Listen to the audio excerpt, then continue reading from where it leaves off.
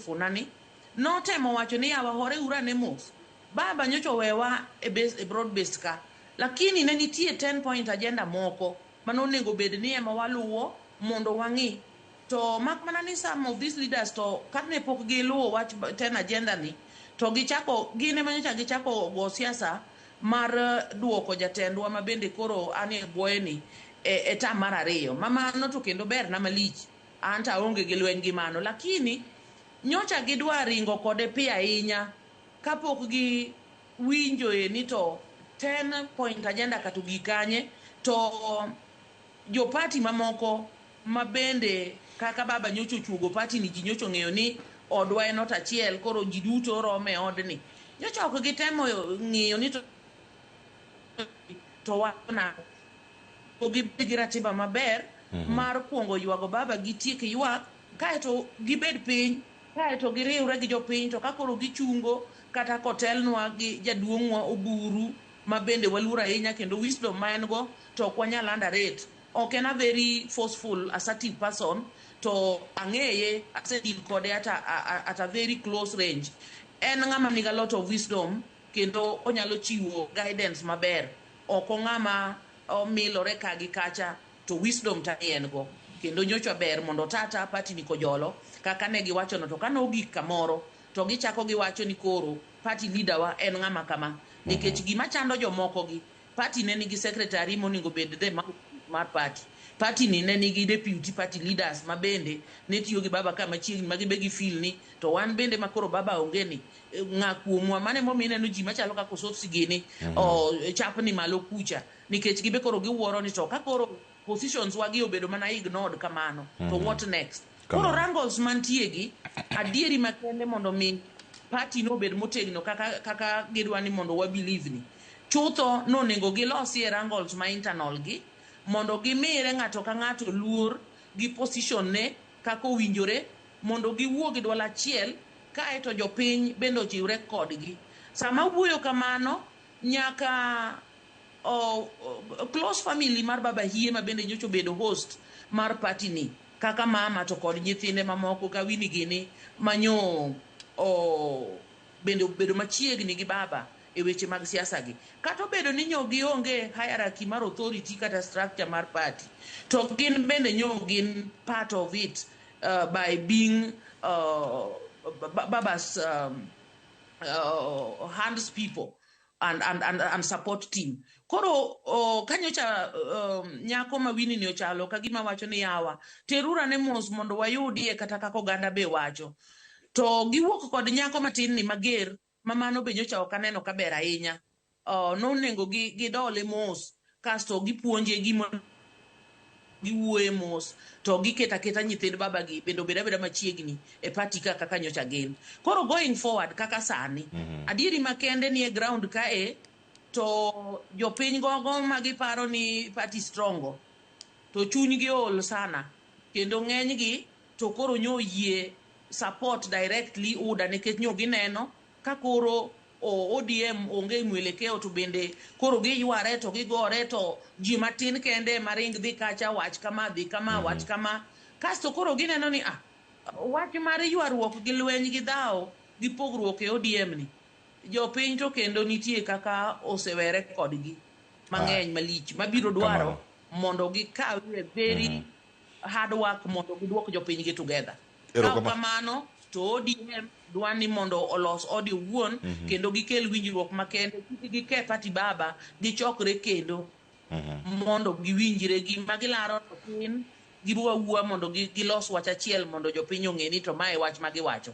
Erokamano ahinya Dr. Pamela Odhiambo kendo lere yo makare gigi mantiere kendo matimre achiel kachiel gin mago ma watimo penjo kar kani e kit kaka imedo seteni ODM bende utegno mana mapiyo madayudo mana kuomi ka Florence kato awiny mara daktari bende kata lok topic machielo bende wakel kar kae ODM masani ni bende oikore mar bet piny gi UDA kapod ntiere gwandruok makagi ka ng'ane keno wuok ka odhi ku ng'ane okawo machungwa iwe machungwa maonge juice ODM pod nigi juice mare winya wacho ni met mar machungwa mane ntiere mane Raila Amolo Odinga oweyo go ODM.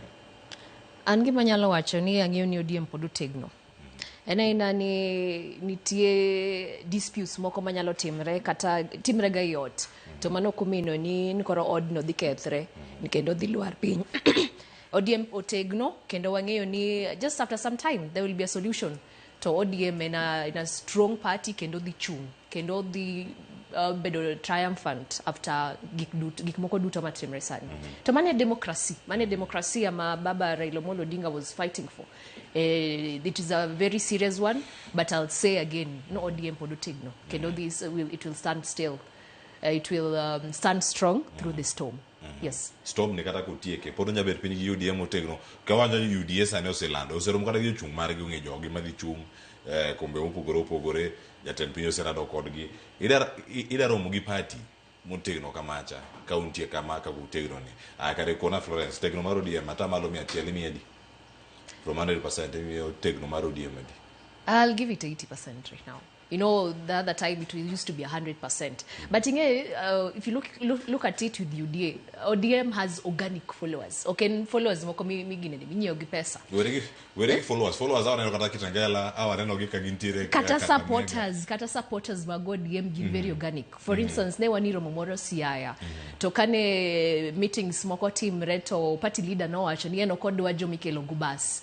Okodwaro no joma debate kanyo gin joma gi understand ODM kendo gibet kanyo kuom hero margi no ko chulgi pesa kata ko tingi gi bas mondo gibi gineni function matimre Siaya no ata malo 20 ni olal nango. Oh, okay. Manuel Alikech, of course, you understand Gimatim Resani ODM. Dakomi 100%. Nkecho ntie Jenzimo koma manyewa paro nyado jipati. Mabende sitemoko gionge kura. Okay, which is I'm not saying it's a good thing. Magi wacho ngin gichungu ngano gisifuna. Gineno maybe politics just on the surface. Gikia kata right now kata kineno kaka the likes of Sifuna, they were saying something about Uhuru Kenyatta being a good leader. Of course, Dano will. If you look at the leadership of Uhuru Kenyatta, malaika kabisa. We know so well. It is in the history. It is in the records. Yeah, you understand? Koro the 20% ni olali young people were still joining politics. To understand how systems work, decisions better made nadi go strength my political parties. What the political parties and how they bargain for power and development for their people. Aye. Yes. Kanyo bende ODM otegno mar network kod UDA mbele kae koso de chalo nade wadana maloke kar kae dakika madongo kar kae matin gi mar mondo me warangane tulo e siasa itime nade sigana nyakora mojwang losno ka kod Eric Owenga owinja ne kae kaka no bedo e county ma Kisii. Eric Owenga oloso ma sigana en mano ma Kisii no modo winjo sani en mano modo winjo sani nyakora mojwang achiel kachiel. Kaka ne chal e chunybo ma Kisii, rawere ma omanre gi ludhe no chakolore e chunybo ma motelo ne romo no mar jo siasa mane riko chan gi kweth jo siasa maketo sirkal tesre kata United Oppositions. E kar sabich pichagi ma omak gi jo piny tango ka rawere go rakore gi ji ma kwedo gi. Kum thuolo boma Kisii no bedo kama denyi ni jo piny to ahinya to jo ohala. Ma bende kane weche chalo e boma Keroka kama rawere mane oting gi nyamburko kido mar Probox notony bang' kweth mar johera mag United Opposition monjogi kendo wango nyamburko margi. Jotelo go to kata kamano oluoyo seyo mokalo jo siasa masira sirikal ni mane ochano tulono. Huu ni wakati wetu wa kupanga nchi. Hii serikali imeshindwa kufanya hiyo kazi. Watoto wetu walienda kwa maandamano 2024 wakaleta mchezo, imekuwa sarakasi tena wameanza tena mambo ingine ya kuleta violence kwa mikutano kama hii. Munakubali hayo? Karakodoko nitulo ne okwako limbe margi e gwenge ma Kisii kod Keroka, jo siasa go omako chumotegno ok gibi pogore kendo gin gi lek mar golo sirikand Kenya Kwanza e loch. Na hapa tumepata hakikisha kwa Fred kwamba hakuna mmoja wetu atarudi nyuma. Yule atarudi nyuma atakuwa ndiye adui nambari 1 wa Wakenya. We have nowhere to go. I pray that God will hold you all together and make sure that we liberate our country. Sisi tunataka kuunda serikali ambaye naangalia maslahi ya mwananchi. Elimbe mareno mandalo adek ngima Gusii jalupo gai mar Jubilee Dr. Fred Matiang'i jako gi gweth ma omiye e gweng' ma Ekerenyo e North Mugirango kama ne osidhe kaka jawach e lo oganda jo Abagusi. Heshima ambayo wazee na jamii imekupa sio kitu kidogo. The scriptures say, Fred, to whom much is given, much is expected. Eric Owenga, Ramogi TV. Mai kama oda chake Dr. Pamela Odhiambo antiere iri kanyo kaine kaunti ma Migori. Wach moneno kanyo motimore Gusii tulo e weche mag siasa e kinde mitimo kisera lek magintiere godo kaachiel koda kama thoth. Okobora ahinya gi kaunti miwuoke jotelo go campaign to en campaign maramen. Mana kama onego bede sa ndalo machuok to dhi e yiero ok en mano. Nyamiwane pachi kaka nene bene nyaka sani tulo e siasa e kor gwenge nyaka kaunti mare miwuoke ma Kisii. Mano ma Migori kawuono.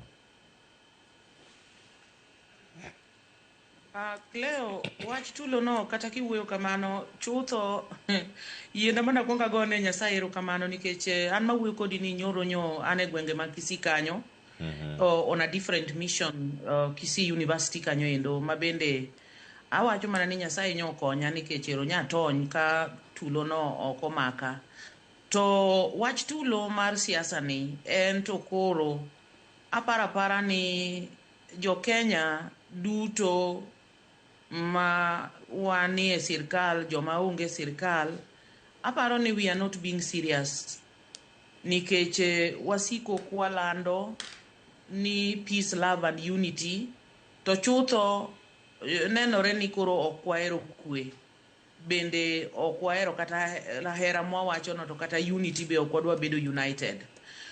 Koro gimomiyo awuoyo kamano en ni kaka ng'eyo kaka setiyo e dala mar siasa kaendi anytime ma iloso kata midwaro loso romo gi jopiny kata romo magalamoro nitie kaka steps monego ikaw kendo monego ikwa thuolo mana kowuok e lwet sirkal mondo mi permit mar loso public gathering no kendo mano osetimore wachiwo ga notification kata request mondo wati gi venue moro kata warom gi ji e chiro moro. Omiyo chunya iwora ka nikech kapo ni jo wadwa gi manyodwa uso sera gi ne jopiny gi nyotimo gima wacho no to en kuyo maduong' mondo mi wachak wane ka jok ma bende iluongo ni rowere winjo ka nyar ber wadwa ma wan go e studio kani ywak ni jo youth gi nitie kaka siko ka inyore e weche mag koko gi makata maandamano mwaluongo ni Gen Z ni gine mane gi inyore to kendo katoke no to jomoko nono emo benefit mamano e adiera kendo waduto kaka ng'ama miyo chunya oseywago jo youth gi ahinya. To koro gima wuoro ni to joma nyo koro ting'o ludhe gi gin to ng'ama koro oro gi to ludhe manyo gi ting'o gi to dak nyo gi waweya. Anaparo ni wach tulo ni oko ber nikech kinde ka kinde usani ibiro yudo ka nitie joma nyo hinyore kanyo samoro jomoko nyotho jofwambo pok ulando nwa landa nyaka gach ng'ato bero nyo wang' nyaka joandwa mabende nyo oko ikore ne tulo no gige gikethore nyithindo manyo po nono ni gino yudo yo kanyo ko lunch akia ni gito koro hali gi nyo bet nade.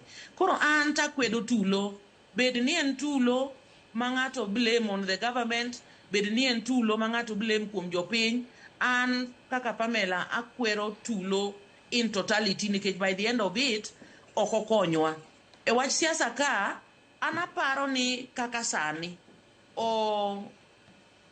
President Ruto is strong, party ne strong, to kata mana ODM bende mawuoyo kode makoro loso gimiluongo ni broad based bende seem to be confident ni weche beyo. Kuom mano kata ka jogi bende wuok mondo land injich gi tada para ni kata ko wegi gitim atima gi kwe nikech kelo tulo no ng'ama nade manyo kele no to miyo gibiro yudo attention gi traction mane ok onego giyudi. Koro kaka Migori kami penj jamaa eni daktari nochi neno ka mana kama nitiere kanyo kidhi nyime ng'ama giseyo madhiro weche mag tulo gi en jatend duond bura mari men jatend piny Kenya William Ruto kuom tiyo gi obila kata apisas magi mantie kacha moting'o jatend migawo mochung' ne weche mag arita jogi yudo thuolo mar bet kodgi piny dikon gi yo machal nade jogi diponi tiyo gi thuolo ni mar yudo mbi margi e siasa ka gilaumu serikal kositime nade e kinde gi kalure kod gino ma iseneno gigo mabene dhi mbele. Aparo ni Akleo gima nyo waneno makata in bendi winjo kowenga lando ni nyo nitie kijende moting'o ludhe, jogo nyok gin polise moting'o bunde. Koro miyo aparo ni jogi ka yudo gi jarita kwegi kaka nyocha wan gi Migosi Omolo Suna West wa kama beteni, wan nyocha wakwaye ni mondo ochung' motegno kuom weche mag arita kwe. To kata kamano wawuoyo bende gi jopiny kaka joma nyoting'o ludhego. Ok wan gadiera kama wabede ni gin polise, ng'ama nyalo wacho ni gin polise moor gi sirikal be nyo onge.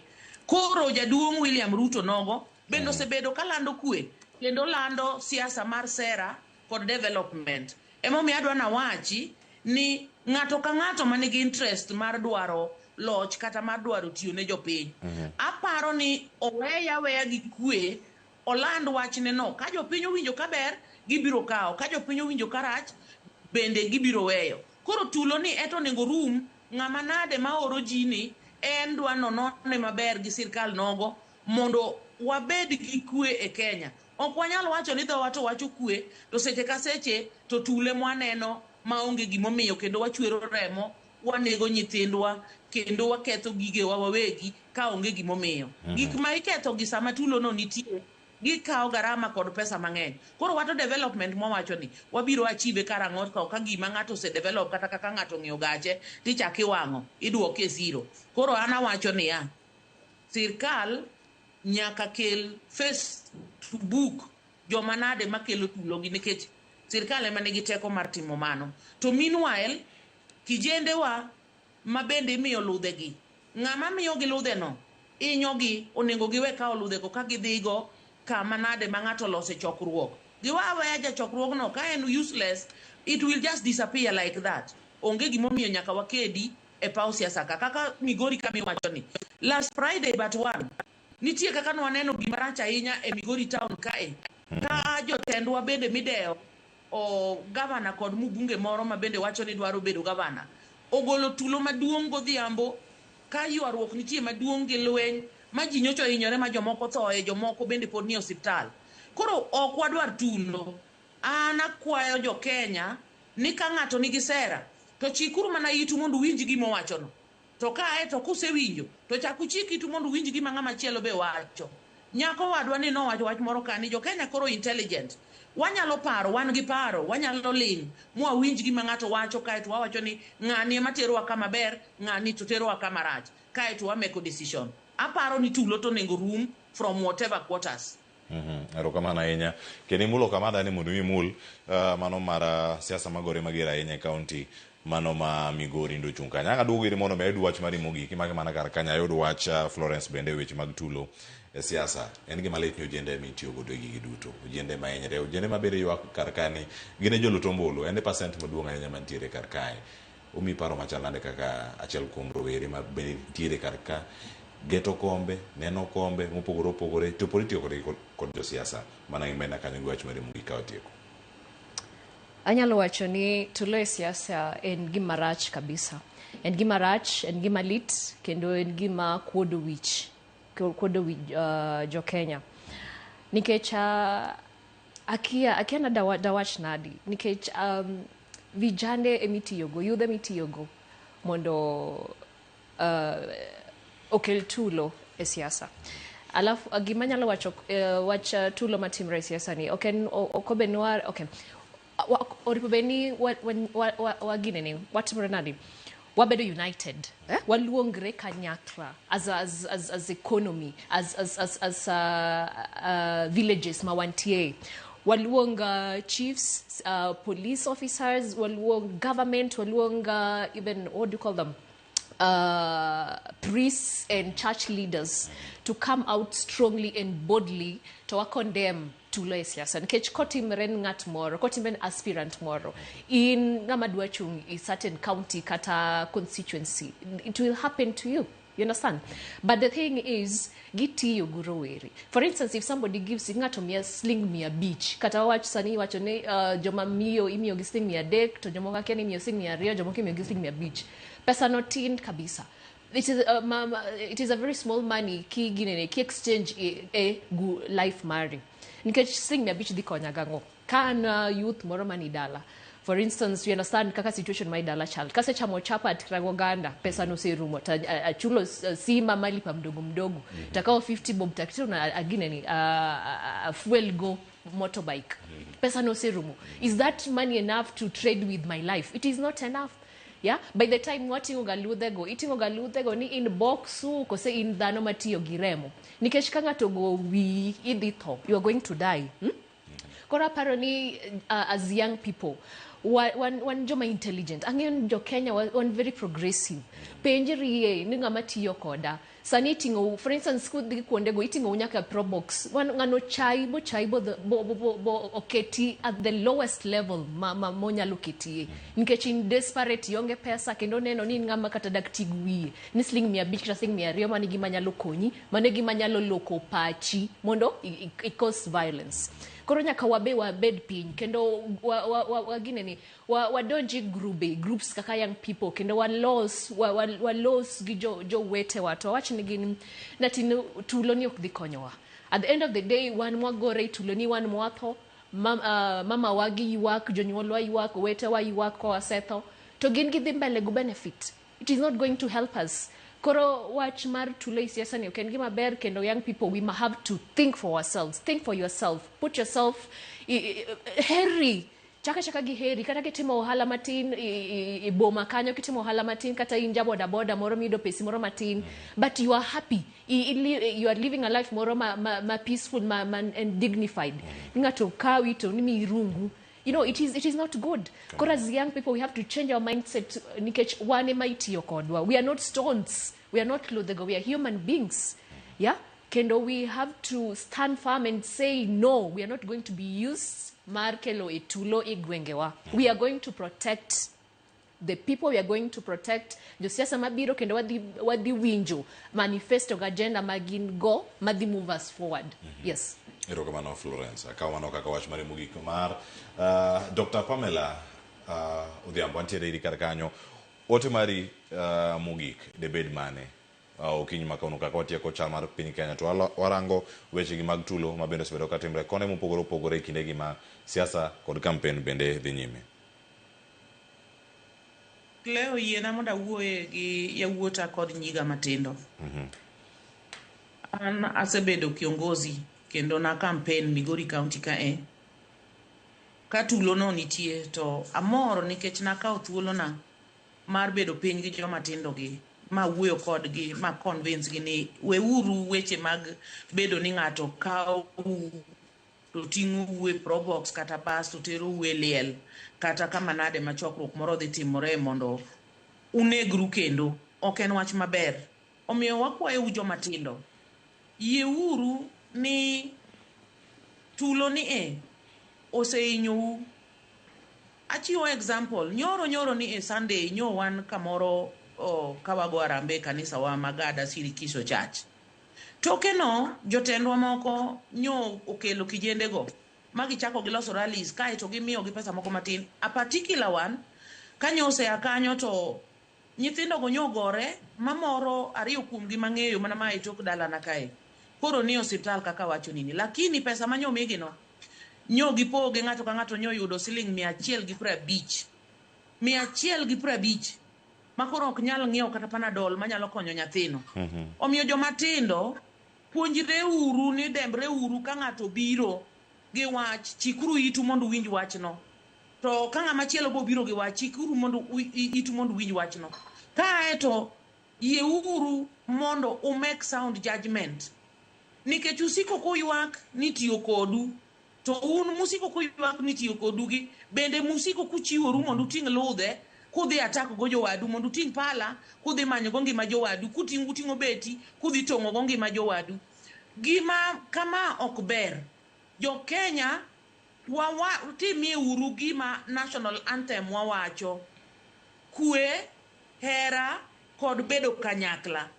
Onge kaka wanyalo bedo gi hera ka wan mana joma koromo to siko kanegore. Omiyo an kaka ng'ama miyo chunya lit ahinya nikech asewito nyithindo moko mambese aseno kama kokuom gi koro ng'ol ma ok nyal koro ngima to ok en ng'ama kata nyalo kata koro konyore kende. Omiyo yieuru joma tindo maluongore ni youths, weuru ting'o pala, weuru ting'o ludhe. Jasiasa mabiro kanyisi ni kawo ludhni mondo udhu gogo joma kama, kwae uru mondo kelu nyathine otelnu e lwenyno mokwongo, to kata en owuon, nikech by the end of the day ema walus to gin be mwasiko kwa wacho ni gin future leaders. Yiena mondo awuoye gi jotelo bende wadwa. Jotelo weuru tero nyithind ji kinego nikech idwa bedo gi power. Awacho nu nono ni kata dibet powerful machal nade nikech ichwero remb nyithind ji ma innocent, to nitie kaka in iwuon bang'e gikone ok ibidhi maber. Nyithindi wegi ok bidhi maber. Kata mwando mineno ni in gogo ok konyi. Omiyo jodolo mag kanisa ube koro tamre uru. Nitie kaka Mumba wacho ni mondo wapuonj jo kanisa gogogo ema mondo chiwo to kod tithe mondo ger od Nyasaye. Weche mag kelo joma ok oyie ni ema mondo gol pesa e yor arambe kiang'o kae to tulo wuok nyaka kanisa mar Nyasaye, tulo wuok nyaka liel kama jodala moro to ywake. Aneno ni jomowar kata jomong'e Nyasaye onego uchung' ne kuro. Kogik ni pesa jogi emiyo nyaka tulo wuogi e liel miyale. Gibed gi pesa gigo tik ng'ama ni dhi ikono mondo kwe bedie to oko ngima nyithindwa. Wawe bedo careless like precious. Erokamano ahinya Dr. Pamela Odhiambo kuom bedo kodwa okinyi ma kawuono ka cheno mar piny kwarango chal mar piny Kenya. Imiyo waparo kaka Migori County bende ringo ka thuolo oyienwa ngeno wabedo thuolo mar bet piny kendo warang kan piny Kenya ringo nade nyakora mo jomano ne Dr. Pamela Odhiambo jaod bura machon ma county ma Migori. Erokamano kuom bedo kodwa achiel ka koda Florence Ayo Onyango. Florence erokamano etimo maber ang'eni an kono kata ne kuom 100 isemi ODM 80 ginang miyo machalade thuolo mare mokwongo mar bedo Ramogi TV kaunti kodi karaka pod orango chenro mamoko ma pod obedo kodi kachiel anyinga Cleophas Oloch nyakora Moge Jwang jakisunu kanya kwar Mokeyo nyaka Tsango Oriti Masani Awei Kirango Rameny Piny kachiel koda ka chenro mamoko ma pod biro moting'o kawuono mbako romo kasharo no dhi bedo katai counties itayo nade weche mag nyiepo kata orak kata timo ohala gi county chal nade Oriti Masani.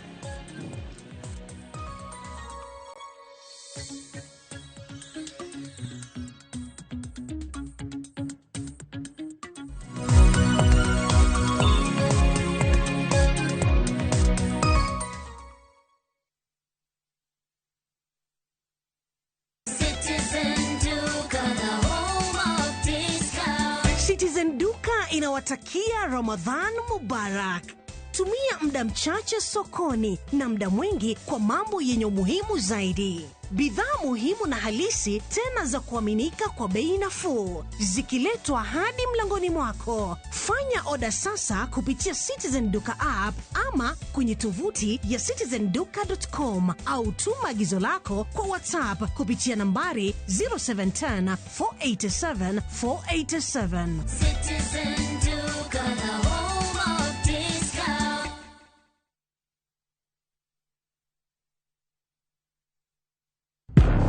Hera, Andoga, Adira. Na ye kodi. No kang'eni ni nyalo timre marich kamae. Ich lach ok duong' dhot. Obiro donjo to kao. Nyaka sani podi nikia gimoro amora mantiere pacha. Hera miyo ng'ato bedo gi teko mar timo gimoro. Kendo nyalo lokore pap mar lweny. Odni opong'o mana hawi marach lilo. Makruok gi ng'ato nigi nengo mare. Ing'eyo gimarach kodi en ni onge ng'ata piny kama da bedo gi wat kodi. Oromoniti. Remo biro yiero bedo kor ka ng'a. Kata kapo ni wanjo kor gi nyako, mano ok onyiso ni wan waonge ratiro mekwa, omiyo an abiro chung' kode. Onge gima siko kopondo nyaka chieng'. Sama dera chiegni, gik moko duto wang'. Sanju gi Rajiv en ng'at achiel. Wae donga wache dier. Parineti. Wuok tich nyaka ngeso. Saa 2:15 otieno.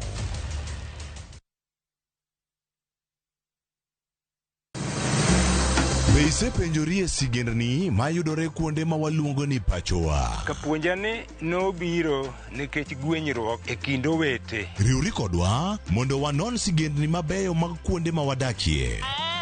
Nera nitie. Ninyuo kong'o kacha niluongo ni kilap jokowili. Kochakore bombe madongo nyaka e gwenge ma iye.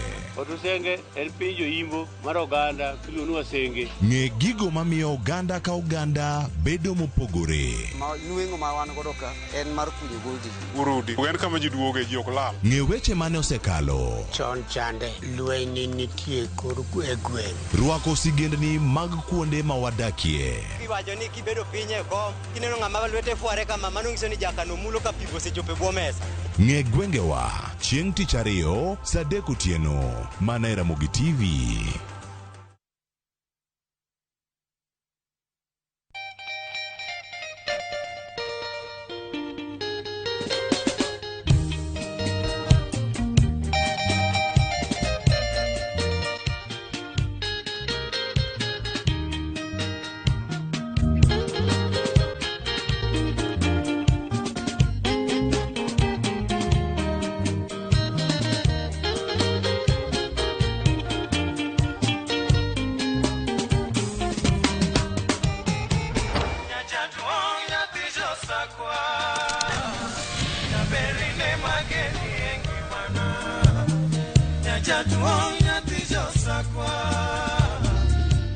Radio Ramogi, Cartoon Jaluo.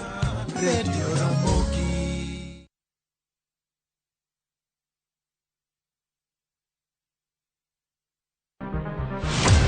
Chal mar pinywa en gima ichiko e mbaka ma wabedo godo kanyachiel. Ok oripo bed ni warito Trevor nyaka issue obedie. Nikech leadership is not just felt in a crisis. Chakre wach yuto nyaka somo, wach telo nyaka ngima mapile. Jopiny dwaro vijana. Jopiny dwaro ni omiye strategy kaka ng'ani dok dala. Owe ponde toka gwam. Penjo madongo dwaro duoko makare. Wachiwo duol maduong' ahinya. Jotelo, jotim nonro kod jogo matemo kelo lokruok. Kitwa mokwongo namba 1 en ng'iyo kaka warito kendo wakonyo jopiny. Omiyo ka joka dhi marach to nyaka koro wanyisgi. Dwarore ni wang'e, wapenjre penjo kendo wayud duoko.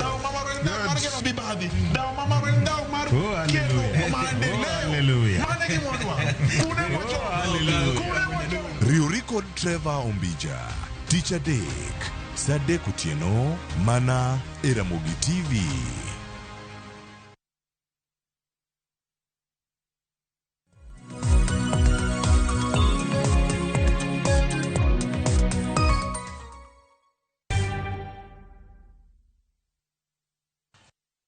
Machiegni kero nyakoro mgajwang' wadonje kidieny mar ariyo mar chenro mar rameny piny twak marwa kuom thuolo mokwongo yiena mondo arwak Kennedy Omolo ma en jakom ODM Disability League kara jogo modak kod ng'ol e duond burano mar ODM ng'eyo ni pok nwabedo kod rameny piny machiegni ahinya Omolo mose nyikwara mgajwang'. Kamano mose nyikwara mgajwang' noimre uru kamoro amora ma untie. Achako ago erokamano ne Ramogi TV kuom rwaka e chenro ni. Machiegni ahinya. Sani waseneno ka siasa gore pacho ka kendo liet mar siasa medo dhi mbele kendo waneno kochwakore to kata kamano pok wawinjo duond jogo mong'ol. Iparo ni igonegi tugoni abathe, igonegi tugoni ang'aya? Lydia, mokwongo erokamano kuom penjoni no, en penjo maber. Wasegombo mondo wayud opportunity, thuolo yani kaka koro mwayudo sani ni, mondo wanyis jopiny kuma joma nigi ng'ol ochung'. En adier man kende ni sama nitie lweny kata e chama, joma nigi ng'ol gi mine gin gi shida. Koro miyo wan e side ma e bath koma nitie gi kwe, kuma onge koko. Nikech wan wa advocate, wa campaign ni wach mar kwe. Koro koma kwe nitie koni koma wantie. Nyaka sane king'iyo to kwe ni kanyo? Ok ma to koro gima nere ratiro ni koma jaduong' Oburu Odinga nitie, pok waneno wach machal kata kaka lawruok, goruok, koro kuro ema waneno ni kwe nitie. Yes. Ma en chung' mari kaka Omolo jakom margi koso ma en chung' ma osebedo piny obedo kod bura ma owacho ni wan wachung' kor Daktari Oburu? Ya wasebedo piny ka wawacho ni wadwaro kuma kwe nitie. Pok giwacho ni gidwaro kod Daktari Oburu kata kod secretary, mane en secretary Edwin Sifuna. Mak mana ni gima gisewacho ni gidwaro kuma kwe nitie. To kata un bende ka uneno kaka jo rameny piny uneno kaka kuma Daktari Oburu nitie e kuma nigi kwe. To be useneno ka king'iyo kit siasa magore e pacho kae eno ka ng'wech dhi kone gi kocha. Ere kamikete nywando mar jogo modak kod ng'ol weche gi mag siasa? Bi paro ni wasegi kama iparo gi seche miparo weche mag siasa anya to iduon buche opogore opogore? Sana anyalo wuoyo e wach ODM nikech a represent joma ni kod ng'ol e chama mar ODM. Chama mar ODM mane en paro maber manokel gi migosi Raila Amolo Odinga. Kano neno ka joma ni kod ng'ol ne samoro bedo kod pek sama ji dhi e weche mag nomination mag party. Koro oketo mokete katiba ni ng'ama joma ni kod ng'ol nyaka mi percentage margi e alensi, yani county assembly, national government kod senate.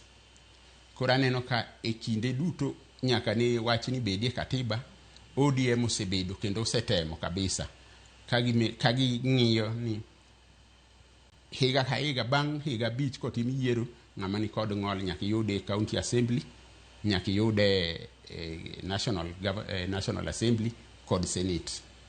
Koro mi aneno kaka party ok wadhi marach. Yes. Ere kaka representation maru chal sani? Sani wan kod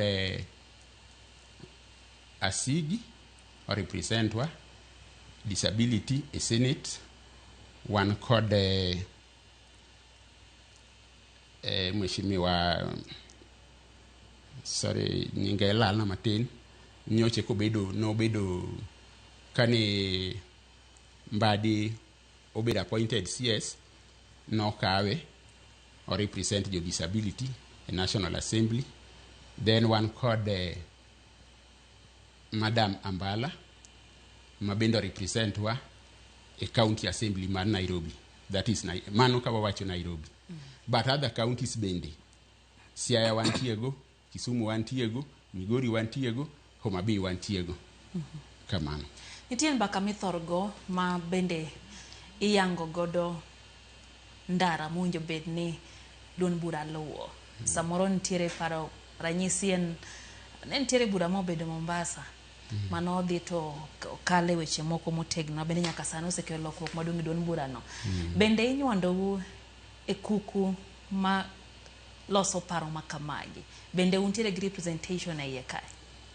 Kabisa Lydia, kata kane ji dhi Mombasa, an achiel kuom jok mano dhi Mombasa, an achiel kuom jok mani in 40 Jesus, sama ne weche mani kalego ne nitie, kendo ni wabedo kaka joneno, kendo ni wakwongo wabedo gi forum wagokini, gi Mheshimiwa Oburu, Secretary Sifuna, by then, waduto nonywandwa iye kanyo, kendo ni giwinjo maoni marwa, kapok ne wadhi kalo weche mani tek mani ji okalego. Koro miyo ne wan ok wanyal kwer ni ok ne wan achiel kuom jogo manobede kalokruok gibede. Yes, kaka joma nigi ng'ol. Un bende nugolo pacho? Wan bende ne wagolo pachwa. Yes. To nitiere kuku makoro mar nek. Bende nitiere joma ong'ol iye? Yes, nitie wan gi our chairman national Nixon Kakiri. Yes.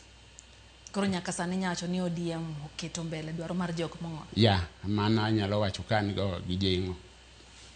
Yes. Sani ko omi thuolo mar dwaro lokruok moro amora oketi duon bura ODM mane nyako tenre kod jogo modak gi ng'ol kata jok mong'ol.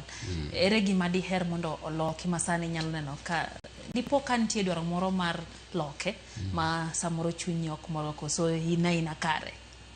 Nitie an ka achiel gi jowadwa man kod ng'ol. Iwuoyo kore e logi. Wanyalo wacho ni ing'eni such nomination sana mar party en gima koni kod kedo matek kabisa.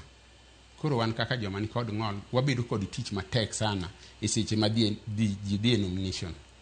Koro kane pod migosi Raila Amolo Odinga nitie baba, ne wadhi ire kaka joma ng'ol mane wakwaye ni baba sama koro iparo nikech migosi Raila Amolo ne ni kod paro kuom joma mine, vijana kod joma nigi ng'ol. Koro ninyalo yudo ni kata seche moko nok opuodho kombe moko kata awards moko to wacho ni ma adwa miyo kijana, ma adwa miyo mama, koro ni miyo gi direct, yani moriere moko dhi e goruok mar nomination. Koro ne wachiwo kwayowa kaka joma ni kod ng'ol ni sama itimo nomination wan bende miwa kata slots 2 ma iluongo ni direct ticket. Ok ang'e ni anyalo kete nang'o gi dholuo, lakini mane e language maber mikete ge wache mag party. Ne wakwaye ni mondo miwa direct ticket in 2027 mondo wan bende wadwar go kombe mondo yierwa gi jopiny. Kik wabed mana ni warito nomination ni ka oseyier ji koro ka wadwar ni wabed nominated. No winjo pachwa no kendo no yiego. Koro mani gima anyalo kwayo ni kalokruok nyalo bedo e katiba mar ODM kata sama gi jonek wacho wach moro. Wan bende mondo parwa ni sama ji dhi e nomination nego wayude slots moko kata 2 mwanyalo dhi dwaro go kombe kuom jopiny mondo wamed konyo go jowa man kod ng'ol. Yes.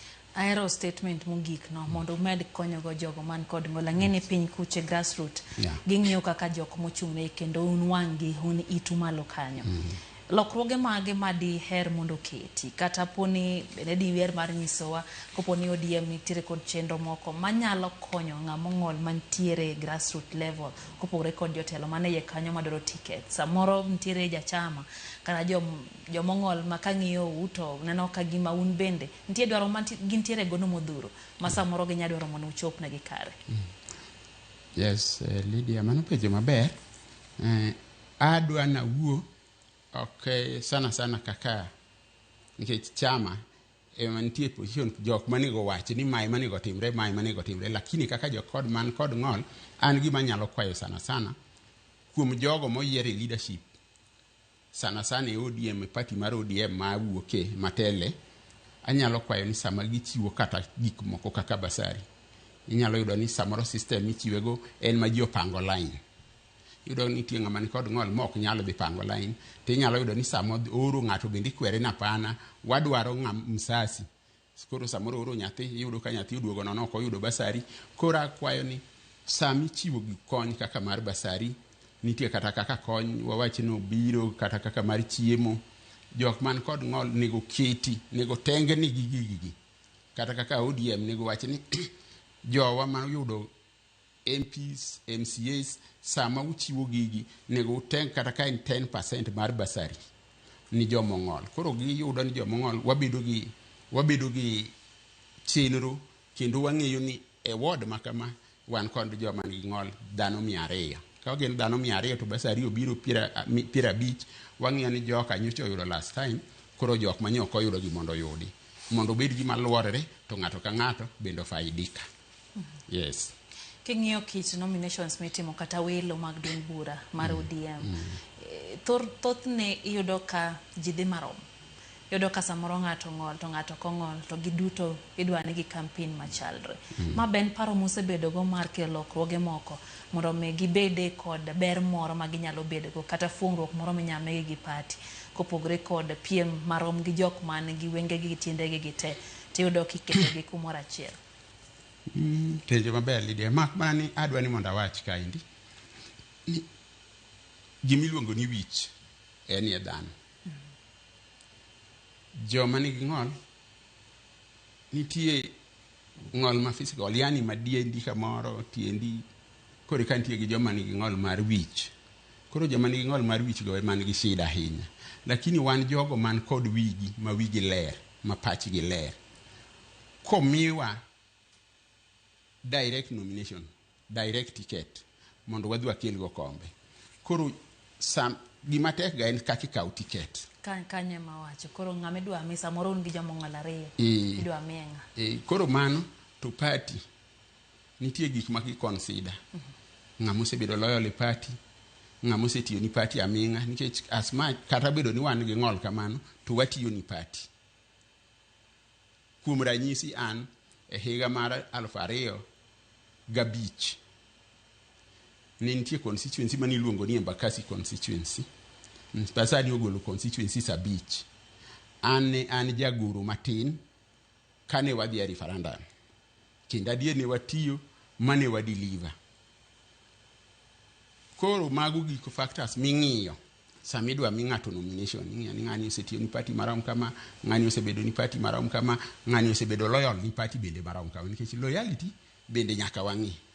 Nikech inyalo miyo ng'ato nomination makiny kodhi assembly kata e national kata e county to kendo koro ogo kura magolo ng'at mane uyiero oko. Koro loyalty no wang'iyo kaka isebedo e party, wang'iyo bende kaka isetiyo ni party. Koro nyaka be ni imbe nitie gima isetimo ne party nyaka kata opone ng'ol. Mana adier. Nyaka be nitie gima isetimo ni party maka koro chungi joma ng'ol gi ji 20 nikech e ward kuom ranyisi ok onyal bedo ni en ng'at manigi ng'ol ng'at achiel. Ibiro yudo ni gin kata ji 20. Koro ka ubedo uketu kanyo to bende wacho ni bende wachie gima omiyo nego bed ni wamiyi ticket kata nego bed ni ibedo nominated. Lydia wacho, an Ken awacho, ng'ama chielo wacho, karo panel bende biro bet piny to rango na adier gima Lydia wacho cha to beto ni gi ndhadhu kendo ting'o adiera maloma Kennedy wacho. Koro ng'ano nego mi priority mokwongo. An bende kakoso to iye ok wang', adok medo mna tiyo matek mondo kiny nikech walamo Nyasaye wadaga mihinga. Koro kendo ka yiero machielo chopo koro bende ayudi kasechopo e grade manomiyo Lydia timang'o oyudo manyokalo cha. Yes. Nitiere gimoro mitime ODM eno ka nitie youth league moro mar kijende matindo eno ka gigoyo mbaka giwuoyo Siaya bende seche mane nitiere romo makono. Un kaka league mar jo disability kara jok mong'ol bende untiere gi jomong'ol matindo ma uteo mondo mi bende ukete lai mag telo? Ya nitie Chendo chal nade kanyo? Ng'ol ene ka jite yudo ng'ama tin, yudo ng'ama duong', yudo ng'ama hike ni e diere. Mak mana ni joma nigi ng'ol ma pod tindo ng'eny gi ok gibed ma active ahinya e siasa.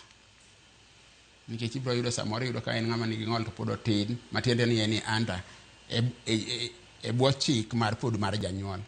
Koro samoro ng'eny nyathina ni pod en e oda ka jogo kendo biro ture maybe kuom ranyisi tiendi otur nyathina ni jogo kendo biro dog turo tiende komachielo ni nyathina ni. Koro yudo ka e disability league yudo joma nigi ng'ol matindo tek gin jok mosebedo madongo nikech wi kaka ji odak joma nigi ng'ol yudo ka ng'eny gi bedo gi dagi parents aming'a nyaka chieng' moro koro yud gimoro ma koro timo maber. Kata yudo ni joma ng'eny bende paro ga ni ka ng'ato nitie gimoro maber motimo to ok onego donje siasa. Oyo ok en kamano.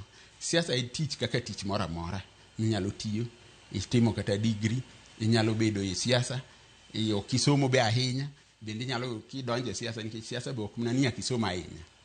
Koro gigi duto wa balance gi. Koro emomiyo yudo ni joma nigi ng'ol matindo yudo tek sana e siasa moloyo joma osebedo joma dongo koro kaka wan. Porono nitiere ng'ur ma untiere kata ka nitie wach ma ok uyiego un kaka jok mong'ol. Ere yore moluwo maneno ni duond bura owinjo duondu kendo loso wach moro amora ma untiere godo? Mokwongo an kaka jatend jomong'ol e Nairobi e ODM akwonga dwaro chairman nikech waduto wan leagues, wan gi disability league mar jomong'ol, wan gi league mar kijende, wan gi league mar mine, koro ka wan gi league miluongo ni mainstream moriwo gi te. Koro kaka wan joma ni e league mar joma nigi ng'ol wakwongo wadwaro chairman marwa mar mainstream Nairobi County, wabedo kode piny wanyise ni marwa kae kuom ranyisi wan gi Mheshimiwa Ladwa ma bende chiko ite kabisa ka nitie wach kendo inyalo go ni simu komako to chiko ite to omiwa appointment ka nitie kod wach biuru kata mana sani wapango kode romo biuru mondo uketna ne wach no piny mondo watim ang'o mondo wawinjore. Kotame yudo answer obende nitie step modhiye machope hierarchy mamalo mar party. To koko timo mano to an bende an gi national chair mara e disability league iluongo ni Nixon Kakiri. Anyalo dhire direct ta present ne shida wa mantie kaka joma nigi ng'ol Nairobi wakoni challenges wa en ma gima bende nyalo konyowa kata omiyo bende ochikonwa ite obendo kawo mano utere nek nikech en obede nek. Be un gi thuolo mar ng'ato wuok gi pache owuon? Ang'eyo ni kwan ma pile kata kwan ma kawaida ok nyal nyisowa ni jomong'ol te oyiere ni koro buru koni ema nigi kwe. Ang'eni nitie jomong'ol moko ma samoro dwaro margi opogore gi maru. Be nitie thuolo mochiwo mar ng'ato bedo gi paro mopogore, to ka nitie gi paro mopogore otimo nang'o ka? Lydia, mokwongo adwa nakoni ni ODM is a democratic party. Democratic matieni en party mantie uhuru ma ng'ato ka ng'ato yiene wacho pache. Mak na ni koro ka sami dhi wuoyo kaka koro awuoyo kani, awuoyo kaka chairperson mar disability Nairobi County. Mano koro ing'eni nyaka wuoyo e line mar chama. But ng'ato ka ng'ato yie wacho ni pache. Mane momiyo e demokrasia mane babu kido ni makoro wantie iye. Koro ng'ato ka ng'ato to yie wacho ni pache. Lakini sama koro wadhi golo statement to koro nyaka wabigol statement ma ji duto se yiego ma is in the line gi party. To sama ugomba kanti jok man gi paro nitie jok man gi paro mopogore ma bendo yie. Mana kaka iwacho pile ni minority will have their say but majority will have their way. Koro mane kaka en. Onge kama diang' kawuondi ni ji kodhi ge bura to ji winjre jate 100% mani pacho ani mani ng'eni be kama koro nyaka be nitie gimoro bende ma ok ber ahinya. Nitiere weche ma chik oketo mondo melu kotende gi jok mantiere disa jok modak gi ng'ol kata jok mong'ol wach jok mong'ol kata mok mana ODM kende king'iyo duond buche mopogore opogore ang'eni ja siasa kendo wang'i bendi keto kuonde opogore opogore kwa wuok oko mar ODM matin king'iyo duond buche amoko bi paro ni los thuol na jok mong'ol kaka ODM oseloso podi gimomiyo awacho ni podi ODM Moscow mwacho ma but set standard. Koro ka waseseto standard to moko gi winjo ni others follow. Koro kaka party bende adwa na wachi ni Lydia kapok adhi kanyo.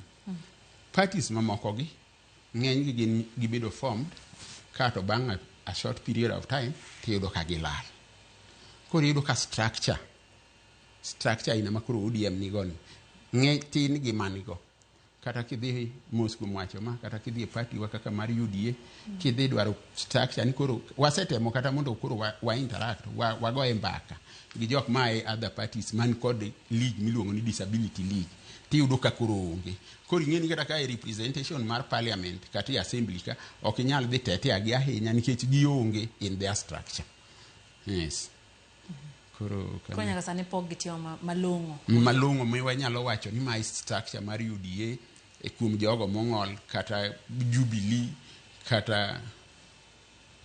kata DCP pod kaneno pok ayudo samoro waluongre meetings tiyudo ka other leagues to biro kata mana kuom ranyisi kane sama ni right honorable the late prime minister koro dwani mondo wachak wadonje wayie broad base kata wakel pare wach broad base an nawuoyo ilo jomong'ol e ODM Nairobi County KICC kani dwaro jok mo other parties ne onge. Koro nyaka sani pok wang'e koda nyo giseloso kata podi kane pok idhi e bura makamano bene kuong iluongo jok mong'ol weteu mantiere party mi idwaro pachgi makendo gine mane gimiya mandate mondo adhi a represent gi. Yes. Isechunga isemanyo kom moro mar jopiny apodi pok amanyo. Kopo ni chunyi dwaro chung kata ng'ato wadu moro dwaro chung king'iyo sani kaka piny chal ere paro madimiye mar nanyal dhi konye e wechegi mag siasa. Mana kaka awacho Lydia ni joma ni kod ng'ol gibeye paro gin joma riek kendo gin jok manyalo yudo kom moro amora. Mak mana ni gima nyalo advice emomiyo iwinjo ka chako ka kwayo ni na wakwayo migosi Raila Amolo Odinga kapod no ngima ni wan bende otengonwa kata nafas mokadek mondo miwago direct ticket in nomination mondo wan bende wadhua kedi mondo wakel kombe. Lweny matek ahinya kuom jogo man kod ng'ol en such nomination. Nomination en wach matek ok yo ODM kende e parties te nikech inyalo yudo ka nitie kuond moko miwacho ni ng'ani koseyudo ticket mar chama makama to mano en gi 60%. Koro ng'ato ka ng'ato kedo lweny moro amora mondo oyud mana tikedno, nikech sechego koyudo tiket to 60% osetimo nadi, osesoyo. Koro in ng'ama nigi ng'ol, ing'e ni lweny ok ibi nyalo. Koro ka lweny ni ginyalo spare wa lweny no. Kato wayudo direct ticket, wanyalo kelo kombe, nikech bang' yudo direct ticket mokwongo party biro supporti security wise gi gik mang'eny ma party nyalo chiwo. Koro an gima nyalo advice jo parties te o kata ODM kende, gitenge gimiye jomong'ol direct ticket mondo dhi odwar go kombe. An gadier ni nitie kuond moko makomi jomong'ol moko makomi ticket, an achiel kuomgi tanyalo kelo kom ma bende kendo ma ok mapek. To kata ka be ni nomination no bende ok en kar lweny ahinya, bende pod anyalo dhi nomination, nikech jok ma bro yiera such general election be madino yiera nomination. En nani ji bedo ga scared maka ok in samoro ng'ama chung madwa kedo matek, to koro iyudo ka jogi otimo nadi, oringo. To kine ka general election to ji biro en ma systematic, ji pango line, ng'ato go kura kisetieko tidhi dala.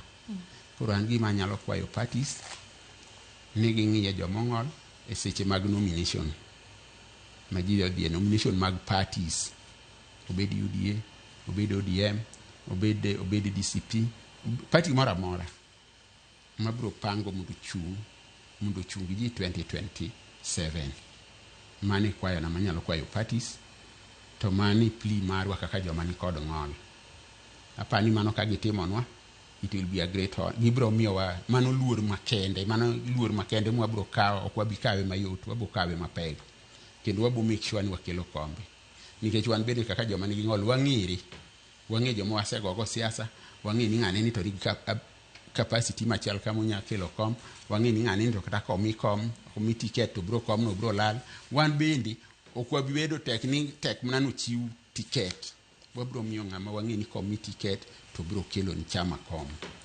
Mondo mi koro next time kik giblame ni ane wamiyo jomong'ol ticket ma direct, kombe wago no lalte. Kamano. Iwuoyo kuom direct tickets, manyiso ni samoro komi longo no tiko machieng' manyalodia. Yes, manyalodia. Omigo to samoro pach jogo ombulu ma ok ong'ol. Ginyano ni samoro in kisedhiaro kaka wacho ni wiche dhano, nyiso ni unyalo timo gik ma jomoko bende timo. Kata kamano nitie paro moko ma opogore opogore, wanya wacho ni samoro kidhi to weche jomong'ol ema dhi ng'iyo, jomoko gidhi dong'. Paro mane minyalo bedo go mar konyo oganda ma ok ong'ol?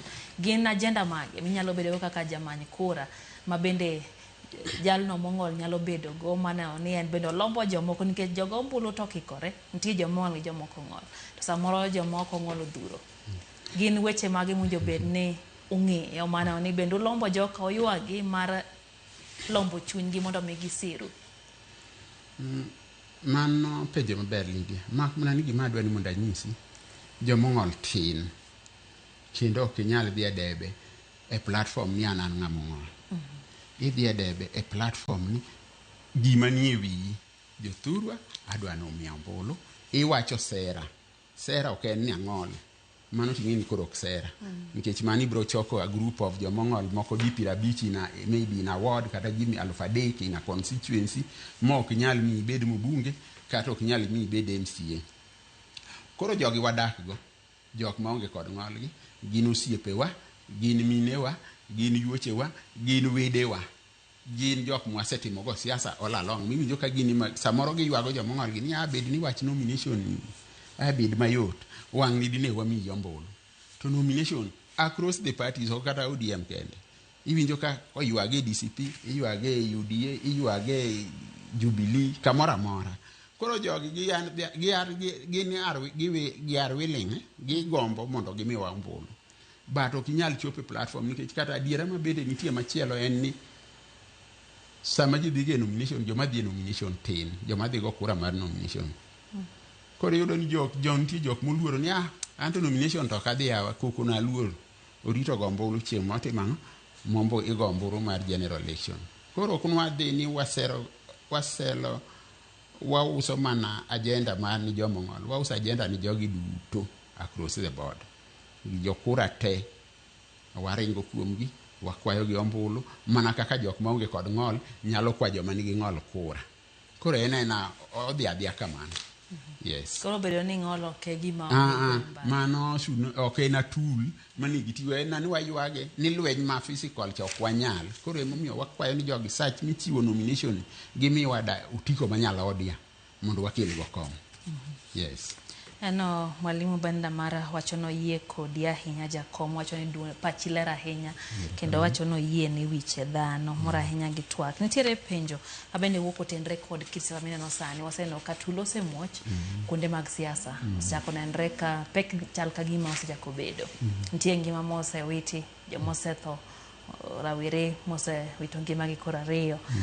King'iyo lwasi mar siasa sani biparo ni un kod thuolo mar bende ringo e kit siasa ming'iyo sani ni tango monjo bed ne timo mana ono kele lokruok.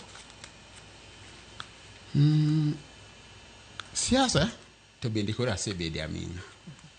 Nadonje siasa e higa mar 97 matiende ni ka jakom loso chama maniluongo ni NDP.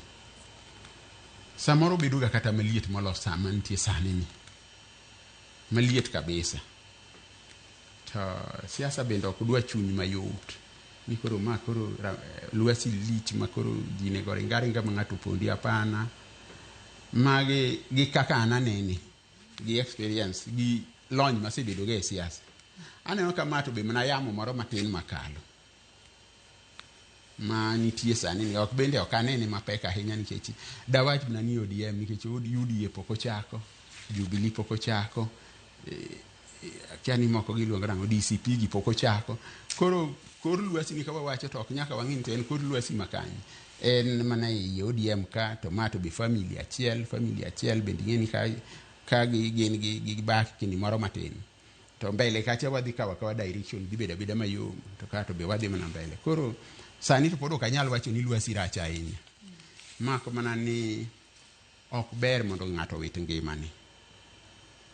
Wan kaka supporters mag party, wan kaka johera mag party, wan kaka jotend party nego watemu mondo wageng' gimoro amora manyalo kelo tho nikech life achiel kowiti ngima achiel kowiti gin ngima mang'eny.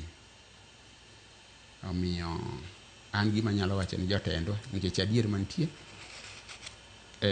lwasi makoro nitie ni en mana osetimre Kitengela nicho chako timre Kakamega ok en gima ber nikech be jogi kothote to koro ibro telo ni ng'a. Koro nigo watem kabisa mondo wa make sure ni onge ngima mowiti sama wadhi e campaign mora kata kani maluongo bucha moro mar siasa matin niga ya aland kue kabisa emominano kaka wan jomong'ol seche moko bedo matek kata kanyo wadhi siaku samoro dhi kaima kod wasi odhi chalo nade. Koro koki nang'amo sendhuno dende maber to samoro winjo kiluor but pod kiana ni pod lwasi podo inyalo losi lwasi ni ber ma timre sani en kaka dala maduong' ma wuon gi otho ka jaduong' koro onge to nyalego nika nyaw yoma nika nyaw genya nika to dala bende wuon go nigi mwandu mang'eny. Koro jogi ok bi kaka mwandu gi mayot nyaka joka nyalego wach ni gari ni jaduong' nondike nyingwa joka nyaw yoma be ni apana wan to lo manie dharangach cha to konyiso ni okun joka ng'ato ka wang' be poko sepogre ma gik moko bedo settle kendo wadhi mana mbele.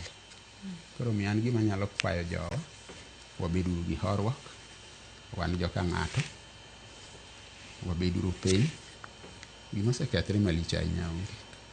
Yes, mani gima anyalo wacho. Koro miyo lwasi to pod ok aneno karach ahinya nikech pod wana iluongo ni en friendly match mpira moro migowa mana mar ajwala ma ei ot cha friendly mangi moselale ne Omolo emomiyo winjo ka yuago ni ka wago friendly ok onego wagoye ma koro miyo ng'ato wito ngimani.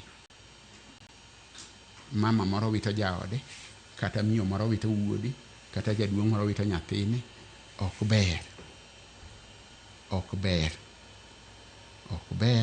ber kata mna ng'atno makawo gimoro kata ni ng'ato omiye gimoro matin mondo koro an ema otarget obi ogoyo onega. Ok konyi.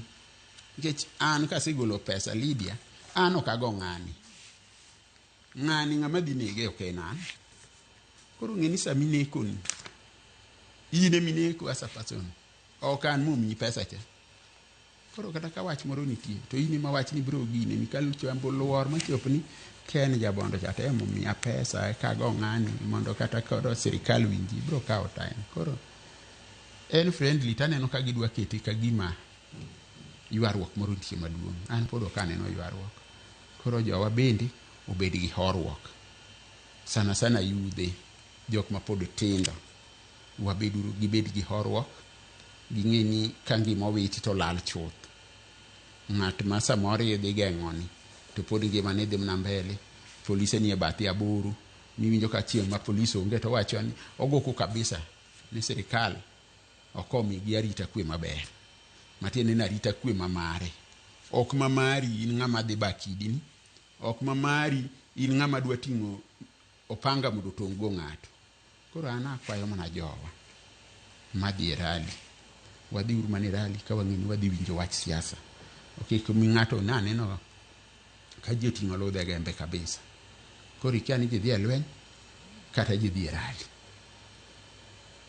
Lydia, yapani nyeneno ka ludhe gembe oting' malo ma ng'ato ka ng'ato nigi ludhe gembe. Koro iwaro nto ma rali koso malweny.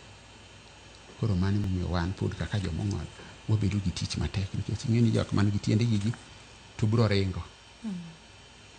To I can tell you ni ka lweny owuok to onge ng'ama ng'iyo ni mato ng'ama ong'ol kik goye. Jomo biro e rali tritu marom. Mane momiyo samoro wakawo ga back seat wanani we uru jogo dhi e monde.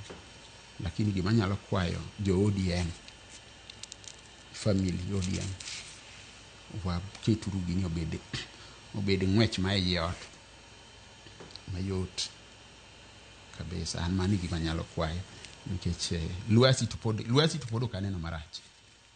En ni en friendly match to dhi ahinya.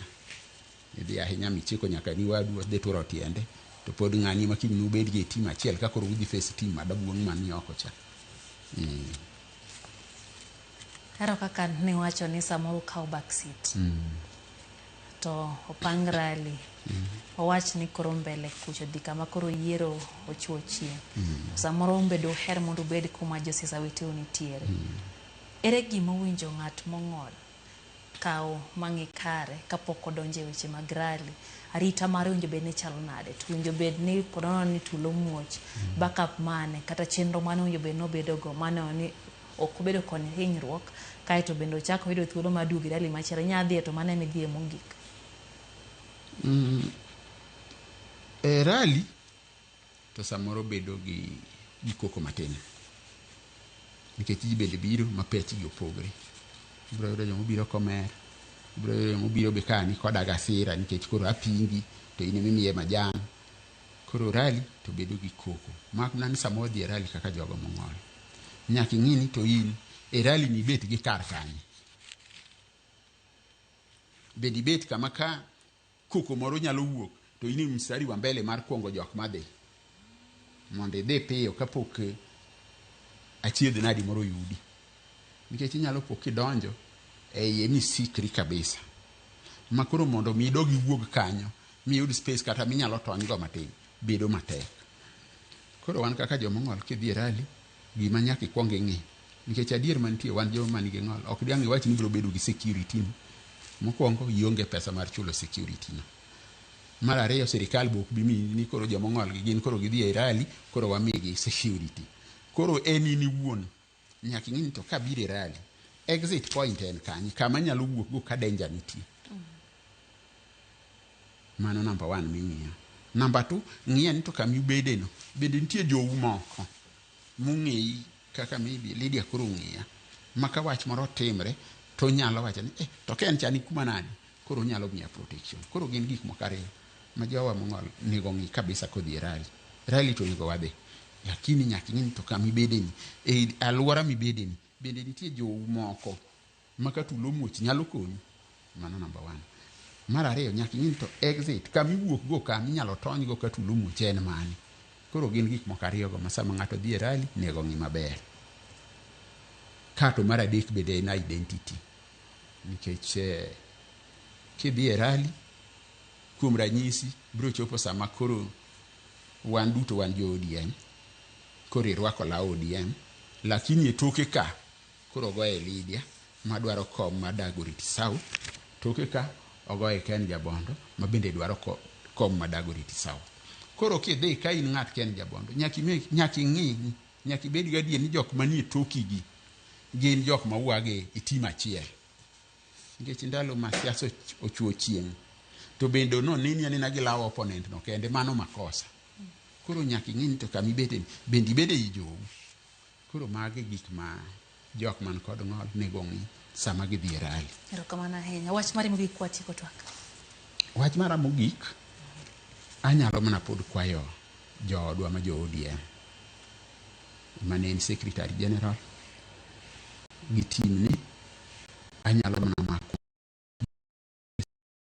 ODM mosebedo an member mar ODM kochakre 2005 matiende ni asetieko 20 years in ODM, ma jomoko kuom jok ma sani nitie gi obiro yuda. Anyalo mana kwagi ni Baba Raila Amolo Odinga nohero kwe lakini nohero demokrasia. To demokrasia ok dwar go panga.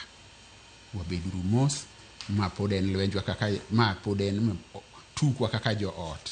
Kik wagore ahinya makini kabro chopo makoro wariwre to ng'ato ka ng'ato neno mana mbala mana tong'o makoro sasa ama kata kuwa wuonde ni wanyiero to mbala cha to koneno to pod paro ni kuma ni lweny chogoe. Mogik kabisa ODM nobedo piny Mombasa.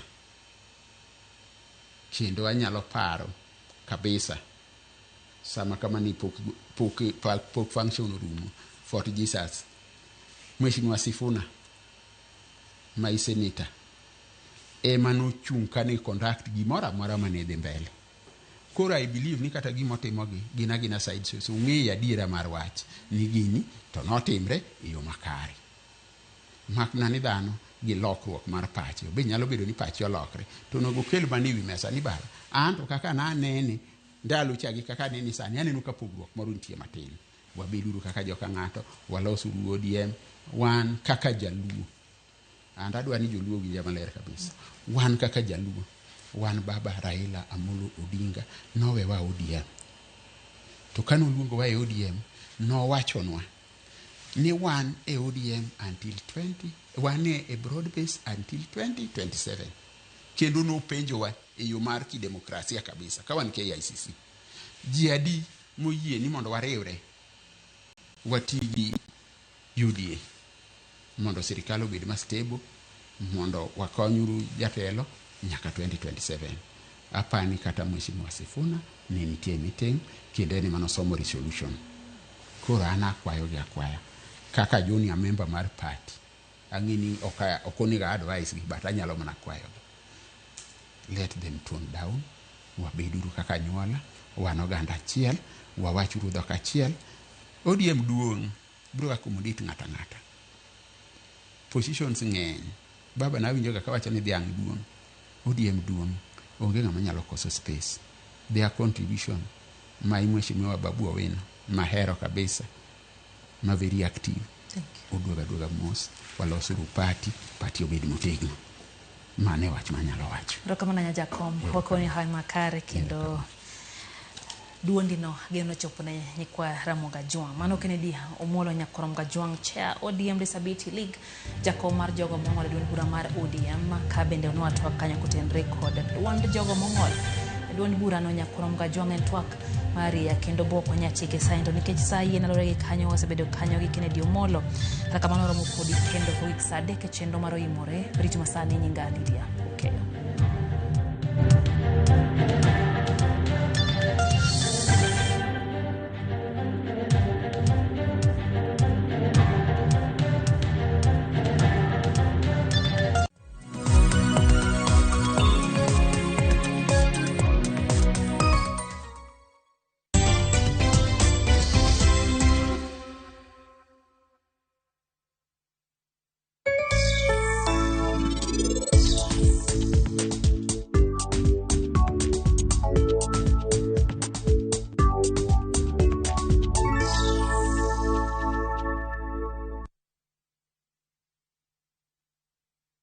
رمضان ده حياتي رمضان ده حياتي مماتي يا رب دعاتي تقبلها طول لا لا لا لا لا لا لا لا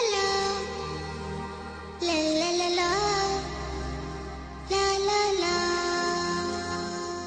رمضان ده رحمة من ربنا نعمة.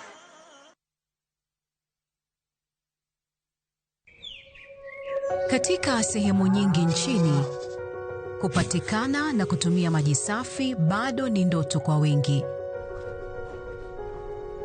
Na ndio maana Shabiki.com kupitia mpango wetu wa kusaidia jamii tulitoa msaada wa tenki za lita 10,000 kwa makanisa mbalimbali kote nchini.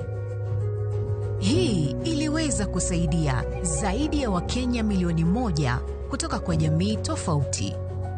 Sababu makanisa yakipata maji safi, jamii nzima inapata matumaini.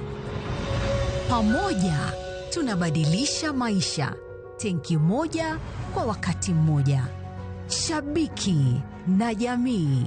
Gaming is addictive. Play responsibly. Not for persons under the age of 18. Shabiki.com is authorized and regulated by BCLB. License number BK 0001080.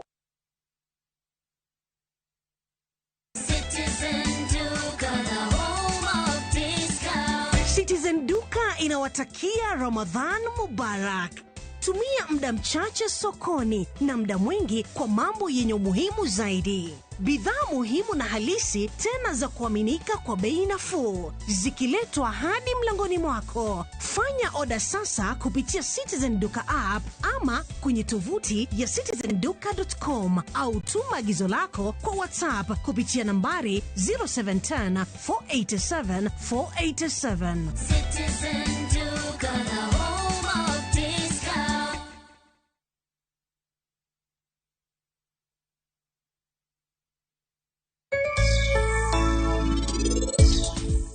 Yo mamane, samora moro mama kamit, en kore kodwa noora. Gik mang'eny kendo maricho timre ahinya e ngima mar pari.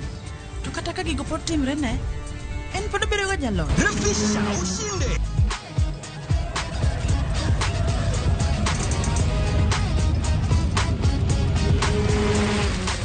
$50K ya Vasha ama MMF haingoji. Open and save in your KCB Gold Savings Account for a chance to win many prizes. KCB, for people, for better. Chakre dona mlulwe, nyaka enderni mag boma maduong'. Pesa ka pesa nigi sigande.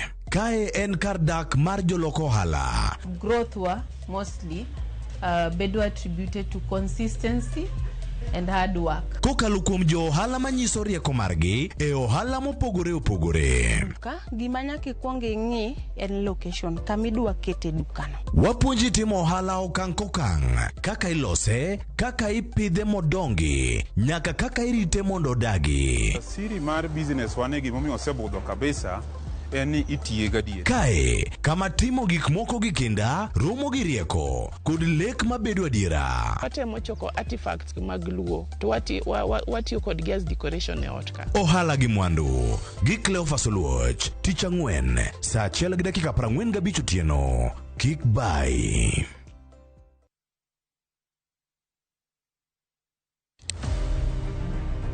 Any woman can be Mrs. Ombaka, but not any woman can be Dr. Ombaka.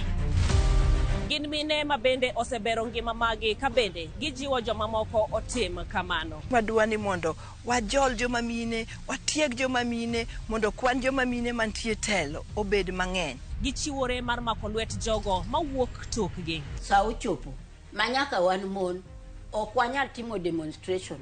Wanyalo timo sit in. Watemo wacho ne nyithindo manyiri ni kaber to konego bene oringa kende ka wiye bare ni to tina chom kanye. Ka nitie gima thage to yudo ng'ama miyo mosewuotho yor nieri to penjo wach mantiere. E chenro ni mar mine wacho, wakelo mine mantiere gi lony mopogore opogore. Tudi koda juma ka juma tich ang'wen e chenro ni saa 3 mar otieno.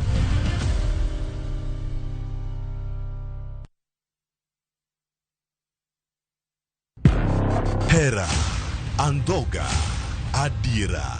Na ye kodi.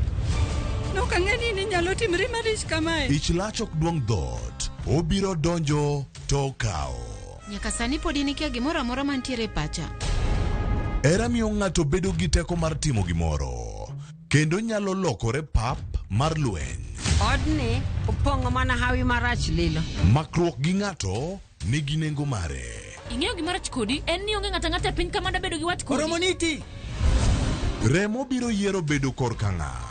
Kata kapo ni wan jokor gi nyako, mano ok onyiso ni wan waonge ratiro mekwa, omiyo an abiro chung' kode. Onge gima siko kopondo nyaka chieng'. Sama dera chiegni, gik moko duto wang'.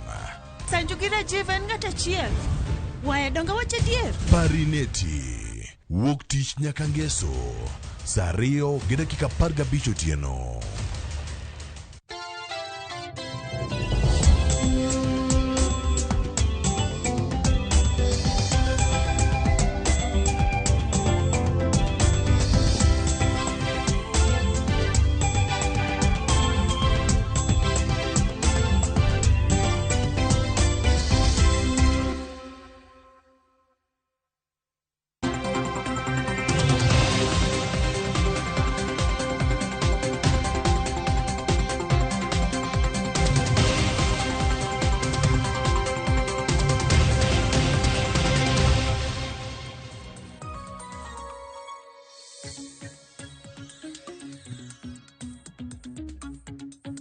Nyakorongo jonka moro mintiero saromo kanyo saa 4 mar okinyi. Chieng' tich ariyo juma ka juma chakre saa 4 nyaka rom kanyo saa 7 mar odiechieng'. Chenro hita kod an Sharon Ngao. Chenro ma bende wamenyo gwenge magwa Nyakorongo Jwang'. Omiyo odiechieng' ma kawuono bende waikonu mathoth. Bang' ma abiro bedo kamiyi weche manyien. Ibed gi ng'eyo ni gwenge ma intiere ochiyo nade, weche mage ma bende timore e gwenge ma intiere. Bang'e Nyakorongo Jwang' abiro bedo ka donjo kod atwak. Okinyi ma kawuono kwang'iyo chal mago mag gwenge kata counties magwa Nyakorongo Jwang'. Wabiro bedo kwang'iyo gope ma bende counties nitiere godo. Chutho mago mong'ere gi dho ngere kaka pending bills. Omiyo kano romo kanyo saa 4:30 nyaka rom kanyo saa 5:30 mar okinyi ma kawuono, adhi bedo koda FCPA Hesbon Omolo, jalo nyeweche mag ochumi Nyakorongo Jwang', ma bende adhi bedo kwa twak godo kaluwore koda gope ma bende counties mopogore nitiere godo. Bang'e Nyakorongo Jwang' bende adhi bedo koda welo mamoko 4. Mano moriwo kanyo Kennedy Ondiek ma bende janon siasa, antiere kanyo gi Otieno Olo Gor ma bende njakom mano mar Interface Community CBO ma bende biro bedo kwa tudre goda achiel kachiel kentiere studio marwa e county ma Kisumu. Welo mamoko Nyakorongo Jwang' ma bende biro bedo ka tudra godo e yor lony manyasani mano mar Zoom. Oriwo kanyo Maurice Onyango ma en contractor e county mano ma Kisumu. Bende adhi bedo gi Francis Amolo ma bende en jakom mano mar riwruok mar contractors e county mano ma Siaya. Gin bende kaka contractors gin ywak mage ma bende gintiere godo. Bende counties osebedo ka chulogi kaka owinjore. Mana ka pile Nyakorongo Jwang' chenro ma kama biro ni wang' jowi achiel kachiel. Kopogore gi wang' jowi bende yudowa live e mbui magwa mago mag oganda. Wantiere achiel kachiel e mbui mar YouTube, Facebook, X kanyakla kod Citizen Digital.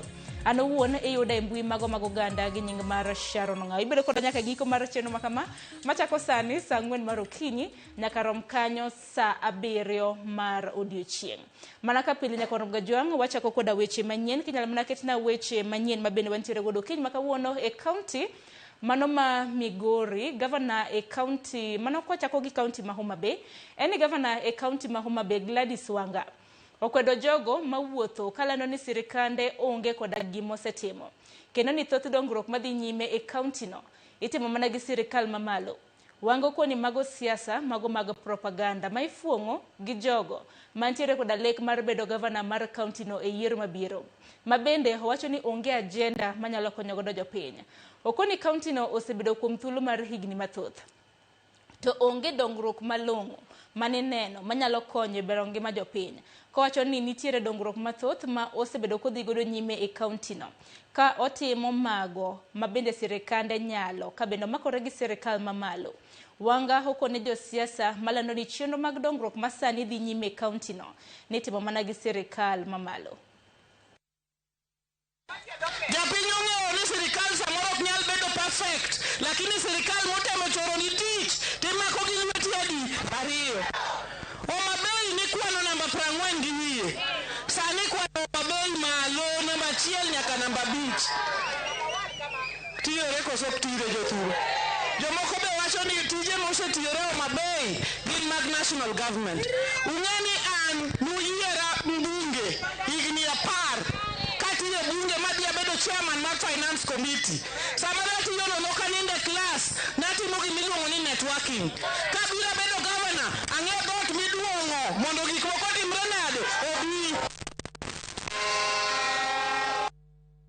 Pogre gi manya kuom Gajwanga jaod bura ma Malindi Amina Mnyazi koro dwaro mar mondo mitende duond bura mar ODM obed gi twak kod moko kuom jokanyo ma ochore ni obalo gi duond bura no kaka achiel kuom yore mag kedo kod pogruok mantiere e duond bura no.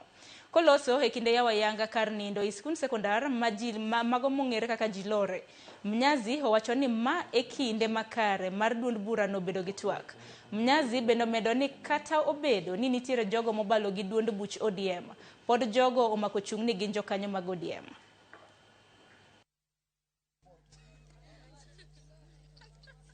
Yale ambao mnaona ambao yanaendelea huwa ni kawaida katika siasa, wala lisio ni jambo la kushtua. Jambo la kwanza, fractions zote mbili ambazo zinavutana, wanasema wanavutana, lakini uzuri ni kwamba wote hawajatoka ODM. Hakuna mtu ambaye mmemsikia kwamba ametoka katika chama cha ODM. So hata kama unaona kuna choche za maneno za hapa na pale, watu wanarushana hapa na pale, but kitu cha kwanza ni kwamba all of them identify themselves as ODM. Jambo la pili ni kwamba ni kuwahusia wenzangu wa ODM tusikubali kugawanyika hususan na external forces. Tusikubali kabisa. Kopogre manya kuom Gajwanga tire county makisi kamarume mag siasa nitiere odiochieng' achiel tok romo manobagi kod kweth maketo sirikal tesre county makisi romo mabende tulo nonene gisani ne giloso koda jofuamo nya kuom Gajwang motelo ne romo margi odiochieng' makawuono nyana Richard Onyonka mabende ni senate county makisi kaka loso gisane. Tuende mahali inaitwa hapa kwa Borabu Bomachoge Borabu Kenyenya, alafu ndio sasa tumalizie mahali inaitwa Gucha. Tunazungumzaje kuhusu ziara ya viongozi wa upinzani katika kaunti ya Kisii? Tulishuhudia kile ambacho kilitokea katika mji wa Kisii na vile vile kule maeneo ya Keroka. Kwanza ningependa kusema kuwa sisi kama jamii ya Mkisii, sisi si wa kabila. Sisi ndio wananchi wa Kenya kama Mkenya yoyote. Kile kitu ambacho kinatusumbua ni kile kitu tunaita community nationalism. Tungependa sisi pia tuonekane, tujulikane. Wakati wanaume na kina dada wengine wameketi kwa meza wakizungumzia maneno ya ugavi wa mamlaka, ugavi wa rasilimali za Kenya, unapata sisi tuko kwa hiyo meza. Kwa hivyo tulipokelewa vizuri sana na wananchi, na najua ushaona picha, ushaona vile Mheshimiwa Rigiji amekuwa received, unaona vile Matiang'i amekuwa received. Tena kitu kingine ni kuwa tulikuwa tunampatia Mheshimiwa Fred Matiang'i achukue jukumu la kujua kuwa sasa yeye ndio kiongozi wetu. Sasa yeye lazima ajue afanye kazi na kila mtu. Yeye ndiye atakuwa mzee wa kijiji sasa. Ajiheshimu, ashikilie community wa Kisii, aende negotiate na jamii zingine na awe mnyenyekevu, ajiheshimu, alafu tuende mbele. Mheshimiwa Kalonzo Musyoka excellent. Mheshimiwa kutoka Meru, Mheshimiwa Munya, ilikuwa safari nzuri na wananchi wamefurahia sana sana sana. Wakati kulikuwa na mkutano pale Gusii Stadium, baada ya mkutano kuisha, kuna tetesi kwamba kulikuwa na uharibifu ambao ulitekelezwa pale. Je, unafahamu kile ambacho kilitokea? Kuna tetesi kwamba kuna ofisi ya gavana iliteketezwa. Tulikuwa tumetoa habari kuwa tutakuja. Tuliuliza gavana, tukamwambia tungependa kutumia stadium kwa sababu ni yetu. Akakataa. Sisi tulibomoa, wananchi walibomoa, wakaingia ndani. Ile carpet mliona inazungushwa hapo, hiyo sijui ilitoka wapi, lakini viti walitoka kwa ofisi vizuri, tukaketi, tukamalizia, tena wakazirudisha. Kwa hivyo na ukiangalia ile clip inatoka kwa runinga, imetengenezwa na nani? Etaya TV. Na hiyo ni TV station ya Bwana Simba Arati. Unajua mchezo wake wote wa abracadabra tunaujua. Simba mwenyewe ndiye amechoma hiyo ofisi, ndio tuonekane wabaya, lakini tunamjua. Angalia hiyo clip, unaona ni TV station. Unaona wao tu ndio waliona kuwa hiyo mahali imechomwa, ndio wakachukua video. Walikuwa wapi wakaona? Nyakorom Gajwang' mano kanyo Richard Onyonka Senator e kaunti ma Kisii maloso kaluwore kod limbe magi mabende gichano kaka United Opposition mabende gidhi nyime godo e kaunti mano ma Kisii. Ne giloso gi jofwambo Nyakorom Gajwang' kata kamano odiochieng' ma kawuono bende gintiere kod rombe mopogore opogore mago mag siasa. Sani Nyakorom Gajwang' gidhi bedo kod romo mar siasa e boma mano ma Nyamira. Kono romo kanyo saa 5 mano mar Onyango gidhi bedo e chiro mong'ere kaka Marani mabende nitiere Kitutu North.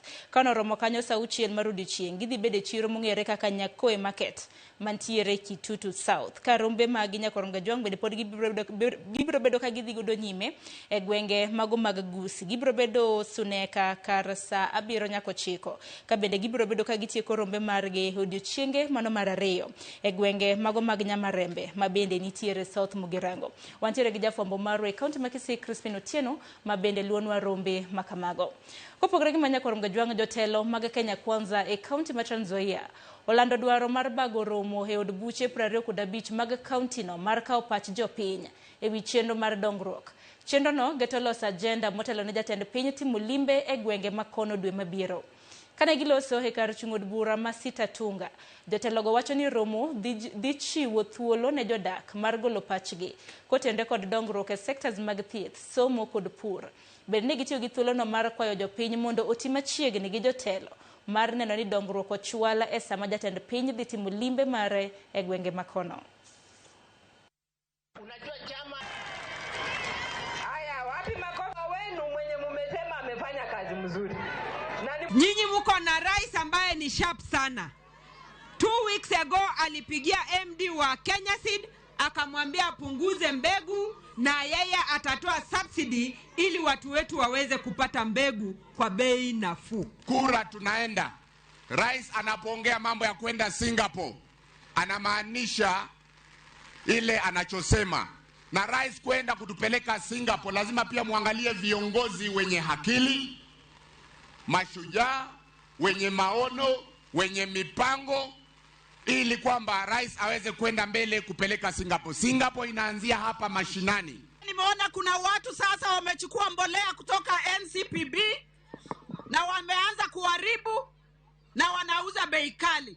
Mimi nataka kuwaomba wakulima muhakikishe mnachukua mbolea ambayo William Ruto amerudisha bei chini 2,500. Ningependa kuwaomba zile miradi ambazo mmeomba Mheshimiwa Rais anazileta hapa. Na wacha niwaambie, mugala muwe lakini haki yake mupe ama namna gani? Kwa hivyo ningependa kuomba wanasitatunga, simameni na rais, simameni na hii agenda ya 2 term kwa sababu nikiangalia wale wengine hawana agenda yao ni moja tu, ati 1 term. Jatend bura mar United Green Movement kata UGM David Maraga oseo sirkal kuom gino mowacho ni en nyayo mibadhi kokalo kuom jotelo mamoko. Koloso e boma ma Voi mayudore e kaunti ma Taita Taveta. Maraga owacho ni lal mar omenda mar siling bilion 11 mar gero alap mar tuke mar Talanta en ranyisi moromo ni sirkal pok ochiwore moromo mar kedo gi mibadhi e pachoka. Bende wacho ni obiro dhi nyime gi bago rombe e counties mopogore opogore mar jiwo jopiny mar mondo mi ondikre kaka joluto ombulu. Wameambiwa wachukue watoto vile. Hii na safari hii ya kumsindikiza our little boy David. What is clear from the 14 counties that we have gone to is only one chorus. The Kenyans are tired of the looting of public resources. Wakenya wamechoshwa na wizi wa mali ya umma. Wanataka hiyo ikomeshwe mara moja. Angalau kuhamasisha watu wa Taita Taveta kukata kura. Kusema kweli kupiga kura ni haki yetu. Kwa hivyo kila mtu anafaa kukaa na kitambulisho na angalau na kadi ya kura. Angalau atusiwe kusema ati sijapiga kura ama sina kura. Na tunazidi kusafiri nchi nzima tukihamasisha wananchi umuhimu wa kuchukua kura na kuwa na vitambulisho mapema ili tusizembee kubadilisha serikali hii ambayo inatusumbua. Kopogore gi Nyakorom Gajwang' piny owacho okwa mar mondo mi kik donjre e rombe mag siasa moja thor baga kod kweth mapingo piny owacho. Kayuak nitiere ni oganda duto e pachoka nitiere kod ratiro mar bago rombe maket kod mago kaluwore kod dwaro mar pend chike ma pachokae. Ma en kwayo mochwal kod moko kuom jodak e kaunti ma Bungoma kotelnegi kod okil Eric Nakurenya. Gimedo ni en wach mamuoro ich kaluwore kod chenro mane nitiere mar rocho romo mane obagi e kaunti ma Kakamega chieng' ngeso mar juma mokalo kod kweth motelne kanyo kod Edwin Sifuna. Gidwaro mondo jatend migawo mar arita kwe Kipchumba Murkomen kanyakla kod jagoro maduong' e bwo migawono Raymond Omolo mondo wuog oko mar neno ni jotelo duto ochiwnegi arita makare. Bang' seyo mar ling kaluwore kod medruok mag chochni mag arita e rombe mag siasa mosebedo kaneno machiegni ne. Solid government want to call upon the IG and all the instruments of power, the security apparatus, to swing in action and ensure wale ambao wanajihusisha na vitendo za kikatili na kukandamiza viongozi wengine, haswa the right to assemble, the right to political association, ya kwamba that is not the Kenya that we want. Sasa mimi nataka hata kuuliza, unajua hata kama mtoto hakusoma, haelewi chenye kinaendelea, anaweza kuambia kwamba waziri wa interior Kipchumba Murkomen anasema kwamba hiyo ni sinema tu, eti mwananchi wa kawaida alikuwa wenyewe wako na tear gas, wanajipiga tear gas ili kutafuta umaarufu. Mimi nauliza Kipchumba Murkomen, tear gas inapatikana watu gani katika taifa la Kenya? Na sheria kama wewe mwanasheria, kwa sababu umesoma sheria, inafaa tear gas imilikiwe na nani? So I call upon the IG, tafadhali tumia maskari wako kwa njia ambayo inafaa, kwa njia ambayo imeelekezwa na katiba ya nchi. Mkutano kama linda mwananchi inafaa provide security.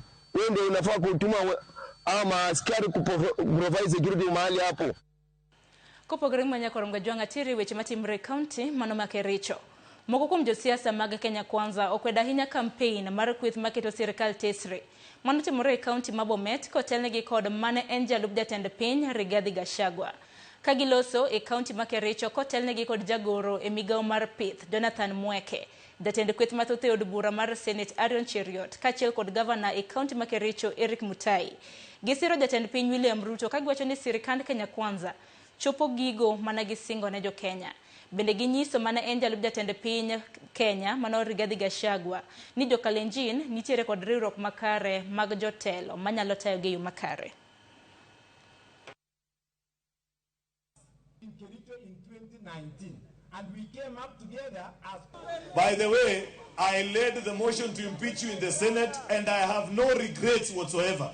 If that motion was to come again, I will impeach you again. Because you are a terrible human being who should never have the opportunity to serve anywhere. Mtu ambaye anabagua Wakenya wengine kwa msingi wa kikabila. Mtu ambaye anaona kama sehemu zingine hazifai. Mtu ambaye anaona watoto wa watu wengine sio watu. Alafu leo unajifanya ati sasa wewe umejua Kenya. Umejua Kenya kutoka siku gani? Pambana na maneno yako, ile wewe ulifukuzwa kazi, wacha kuja kutuambia maneno ya hadithi ati oh hii imefanyika, hii imefanyika. Sisi tunajua ile contract tulipatia rais ni ya miaka 5. Wakati miaka 5 itaisha, tutaketi chini na yeye na tumwambie asante kwa hii na kwa nini hii imechelewa, atueleze na tusonge mbele. Actually, they want to take us back.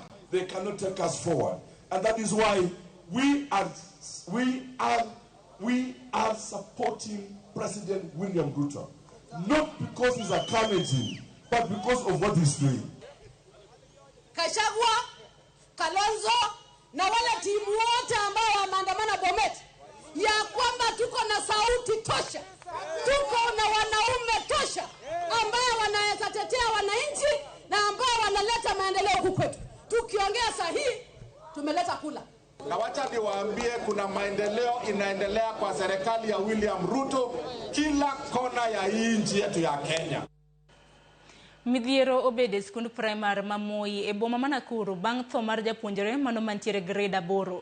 Jonyuol ne omonjo skund no gi ringre japuonjre no ka gigole e osiptal ma Nakuru referral. Kendo gidwaro ni migi ler gima okelo tho mar nyathino. Jachung weche marwa Ken Muga miyo ler mar wachno.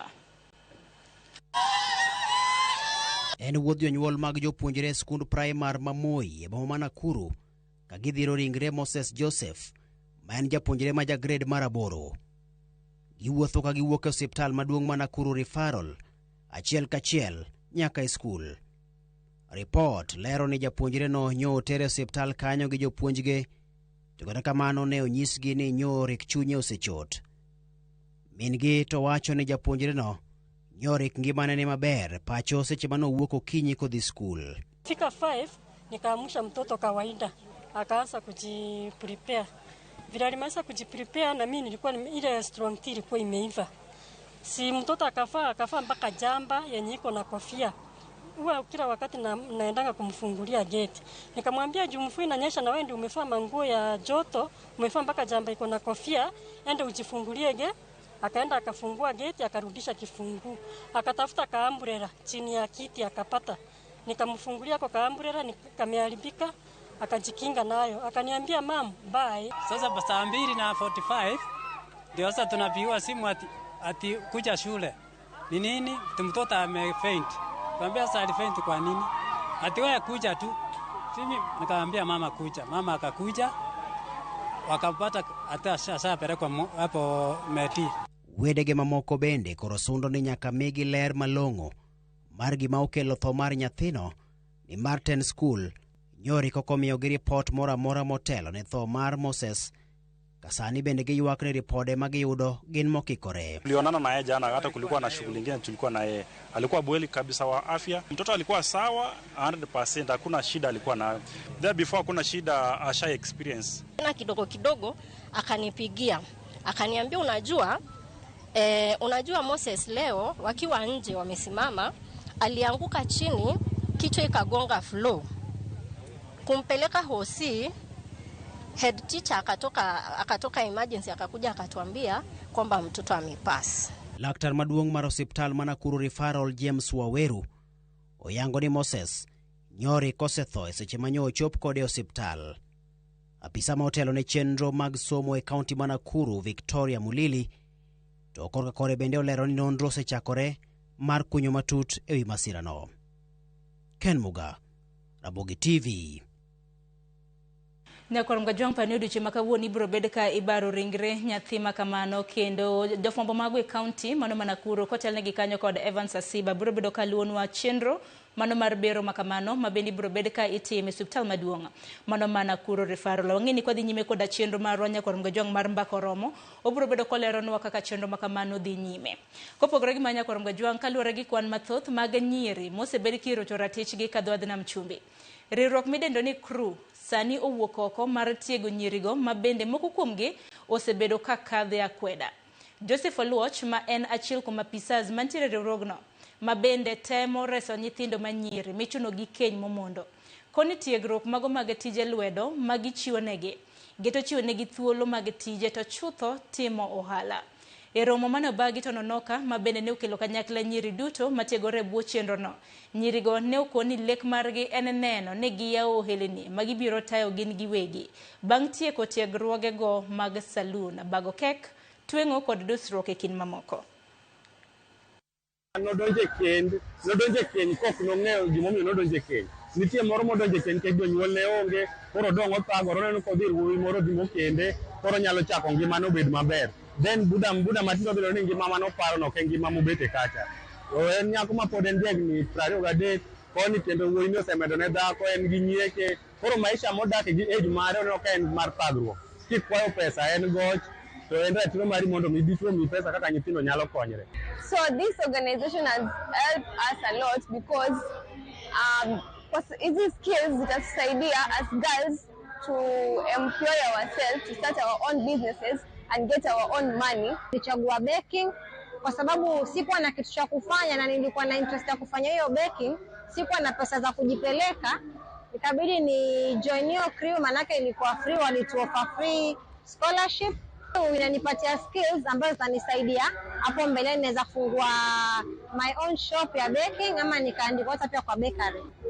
Nikimaliza salama, kama watu wa Crew wanaweza kunisaidia support kidogo, nifungue mlango, nifungue business yangu na mimi nijiendeleze. Nyakor mgajwang jotuo mag kansa e kaunti ma Kwale ywagore kaluwore kod nengo mamalo mag thieth ka giwacho ni moko kuom pim ma jathor timnegi ok chule bwo okumba mar thieth mar SHA. Gidwaro mondo piny owacho ogol negi ting' mapek ma gisebedo ka gikale. Kagiloso bang' romo mag jathoro bedo godo higa ka higa. Group mong'ere kaka Keep Hope Alive mantiere kod jokanyo 201 gi jotuo 35 badhi nyime kod thieth yango ni SHA okosebedo ka konyogi kaka owinjore ahinya to ne thieth mar kansa. Gidwaro mondo piny owacho omed jolony mathiedho kansa kendo oket chenro mag thieth makamago machiegni gi jopiny ma osebedo ka timo wuodhe maboyo ne thieth mano mar kansa.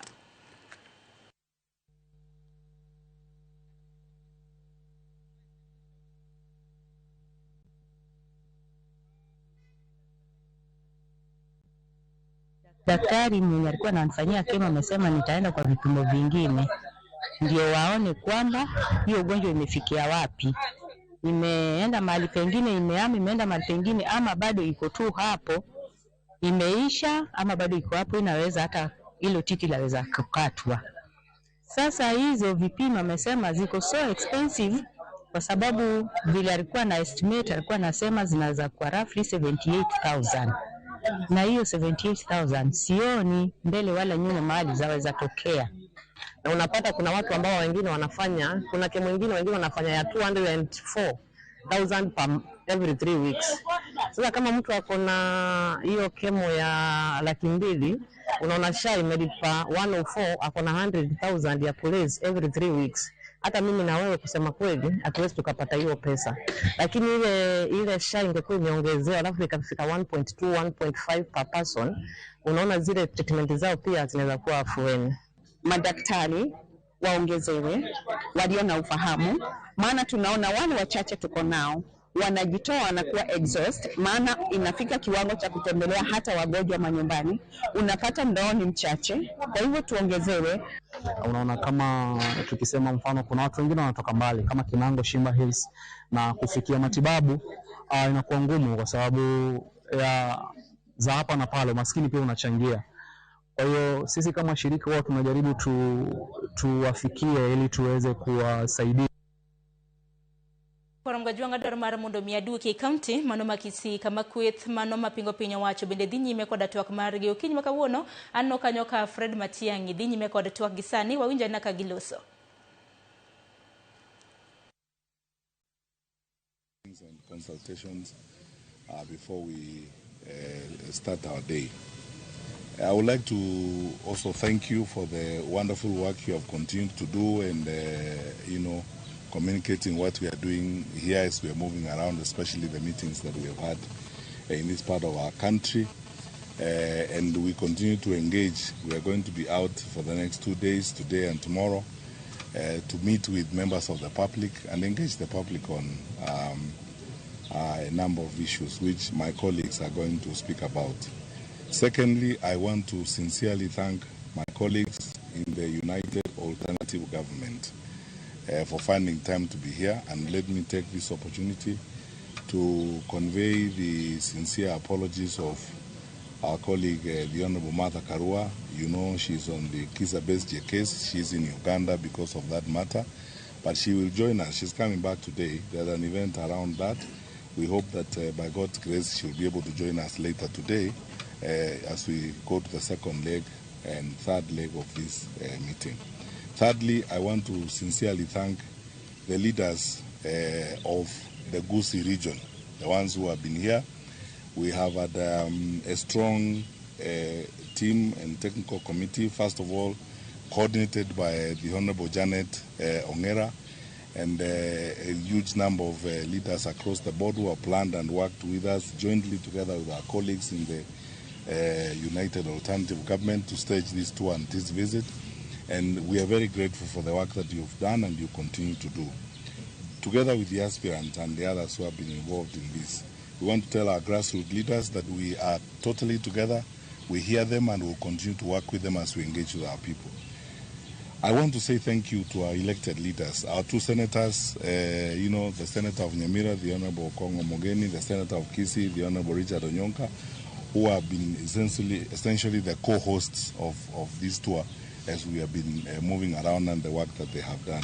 Together with the elected members of parliament and their colleagues, because you see, we have a lot of elected leaders from the rest of the country who have had time to be here, You saw yesterday the senators who are here. Senator Matthew is here today, and a number of others, honorable members of parliament whom we are going to introduce. You'll see them. See Honorable Jenny Kiara here and the others. We are very grateful that you have found time to be with us as we moved around and as we are engaging the people of this part of our country. I'm grateful to the party leaders. All our parties are in the United Alternative Government. We have national officials of the DCP, we have national officials of Jubilee, we have national officials of WIPA, national officials of PLP, and we have national officials of PNU and many other parties that are here. The party leaders of PDP and the party leaders of Kenya Social Congress. We have national officials of DP, and then DAPK, sorry, who are here. I'm sorry, Mheshimiwa, I forgot. We have had national officials of DAPK who are here, who have been with us. The party leader is here, and Honorable Natembeya himself was also part of us yesterday. Finally, I need to say before we start off today's press event that Governor George Natembeya, who was with us yesterday, is out on a function he needed to have, and he will join us as soon as he finishes the function in Trans Nzoia. So welcome everyone to this press conference by the leaders of the United Alternative Government. We wanted to highlight a number of issues that we think are important for the country to know. So I will start off by saying this. We are here because we want to interact with Kenyans and wananchi of this part of the country, and also to give hope and assurance to our people, both here and at large in the nation, that we are determined and ready to work together to bring about the necessary change to our country. In doing so, we don't have personal grudges with people. We are basically doing what we have to do. We chose democracy as a people, multi-party democracy. What that means is that everyone has an opportunity to engage, and everyone has an opportunity to participate and persuade people along political lines. It is very sad, some of the things that we are seeing here, where people want to use violence as a means of political intimidation and so on. Some of my colleagues are going to, again, talk about that in some level of detail, but we have to condemn this. This is lower than primitive. 6 decades after independence, we cannot lose lives because we are trying to help certain people survive in their political offices as it is. We need every life. One life is one life too many. Let's ask our leaders. Political differences are fine. We don't have to agree all the time. And when we do not agree, let us execute them with a measure of decency. We don't have to kill people. We don't have to send people and so on. Some of the people that I'm told were involved in this are even young people who have been hired and recruited from even outside of Kisii and Nyamira. And then they have been brought in for this particular purpose. How can you turn against your own people? Because I don't understand. I find it difficult to call these people leaders. How can you turn against your own people? How would you want to kill your own people? And there's no crime they have done except that they have expressed a different opinion from yours. So we want to ask our brothers and sisters in leadership, let's be decent people. Let's get some work done. Let's have a conversation. And let us allow wananchi to make a decision on how they want to go. We are confident and we are sure about the things we understand this country very well. There is near unanimity in this country, as you saw yesterday, all the way from Narok, Bomet, and all the way. There is near unanimity in this country. Our colleagues in the administration have not performed, they have not delivered on their promises, and it's time for them to do a decent thing. And the decent thing is to prepare themselves to go through a democratic process that replaces them so that the Kenya can have a government that they can work with and they can respect. And in saying so, we are not committing crime. We are citizens of this country who love our country. We want our country to succeed, and we want our country to succeed and operate in a frame of efficiency and decency in the manner in which we go forward. So we urge all our leaders, even those who do not agree with us, that is fine. Persuade the people. Yesterday when we were in Karoka, and this is the last contextual thing I'm going to say, I said this, that you can actually, even come here and live here. If you wanted to live among us, we are very welcoming. You can come and live here. And if I may say something small for the local vernacular stations, umugambi bw'ensi n'abasani baye nabwato busibole gocha agorobole moiga gache nyombaga ara arororo amenyo aragerega kira rituko aronyore gitande sakurara erata rega jijiru chitakwa na bantu bitonye gatagitu. That is it. Ekekugara onde tayo tugukani no na bantu ba UDA kumuranye mutagete gucha komenya gusini nchimomenyega mugambe na bantu baito ngora lakini mubaza guita bantu baito here is not acceptable nakumukia abana b'abantu obatumenga bajiko salime sangikano y'abantu irinde bajiko itwaroro ekine ndo tanyari guitabera na zini nenda abantu baito bagusini ndo tagitigenteke nende buno to kwane sabara ina abantu bandi ayana mangana mabeto tata to deal with gatole meranie tokole siasa no boronge no buya na masikani buno toko gendera kujibusyo nejikura n'abantu babwate tali umuntu obwate to kwane n'abantu abangora na masikani and then toko gendera kujibusyo lakini ngo chikusalime sangikano y'abantu nende tigante bya abana ba minto bali na Nyakorongo jongo pogore gimano ko ke county makisima bendo de chimaka wono pod gidhi nyime koda limbe magegwe ke pogore mano kweth mano mar United Opposition neno kanyo kotelne gi kanyo koda Matiang'i kanyakla koda Rigathi Gachagua wadhi ne county mano Nakuru kamudu chimaka wono itimo bero ne nyathi school ma grade 8 mano wito ngimane school primary Moi Nakuru mano mar ng'eyo gimano kelo tho mare bero ne timo Hekarod Thieth mano Nakuru aida na mathoth kuhukum jafambo marwa Evans Asiba pengine kama unaweza nisikia unaweza tueleza kile ambacho kinajiri kwa sasa.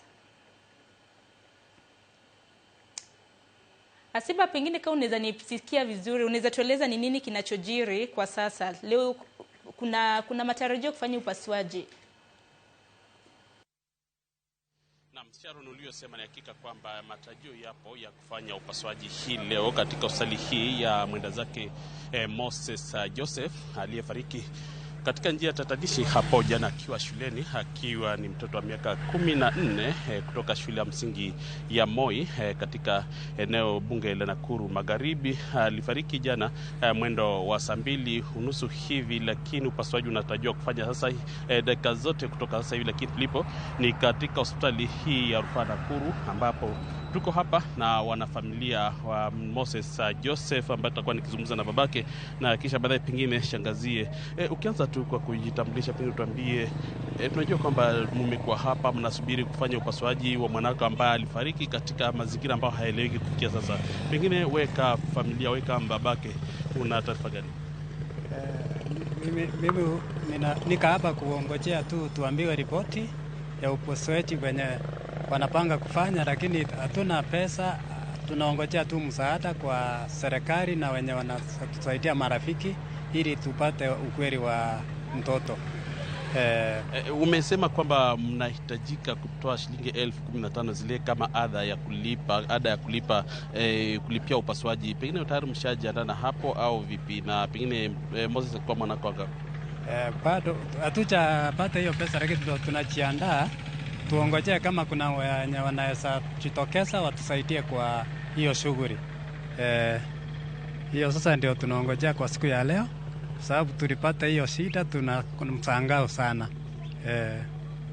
Pengine kufikia sasa shule imewazungumzia au serikali au umepata taarifa yote kutoka kwa shule kuambia nini haswa kilichojiri? Kwa sasa shule haija tuambia chochote, sababu tunaongojea hata sisi ripoti kutoka shule ndio watuambie wamepanga aje ili kupata ripoti kama huyo mtoto alikuwa amekuwa na shida yoyote ama alikufa na njia nyingine. Tunaongojea ripoti kwa saa hii. Pengine Kezia tu tukizungumza nayo tuambie kufikia sasa hivi pengine mnaambiwa nini na swa maafisa wa ujasusi pamoja na wale wa upasuaji. Hapa wale ulisema kwamba mnasubiri maafisa kutoka kituo cha polisi cha Kaptemba. Tayari mshaandikisha taarifa kuhusiana na kifo hiki au hali vipi? Tayari taarifa imeandikishwa na wako njiani wanakuja, japo bado alivyosema pesa hazijatosha, na wakifika hivi tutaweza kupata way forward. Huko chini washamaliza, they are on the way coming. Alafu ndio tuingie pale kwa mochari, upasuaji uweze kuendelea kufanywa, ndio tuweze kupata ripoti ya chanzo kuu cha kifo cha huyo mtoto. Kwa hivyo wako njiani wanakuja. Pengine la mwisho kwako, najua kwamba ni uchungu kumpoteza mtoto mdogo kama huyo wa miaka 14 bado masomo. Pengine utamkumbuka vipi mwenda zake na tabia zake? Alikuwa mtoto aina gani? Moses alikuwa ni mtoto ambaye alikuwa mchangamfu sana, mtoto ambaye alikuwa Ni mtoto wa kufika watu karibu. Alikuwa ni mtoto alipenda sana kutengeneza urafiki kwa haraka, na alikuwa mtoto mtiifu zaidi mno. Alikuwa ni mtoto ambaye alikuwa anapenda watu. Kwa hivyo naweza sema kwamba tumepoteza mtoto ambaye alikuwa ni wa maana, na ambaye alikuwa ni mtoto aliangaliwa sana kwa umbali na wazazi wake. Alikuwa ni mtoto mzuri sana, mtiifu na mtoto mchangamfu. Naam. Mwito kwa vitengo vya pengine upelelezi ni upi na kwa serikali kwa jumla? Kile naweza sema ni kwamba hakika si rahisi uweze kutulia bila kujua chanzo kuu cha kifo cha huyo mtoto. Kwa hivyo tungependa haki iweze kutendeka, upelelezi uweze kufanywa kwa utaratibu, matokeo yaweze kuwekwa wazi. Hiyo itaweza kusaidia familia katika kuweza kuridhika na hata kutulia. Zaidi mno tungependa kwamba yale matokeo ambayo yatatokea yawe mazuri, yawe mabaya, wahusika waweze kufanya inavyostahili. Naam. Haya basi, hiyo ni familia ya mwenda zake Moses Joseph, mwanafunzi katika shule ya msingi ya Moi aliyefariki hapo jana akiwa shuleni baada ya kuondoka nyumbani kwao. Kulingana na mamake ni kwamba jana alfajiri alimtayarisha kawaida, akampa chamsha kinywa. Baada hapo mle mvua iliyokuwa inanyesha aliweza kuchukua mavuli na kuelekea shuleni. Mwendo wa saa 2 mamake akapigiwa simu akiarifiwa kuelekea katika hospitali kuu ya Nakuru, akiwaambia kwamba mwanawe ni mgonjwa. Lakini kufika shule katika hospitali hiyo alipata taarifa ya butwa kwamba mwanawe amefariki katika mazingira ambayo haeleweki, na kufikia sasa yamesalia tu ni kitendawili ambacho pengine huenda kitekelezwe hii leo katika upasuaji huu ambao unatarajiwa kufanywa mwendo wote kutokea sasa hivi. Moses alikuwa mtoto wa pili kati ya watoto watatu wa familia hiyo ya Fred Nyang'au, ambaye sasa hivi wanaomboleza mwanao aliyefariki hapo jana. Taarifa hii tutakuwa tutekeleza katika taarifa zetu za hapo baadaye na kumjuza mtazamaji pengine ile upasuaji ripoti itakuwa inasema vipi au chanzo cha kifo hicho. Iwapo tutajua, tutakuwa mwenye kuarifu mtazamaji wetu. Mimi Evan Asiba, kazi kwako Sharon. Asante sana Evans Asiba kwa taarifa hiyo. Nyakoro Mgajwanga mano kanyoja fomarwa Evans Asiba holuon wabero mano marja punjre mantiere grade 8 mabende Northwest School mano mongere kaka Moi mantiere Nakuru. Dichimaka wuono bero mare itimo kanyo Nakuru referral mar mondo miyanga ni tho mare nokel kod ang'o. Ng'eni weche maka magi biro bedo kiyude kinde mabiro weche mago manyiena. Atika na kod sigana machielo kama doho mamalo ochungo duol mano mar Ketraco dhi nyime kod yango jokanyo mago mag board manyaka chop burano winji kendo doho ochiw ng'eto makare. E ote mare doho chiwo chik ni goyo chapa oboke moramora mar sirikal e wi yango jokanyo chunge nyaka chop burano winj kendo. Jang'ad bura owacho ni burano onego winj kuom ndalo 20. Chik makama biro bang' ja Kenya manyinge Benjamin Okumu chwalo ng'ure doho koseyo board mar Ketraco kod directors mage dhi ataro mar chike mapachoka e wi okenge mar neno ni oganda e kidienje duto oyudo thuolo mag tije ahinya mar sirikal e kembe mag piny owacho.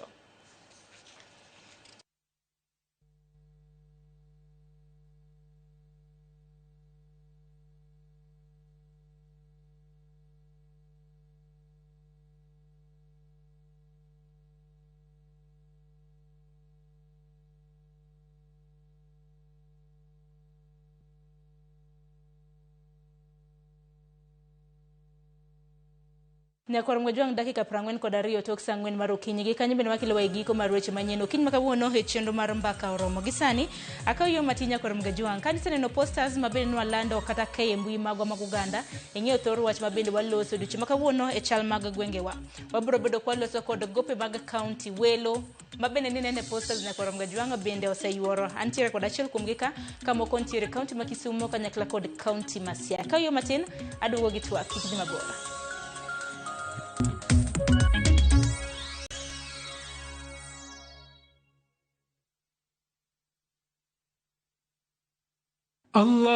اللهم إنك عفو تحب العفو فاعف عني. Ewe Mola, wewe ndiye mwingi wa kusamehe na unapenda kusamehe. naomba msamaha wako. Dial *860 *286# to get Dua ya Ramadhan as your skiza tune.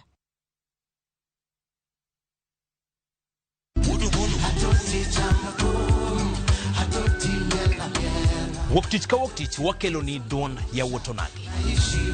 Kabinet chario kati chario nyakurunga juang en odiochieng' mar yuto mari.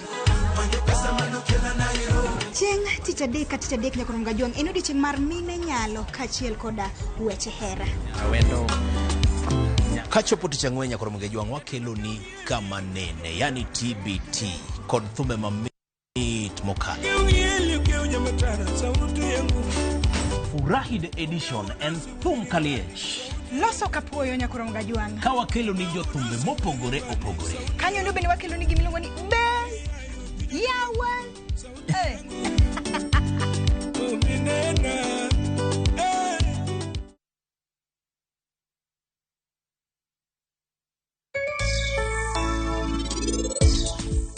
Yawa mamane, samora maroma makamit, en kore kodwa noora. Gik mang'eny kendo maricho timre ahinya ngima mar pari. To kata ka gigo protimre ne, en pod bedo ga jalony. Ushinde.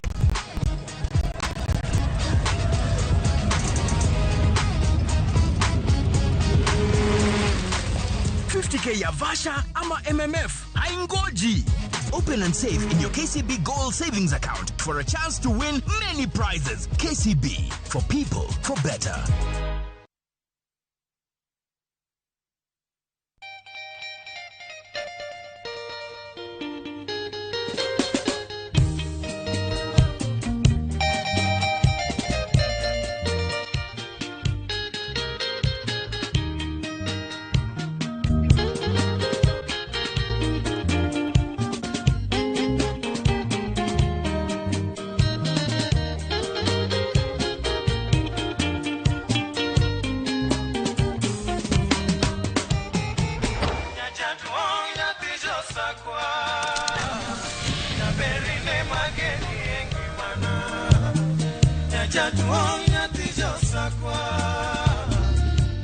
Radio Ramogi, Cartoon Jaluo.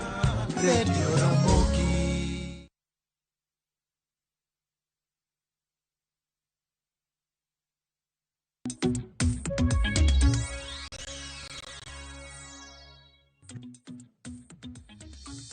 Nyakoromga jua manaka na sisingonini wako iyo matene gisani wasedonjo okang mano marareo dakika oskadho 40 kod auchiel tok sang'wen mar okinyi kiny makawuono chal mag gwenge wake en chieng' tich ariyo waldo sani kotende kod gope mopogore opogore ma bende counties nitiere godo ahinya pending bills e counties chal margi chal nade Nyakoromga jua okinyi makawuono hantiere koda contractors ma bende obro bedo kwa winjo ne gine gope magi mag counties ma bende giwuoke bende osechulgi omiyo abro bedo kanyo gi Francis Amolo ma bende en jatend riwruok mano mar contractors e county ma Siaya.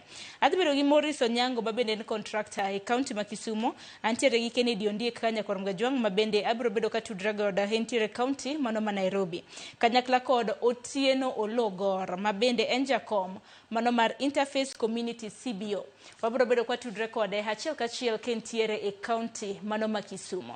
Omiyo kiny makawuono achaka negi Kennedy nyalo mna ka thuolo ma kende mano mar moso Nyakoromga Juang. Gino mara ni chako juma mari makare. Ya, erokamano Sharon, ka thuolo ni mondo mos ni kwa Ramogi duto. Ahinya mang'iyo wako kuonde mopogore opogore kendo adwa ka thuolo ni bende mondo atimo ahinya ne familias mopogore opogore ma yudo chandruok ahinya mar koth machwe nya paro ni gwengwa ma Kibiri Ward nyocha obedo gi disaster kama nyocha pio ywero ut jomoko sama nyokoth ochako chwe. So adwa kwayo ne jowa adwa timo ni mos ahinya kendo geno ni serikal ng'iyo kaka ibiro ng'i kaka inyalo konygi e yo mopogore opogore.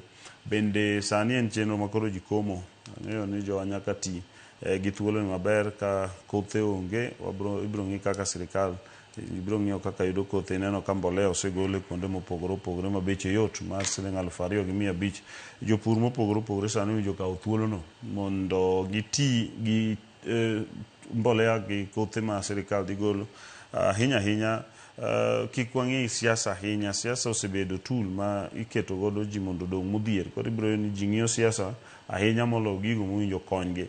And kaka oganda onego focus more on kaka pesa bedo ofukowa moloyo kaka igo kura, nikech kura biro dichiel higa 5 to wan nyaka wachiem okinyi godhiambo. So wang'iuru ni to ere kaka wadhi gero opportunity magwa mar yudo mwandu weche mag pur, thieth kod ohala yorego manyalo gero. Mane mise maduong' manyalo konyowa manya mondo yud kaka ichulo fee, yud kaka igero odi maber, yud kaka ichiemo maber, yud kaka irwako lawi kaka oganda. Mago gik mowinjo wang'i ahinya.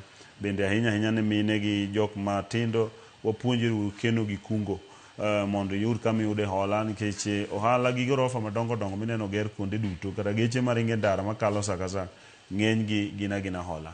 Erokamano ahinya. Kopogore gi Ondiek Nyakwar Mgajwang' e studio maro e kaunti ma Kisumu, bende wantiere gi Otieno Ologor ma bende en jakom mano mar Interforce Community CBO. Gor bende ka ono tudre kodwa nyalo mana nyiswa ni kaunti ma Kisumu chiew nade machiegni ahinya e twak Gor. Erokamano. Kaunti ma Kisumu aneno kochiew maber.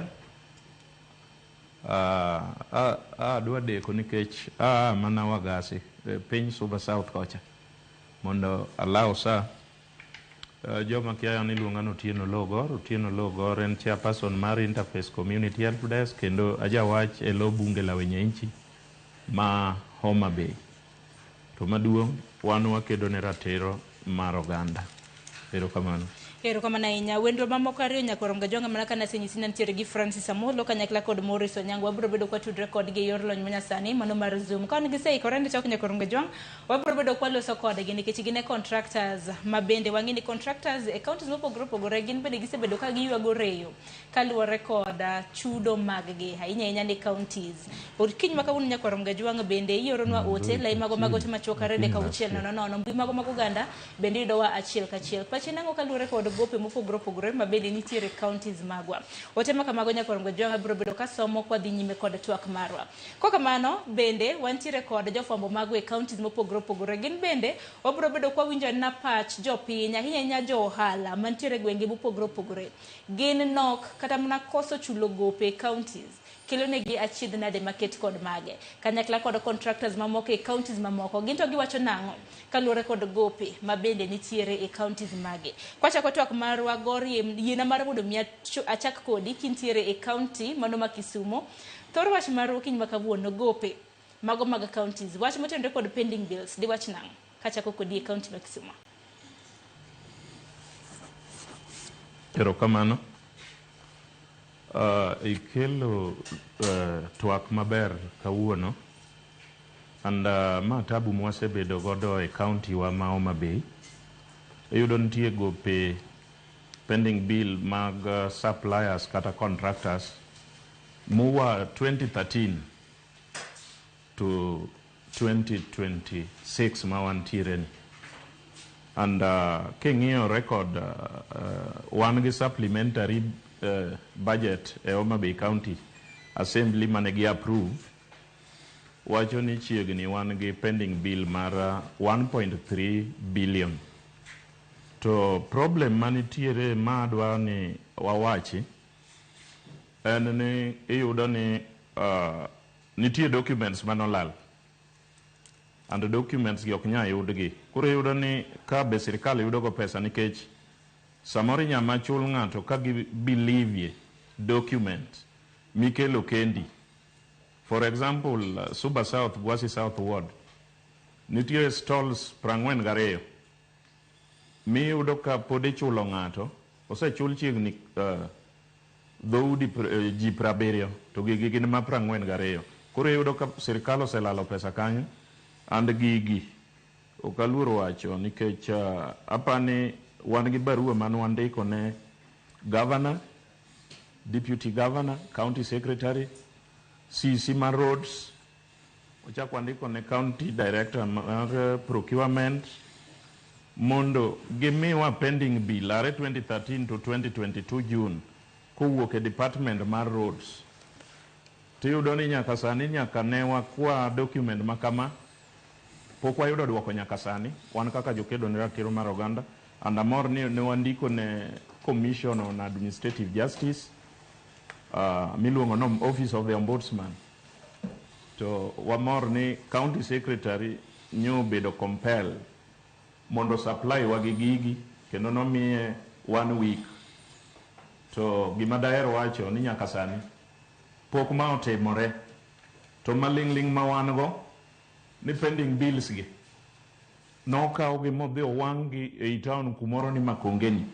Mane momiyo ne wandiko barua ma do thuolo yudore da share mondo ng'eni gik mowacho gin gik ma documented, and nyaka sani pending bills may roads, and man owuok ka chieng' moro andiko barua ka request ni miwa uru kaka nuchulo ghost roads, 15 ghost roads mane okaw chiegni malo milion 200.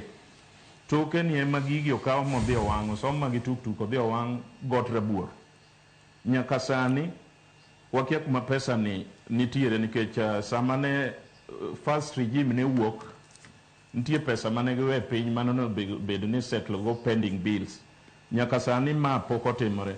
And king'iyo dwe mar 9 last year sama ji ne ni before Senator Maoma Bay Moses Kajwang' main chair mar account committee, neno ka governor temo kelo ni negi write off chiegni 850 million to gimarach ni negitimo ma without involving the auditor general. Ma nomiyo Senate odage gi wach makama magi invalidate pending bill ma worth 1.2 billion, and ma midhiero ma pod wagore go ma kidonjo ma Bay County contractors odhier, contractors wa local contractors wa mwang'eyo ni kotiyo to jotich lwedo kata mama mboga yudo pesa sani ok nyal dhi mbele nikech onge kaka idwa kawo tenda manyien to pesa ni beo moko kidhi Kigoto. Ne wawache chien kacha kendo ne wawuoke matek ni chenro moket ne Kigoto ok wane kodhi survive. Kanyo nigi pending bills mang'eny kendo naneno kowuok e audit report ma 2023-2024. Iyudo ni nitiere joma sandore kabisa. Mama moro nitiere no supply band miluongo ni Sara Tieno, odak e gwenge mag Orlando. Anyamparo diere moko nwawuok oko ka jo oganda ma Mount Kenya ne sombo bando wagorogoro gi siling 40. Koro nwago koko niya wan wagolo bando Eldoret, Kitale, Uganda. To sani piny ochieke piny Gwasika, da county bed gi chenro maber mondo gidhi gikawnwa bando mondo jopiny bo winje ber kambi manokelni. Ma naneno ka governor kone gitengo 20 million to sano no release 10 million. Gima mako doga ni nyaka sani 10 million ni poko chulo jopiny kendo Kigoto no pogo. To naneno ko wacho ni Kigoto nyose wir maber odwa kete lwet private investor. Okinyal kete lwet private investor kapod liabilities pok wang'iyo ni to itimo gi nade gope manitie ichulo gi nang'o, jotich nitiere ma pok ochul manotiyo Kigoto, jomoko bendo are nyaka ne regime mokwongo bedie nikech ne nitie kata security mane rite kapok nochako rego. To date Kigoto podho kendo en kama odong' gunda. To date pok oket jopiny manochiwo lo nono nikech magi winjruok monego wadonje sama private investor kawo gini. Kigoto nigi gope mang'eny matamre gi nono, and diere moko na join contractor metiyo gi kambi ni Dirifits mane timo consultant ma bende bando chiegni milion 3. Nitiere oganda contractor moro mawuok yo Mount Kenya kocha mane supply gige packaging mipako go mogo, nyaka sani pok ochule close to 2 million. Koro wagombo ni ka gini dwa noti adier nikech governor oseyie ni sirkal ok nya timo ohala, odwa kete lwet ji giwegi, to nego time yo makare nikech apani sama nolande nwadhi e kot mochunge e wach ni joma gope gi nitie titimo nang'o. Nyaka sani pok wabedo piny mondo wasettle wach machalo kama endi. Wagombo ni ma mondo timre. Omiyo daer mar wacho ni pending bill inyowa county ma Homa Bay and wakia ni wadhi timo gigi nang'o. Stadium ineno ka ne governor odonjo oriewore kode oloso kuonde kapok Rais Ruto otieko modong'. Kanyo yudo ka pod nitie pending bills modong'. Nyi winjo kiwacho ka ni wan gi ghost workers mwachulo 1,327. Magi gik mowuok e Senate ok mekwa. Nyaka sani po county government ma Homa Bay owuok nwa oko maler ni to setim ang'o e wachni. Anya paro in 2023 ne wakwayo report audit mar PricewaterhouseCoopers manomi contract close to 32 million. Ma pes japiny monego bedni timonwa project. To date, pok omiyowa report ni emomiyo ok wanya ng'eyo ni ng'agere ma ghost worker to ng'agere mok ghost worker. Though wan wathoro dak e town wang'ere sani nyaka chak dak e town 201 nyaka sani wang'ere nitie jomiyudo koketgo aga koko to ka dwe orumo to gidhi giyudo msara. Okaluoro wacho ni nitiere barua. Ang'eni mathoth kotenore gi mano biro bedo kwa twak kwa dhi nyime koda twak maro yena mar mondo mi arwa kondiek bende mantiere go e studio nyaka bende de kwa dhi nyime koda twak wang'isa na jopiny ni to pending bills kata mana gope mantiere counties ikelo gi geng'o ondiek. Erokamano. Aparo ni sama William Ruto nochako tich kaka president no institute a committee and committee niluongo ni pending bills verification committee and aparo ni in that committee wan gi achiel kuom jodalawa mantie magin that committee ginyalo miyowa more details as to the pending bills mar each and every county government and the pending bills of the national government. If de gin ka da wacho ni mondo wayud kaka wang'eyo ni to benitiere goodwill in the county governments mar deal gi problem mar gope mochwere gope manyaka nene miluongo ni pending bills. Pending bills bedo king'iyo gimiluongo ni financial language obedo ni gowi mar supplier kata contractor obedo ma financial year higa mar omenda oloko kapok ochule. Samora mora ma higa mar omenda oloko kapok ochul gowi a government mano bedo categorized kaka pending bill sama itimo budget manyien. Iwacho ni kalure gi financial rules and financial principles iwacho ni pending bill obedo ga gimiluongo ni first charge in every budget. So mae a simple rule mowinjo be ni apply. Koro kibire governments wa mosebedo an asebedo member ma county assembly and ka ng'ato wacho switch mag pending bills tan ga lot to say. So yena mondo dog back to history. I'm happy ni ologor Homa Bay County government kama ambende Homa Bay County. In fact Homa Bay County aba Homa Bay County. Both of us okwatine government, but I do clarify a few things. Mondo mijowa winji nikeche okena matter of wacho ni wakedo ni ratiro. Ikedo ni ratiro mani. Tie ratiro mar oganda to gi ratiro mar ng'ato. Sama ng'ato donjo e business mar contract, odonjo contract kaka en individual kata kaka kambine individually. Onge oganda mariwore in a group to dhi kawo tender mar supply kata mar gedo. Manyiso ni samora mora ma ng'ato nigi problem mar payment mare kaka contractor, mano iluongo ni private interest mar ng'ato owuon.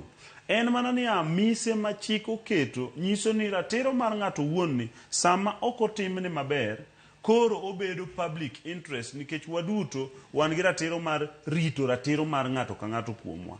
And iyudo ni sama county government nochiwo contract nitiere gimiluongo ni contractual procedures miluongo ni procurement procedures. Yono ma ng'ato gogo ohala gi sirikal kata yono ma ng'ato gogo ohala e yor tender.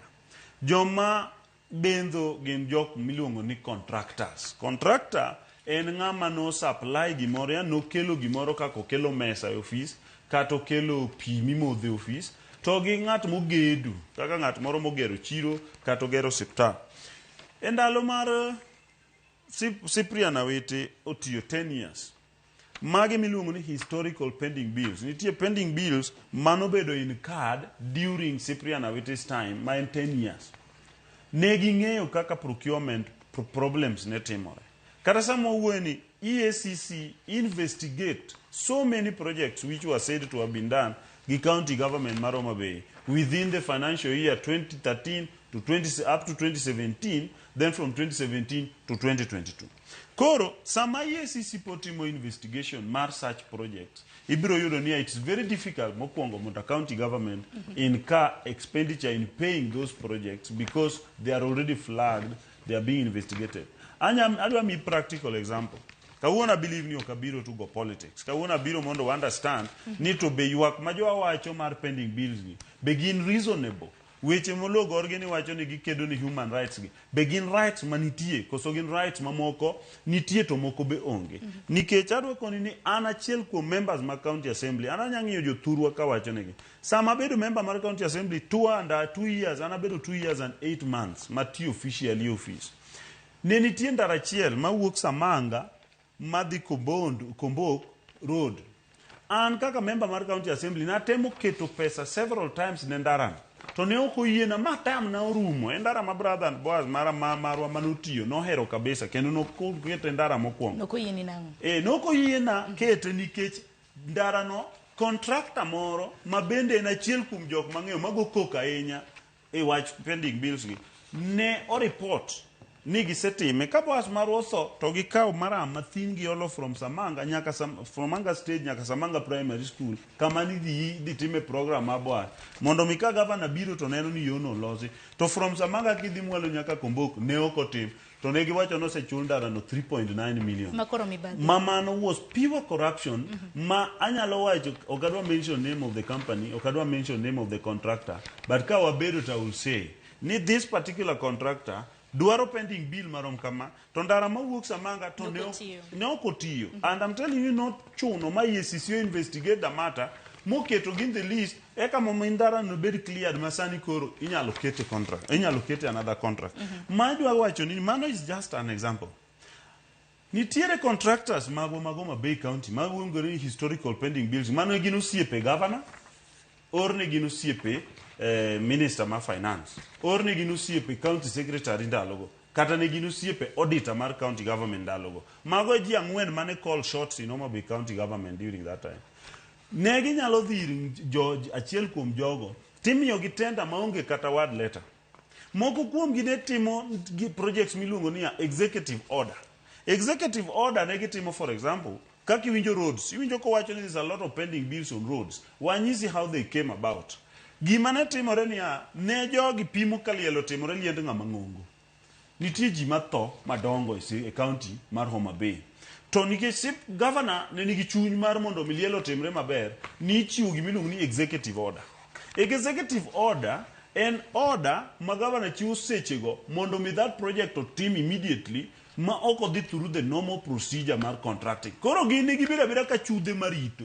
Ng'amo tho to ndara mane midhi ger. To kiwacho executive order ni to sedhir ng'ama kama omiye tenda okinyi. Makoro kaluore kod ino ndiye kineno ni moko kuom gope mabende ibandho gin mago ema bill ni the case. Nge jana dwana yal gini mondo mika joka nyana mosewinja. Nikech contractors gi osiepega. Nikech okinyi makabunde bende wantiere koda contractors mabende biro bedo ka ang'ene gidhi chiwo pachgi. Nitiere manyaka angiye shoni. Ni nitiere contract adwa mi roads nikech allude to roads. Kadi department and knowledge mang'eny inside Homa Bay County government. Kendo neno dalo mana wuoyo much I knew what I was saying. Moko nyadhi ma investigate on my own. Abedo nyaka gi riwruok mar contractors gi ana wuon anya nyisi kama obedo kodgi. Ma nyiso gi ni kelura ni documents ugi mondo ana wuon atinga dhige Senate. Ma dhi abedo gi Moses Kajwang on their behalf the senator. Moses kana wuoyo go gik mane Moses okona o align gi gik mana yudo gi contractors gi number 1 contracts manotim mag roads ng'eny gine mag executive order mag governor. And ne giluwo procedure mora mar contracting. Koro ne gidhi timo project koka giloso documents backwards. Iwinjo? Koro nitie stage moko ma koro mibadhe kosechakore kodi to koro matiyo kodi nyaka badhe beda jomibadhe. Ikoni ni fine. Inisa dhi time idwaro pesa. Wan kidwaro ni mondo walos ni papers mondo chuli kelalo 100. Mibadho chakore gi kanyo. Ogolo 100 stage achiel. Ka gike stage machielo kel 70,000. kel pesa mogige stage moro makoro ebo rumo gi pesa ma ok onyadhi mbele gi stage o end up noonge gi documentation ma this project this project end up ni ok nyal chule nikech nitie stage ma mondo gige gimiluongo ni internet banking IB nitiere documents ma must be attached mondo mi nikech gigi sani gin IFMIS machine ena technology based koro nyaki attach this document obedo verified mana kaka kidwaro KRA tax compliance certificate nyaki beni se file this gin magik mi file kata kendi simbi and the system accepts koro nitiere stage moko maka pichudo gigi nogi ke internet banking koro gidhi behind the curtain samoro dwaro ngato koni na to dongi dwaro chuli 3 million mabingeni ne oketimo gimo winjore abegonya that is the way corruption bedo magi end up no gike stage makoro onge pesa monya dhi go mbele odogo lingti gino kwamo and end up nia no dhi kaman and no dhi maiga paro rumo ma Cyprian Awito wuok etelo and most of them anabedo kod gi piny ma penjo gi get abe ning'eyo ni apenjo weche gigi mano ni penjo diere meni MCA koso kaka japinyi county ma Homa Bay kaka japinyi county ma Homa Bay the contractors kan tie chairman mar contractors ma Homa Bay mologor nyalo nyisi abedo kod gi Golden Race Hotel ana wuon ma nyiso gini miau the documents asebedo ma dhi ma confirm na dhi aromo gi Senator Kajwang and Senator Kajwang kan confirm na dhi mabedo kod dala gi muwa wuoyo at length mukona weche mang'eny ma penje ni tang'o miyo kap mokona ni pending bills miwinjo wacho ma Homa Bay go ok nya chopo kata 240 million king you verified kora adwa wacho ni nia nitie documents miwacho no lal ka documents olal ne government to ini contractor mani timo your project ibilalogi because ka en contract document to winjo bednia award letter iwinjo award letter kumi county government dong mana gi photocopy original nini kanye kese ka award letter to nitie document miluongo ni acceptance nini kanye ere kama county government wang inere meku because nitiere stage moko ma these pending bills ng'eny gi are rumors and gin gik moko ma yes ng'ato noskete pesane but process manoyudego is a process ma ok nyal miyo bed paid nikech mokwongo contract nyaka bed no lande kose lande imi period ma bidding contract nyaka bed gi miluongo ni procurement evaluation tender evaluation tender opening tender evaluation tender award magi procedures magik makopono chul te miwinjo ni IPOA koro bire ginene je procurement procurement iluongo nango organization ma deal gi procurement biro PPRA iwinjo biro to check kore momiyo the county government osetimo andaro wacho nini I took my time ma bedo gi the chief finance officer mar Homa Bay County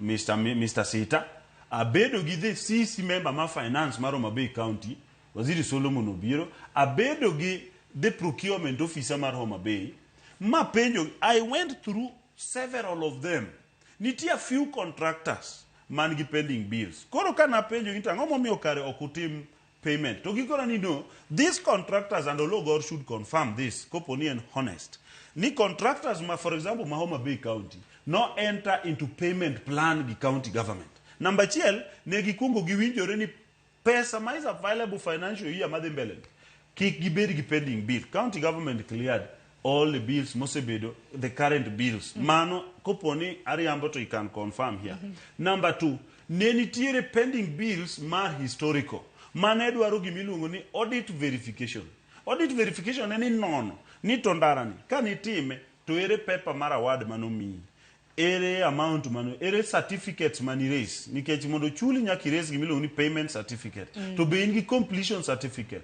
to be in gi handing over certificate ma mondo mi ka in gi handing over certificate no sebedo handed over to the government koro kata kandara pio se yuero tinyalo wachni no and I handed it over on this particular date engineer mora biro nyisi ni ka en rough road mar maram to ka ni handed over this date to ni ngi photos machal kama they make sense jogi kati page ndi tange picha mar project mantimo jomoko nigo jomoko ongego koro kia ni pichni mag gigiwegi be county government odhi owango tingo gigi ero kama na ng'eni contractors mabenda ntiere go mano migi be count gimo winjo gi wachno an kaka contractor makama ndik specific barua gimoro ni riwruok mar contractors doesn't make sense an poka winjo riwruok mar contractors awinjo mna Homa Bay gintie kata mna Siaya Kisumu gima timore niya ka gisebedo to gidhi giloso political cocoon koro jok mapingo maybe the leadership of the day ema gidwani gigo gidwani giriwrego based on that but adwa chiwo ni point moro ka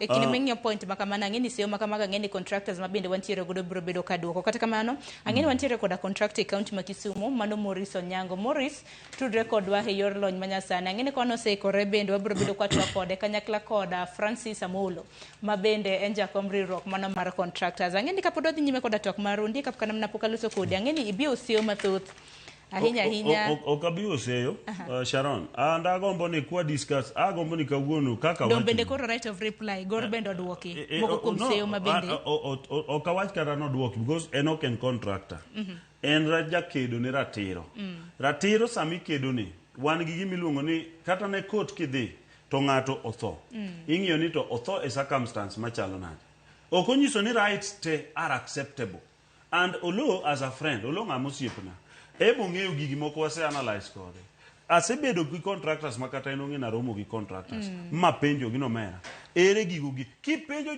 jogo pando documents go nikech gibe tenders gi moko ne giyudi legally mondo mi gi produce gi kata gitere senate otamore kata senate poko receive their document mana wacho ne ginia mondo chulu nyakutim achiel wach ni an atimo project A project ka project nigi nyinge project ka project nigi namba ne inyabe ni tim abiriyo but adek tinyalo chuli tang'wen ok nyal chuli kawe kata chiel ma clean ti wach ni atimo ma gima to nayudo papers makama atime kama ende kata ka koro en osebedo dilapidated to ende you can see it koro mai mana wacho ni ma kono nyana nyalo ponyu mondo mi wadhi kata senate mane mano mi amanyo senator jogi kata lo will tell you ni kata en minene ni jogi are not willing contractors wagi onge ma willing mondo miye the contract samoro bende ologor kan tiere county ma Kisumu lo bende minyalo medo kotende kod mago de wachna ng'eny nyase one contractors weche mag mibadhi mabende hundie kseo ge ganyo ne oluorogi muketo gi koro chal ka gima koro mibadhi bende ogotia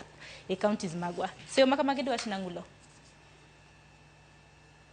Yero kamano an nitie kama dwa pogora gi Mheshimiwa Ondiek. Namba chiel, nitie tenders motim e regime masani. Awinjo ko thoro keto seyo e regime mokwongo ni miyo tender tok bakdo. An goridi Wanjawa Road mani Kanyikela motim e financial year 2023-2024 5.5 million poko chul nyaka sani. And 2023-2024 magino fole under ward base mano landi e yo malongo. Toki luwo gi control of budget tiyudo ni this company no se ter nyinge kocha ma pesa ni obedo release mobire county government ma migosi Ondiek ong'e maber Ondiek ong'e maber ne chako riwa economic zone kachacha national government no chulo 250 million county be 250 million Ondiek chiegane gi that site ukona ni nyaka sani and gima ber ni adhi a week ago mago pichni ang'o matimre kanyo go down se muchung kanyo madongo mapoko bedo completed to 500 million osebeye an Gwasi South wan gi sola mano keti Kenda Beach 298,000 a financial year 2023-2024 poko chul pesa ni nyaka kawuono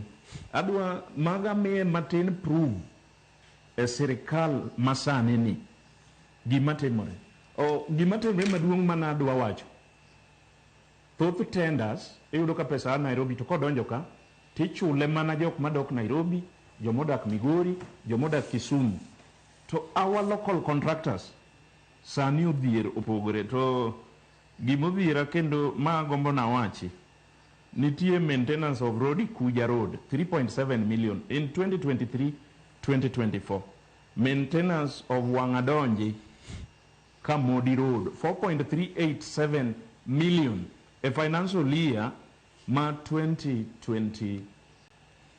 2023-2024 Ondiek wasebedo kwa tiyogo kendo wakonyre kagi kacha ma en go kelo ma an go akelo ne to of late odwa mako dhoga ochenja dichiel o support gik maricho mwasebedo kwa chung kode. Agombo nondieko osiepna inyisa kata inyisi jopiny ni ang'o motimore, ang'o molosore maber to mondo idifita Gwasi Suba South be nitie giminya siemo mochung' mar sirikal masani, be nitie giminya siemo mochung' and ing'e maber gimwa penjo ni ere kaka requisition itimo fully nikech ndalo weteche mane yudo ni tenda inya timo tigero ot gike slab tikwa pesa mos but sirikal ni kana odonjo notimo maber itimo tenda ni te tiji te mi complete mires vouchers tiyudo ka gibedo forwarded ka control of budget kendo pesa ni biro te. For example, chudo moro nyonchol matin mokab iyudo ni ng'ato nigi 11 million to miya 1,500. Why? Misondik edwa confirm ni control of budget o release mana 1,500 mondo mi kambi nitie tabu mana gombo ni akono ibi walos wechegi mondo jopiny okonyore. Achako ka wachuni ni okadagi kuonde miwachogo nitie contractors mabendi jo miriambo to gitin miyudo kichulo diriyo to tabu ni bire nikech sirikal masani obe owito documents gi ongego koro yudo ka jomoko kawo advantage of ma tan penjo maduong' ma adwa penji mado gombo ni duoka tenders motim under this regime kendo ne gin under ward base ang'o momiyo gilal to maduong' ing'e maber ni last financial year county no purchase seeds ka Kenya Seeds 39 million noket 40 million 1 million per ward under ward base. Ang'o miyo poko chul Kenya Seeds and manya lead to wang'ni ok wadhi yudo kodhi nikech Kenya Seeds company bando 39 point something million. Ang'o momiyo gibando idwa koni magi bende tenda nokawo tok bakdo kosuma to gima nokete lela ma jo Kenya Seeds company owin tenda to nyaka sani kodhigo nokom wasechamo moselal kendo wadwa machielo poko chul gi mano to pesa ni nobiro kendo ing'e maber ni CS masani John Mbadi notimo history ma pok otimre piny Kenya ka nochulo gope te mag county and onge governor mose dispute man. Ang'o miyo pok ochul pending bills ma 2024 2025 mano gole pesa and bing'e maber ni 2024-2025 a 4.941 billion mar development according to the supplementary gik mano olandi en mana ndara mar 10 million per ward mabiro 400 million ane ward na Gwasi South ward nitie barabara ring road mane olando poko tim nyaka sani nitie barabara mawuok kamoro ni Kojera to luoko na Kogelo to kadho Ligongo to dhi koga gweng' Mbadi kuchocho kochomo Tati poko tim nyaka sani nikech nomigi 5 million e 2024-2025 mane Mbadi oashwa makata imbe ang'eni poke pengo ni pesa te no release bobiro nyaka gope manodong' chien no release. Ang'o momono chulo pending bill kata matin mamigi nikech an kodgi mang'eny okanya mention gi kendo nochiw gi yo makare ji nobid ma ji odhi otimo tenda gi nyaka samo wueni nikech ing'e maber ni awiti noloso budget ma 2022-2023 to ko implemente nikech o hand over tarik 25 dwe mar 8 2022 tiene the current regime no donjo ma ing'eyo apani washeshea kodi no kelo supplementary mondo motimo everything. Ang'o miyo pod wan gi gopegi nyaka kawuono nikech mane tam motemo lande gik moko kibire 2023-2024 2024-2025 ing'e maber ni ward base gi nokotim kata chiel apart from ndarano gi ng'iewo kodino to ndechnigo nitie mano mi contractor to dage timo nyaka sani nikech pesa ni omoko kacha and adwa ni ler ni jopiny owinji Nti one of the bank Moses Owai shortlisting wabedo listed CRB nikech gope mawan go sani ngeni kanyo chul msara nyo chako kaw loan moro. Banks gi sani wayudo pek okdwa winjo wachwa no. And onge contractor manya approach bank gi makaw loan mani ng'eyo. Yes. Onge contractor ma Homa Bay manya wuok madhi yud loan e bank mondo tim godo tich. Apart from ka tijno en tij national government kaka Kura gi Kera kupo ni contractor yudo mano to giyudo loan Homa Bay banks. Lakini kibiro gi award mar Homa Bay county government okenya yudo. Aeri wuoye chiwo tenda mar mibadhi. An gi oboke ka mondik ne county government ma Homa Bay county secretary over 30 million 338,568 cents over Boretam makikade doyocha. Sami amor ni nwandiko ne EACC. EACC nyose biro majino se dikisi monde kodogi. Iure ni od soja manie dogetcha. Ni otim gi 10 million. To gini nokobedo procured. And mane momiyo nondik ne county secretary. Mondo. Ang'o momiyo nochiwo tender ni moko procure go. And iyudo ni the same contractor manoloso Governor's Park emochako loso Arboretum. And Arboretum ni nitie committee mar climate change award Homa Bay Central Ward. No gibedo consulted. Gino monego bed ni gi come up gi gik machalo kamaendi. Arboretum ni en mibadhi maduong' onge kaka od security. Inyager gi 10 million. To mate yudo koserikni mabe mochule te. To tich pokorumo. Erokamano ahinya. Gor makama kage kanyo nikech wantiere koda welo mamoko bende. Ang'eni weche makamago seyo makamago bende ang'eni wabiro bedo kwaduoko kwa dhi nyime gi twak marwa. Yina mar mondo mi arwak Morris Nyakwar Mgajwang'. Morris Onyango en contractor e county mano ma Kisumu. Morris Onyango bende nen kata mana jakom machon mano mar riwruok mar contractors e county mano ma Kisumu. Morris geno mara nisi bedo kiluwo twak ahinya seyo ne contractors ne kinde mabende udhi bandho gope e counties ubandho gope mago mabende okusebedo kata mana kuchwalo dongruoge makamano. Okwongo mondi werwaki okwongo mondi Morris Nyakwar Mgajwang' inyiswa ni yudo tenda e counties yot kata mna pek mane mabende ntiere machiegni. Erokamano Sharon. Ago erokamano ka imiya thuolo ka kisewacho nyinga Morris Onyango Alo ne an jakom contractors e Kisumu County nyaka higa mokadho. Mar ariyo agdwa ni akaw thuolo ni mondo Morris Nyakwar Mana kamano Morris wadogo iri mana matin yena mar mondo mi adhi anena wawinja na oganda e county ma Machakos to wachango kaluwore koda gope mago mag counties e county mano ma Machakos. Maja fombo marwa Enoch Muswi e county ma Machakos Nyakwar Mgajwang'. Asante sana kutoka studio za Ramogi TV. Leo tuko hapa katika eneo la Machakos ambapo tutapata fursa kuongea na wanabiashara katika mada ya leo ya bills ambazo hazijalipwa ama kwa Kiingereza pending bills. Wacha tusikie wanayapi. Jina naitwa Malay Nthiwa na mimi ni mkurugenzi mkuu wa kampuni naitwa Bola Properties. Sisi ni suppliers na contractors wa serikali. Ile ningesema ni kwamba suppliers wameumia. Tumeumia sana, hatujalipwa na hii inadhuru uchumi wa nchi mzima. Kwa sababu suppliers wengi wanachukua loans kutoka kwa mabenki. Sasa usipolipwa na ulisupply, si hiyo unafanya mtu akuwe maskini? Ile ningesema hii system ya kutumia mtandao ni nzuri, lakini lazima serikali ihakikishe kwamba kabla waanze kutoa tenda yoyote pesa ipo. Hiyo inaitwa procuring to pay. Ya mwisho, mimi kama supplier wa serikali naona hii system ni mzuri na tunahitaji sisi wa Kenya tuendelee kuiunga mkono. Kama wa Kenya, kama sisi suppliers, ni kitu ambayo inatakikana iangaliwe na iangaliwe kwa umakini sana.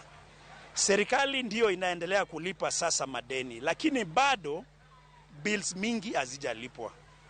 Na usipolipa contractor, ideally unaleta umaskini kwa nchi mzima, because Yeye ameenda pale, amesupply, benki inamuitisha hela zao na hana pesa ya kulipa. Kwa hivyo hii ni shida kubwa sana ya pending bills. My name is Miriam Dunge, the CCM County Chamber Manager, Machakos County Chamber. To tackle the issue of pending bills as Kenya National Chamber of Commerce and Industry, we have approached the national government and we've approached the necessary departments. And so far, the Parliament has released, the Treasury has released 255 billion for payment of pending bills. And we are starting with the transport departments, which have pending bills, and they are going to clear each department according to how money is going to be released by the national government.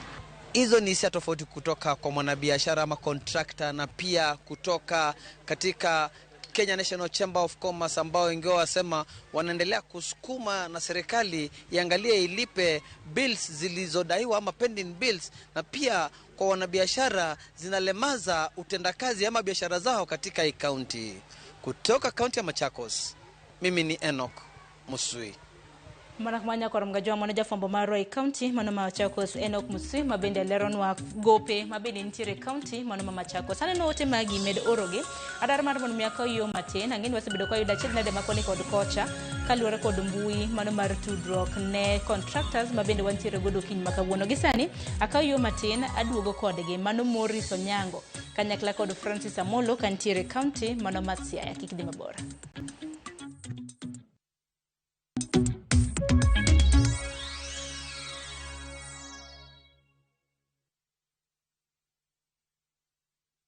رمضان ده حياتي رمضان ده حياتي يا رب دعاتي تقبلها عطول لا لا لا لا لا لا لا لا لا لا لا لا لا رمضان ده رحمة من ربنا.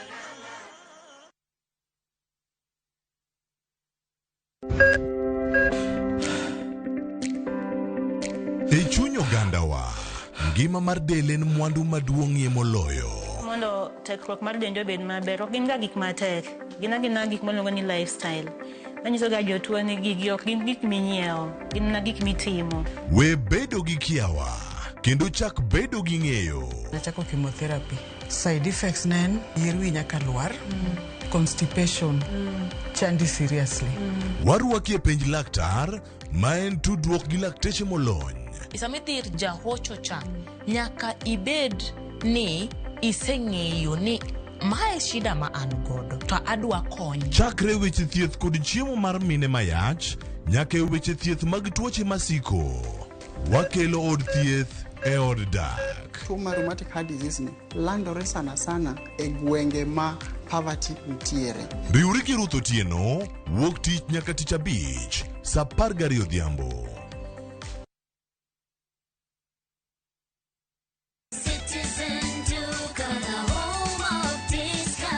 Citizen Duka inawatakia Ramadhan Mubarak. Tumia muda mchache sokoni na muda mwingi kwa mambo yenye umuhimu zaidi. Bidhaa muhimu na halisi tena za kuaminika kwa bei nafuu, zikiletwa hadi mlangoni mwako. Fanya oda sasa kupitia Citizen Duka app ama kwenye tovuti ya citizenduka.com au tuma agizo lako kwa WhatsApp kupitia nambari 0710 487 487. Citizen Duka, the home of discount.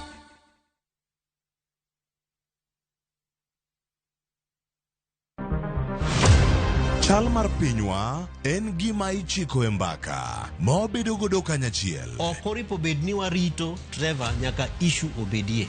Nikech leadership is not just felt in a crisis. Chakre wach yuto nyaka somo, wach telo nyaka ngima mapile.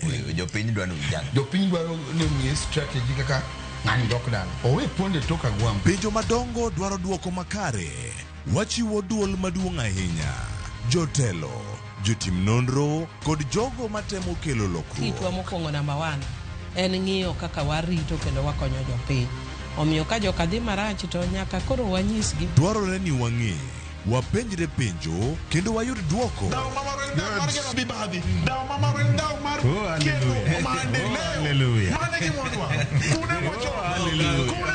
Riuri kod Trevor Ombija, Tich Adek, Saa 3 otieno, mana e Ramogi TV.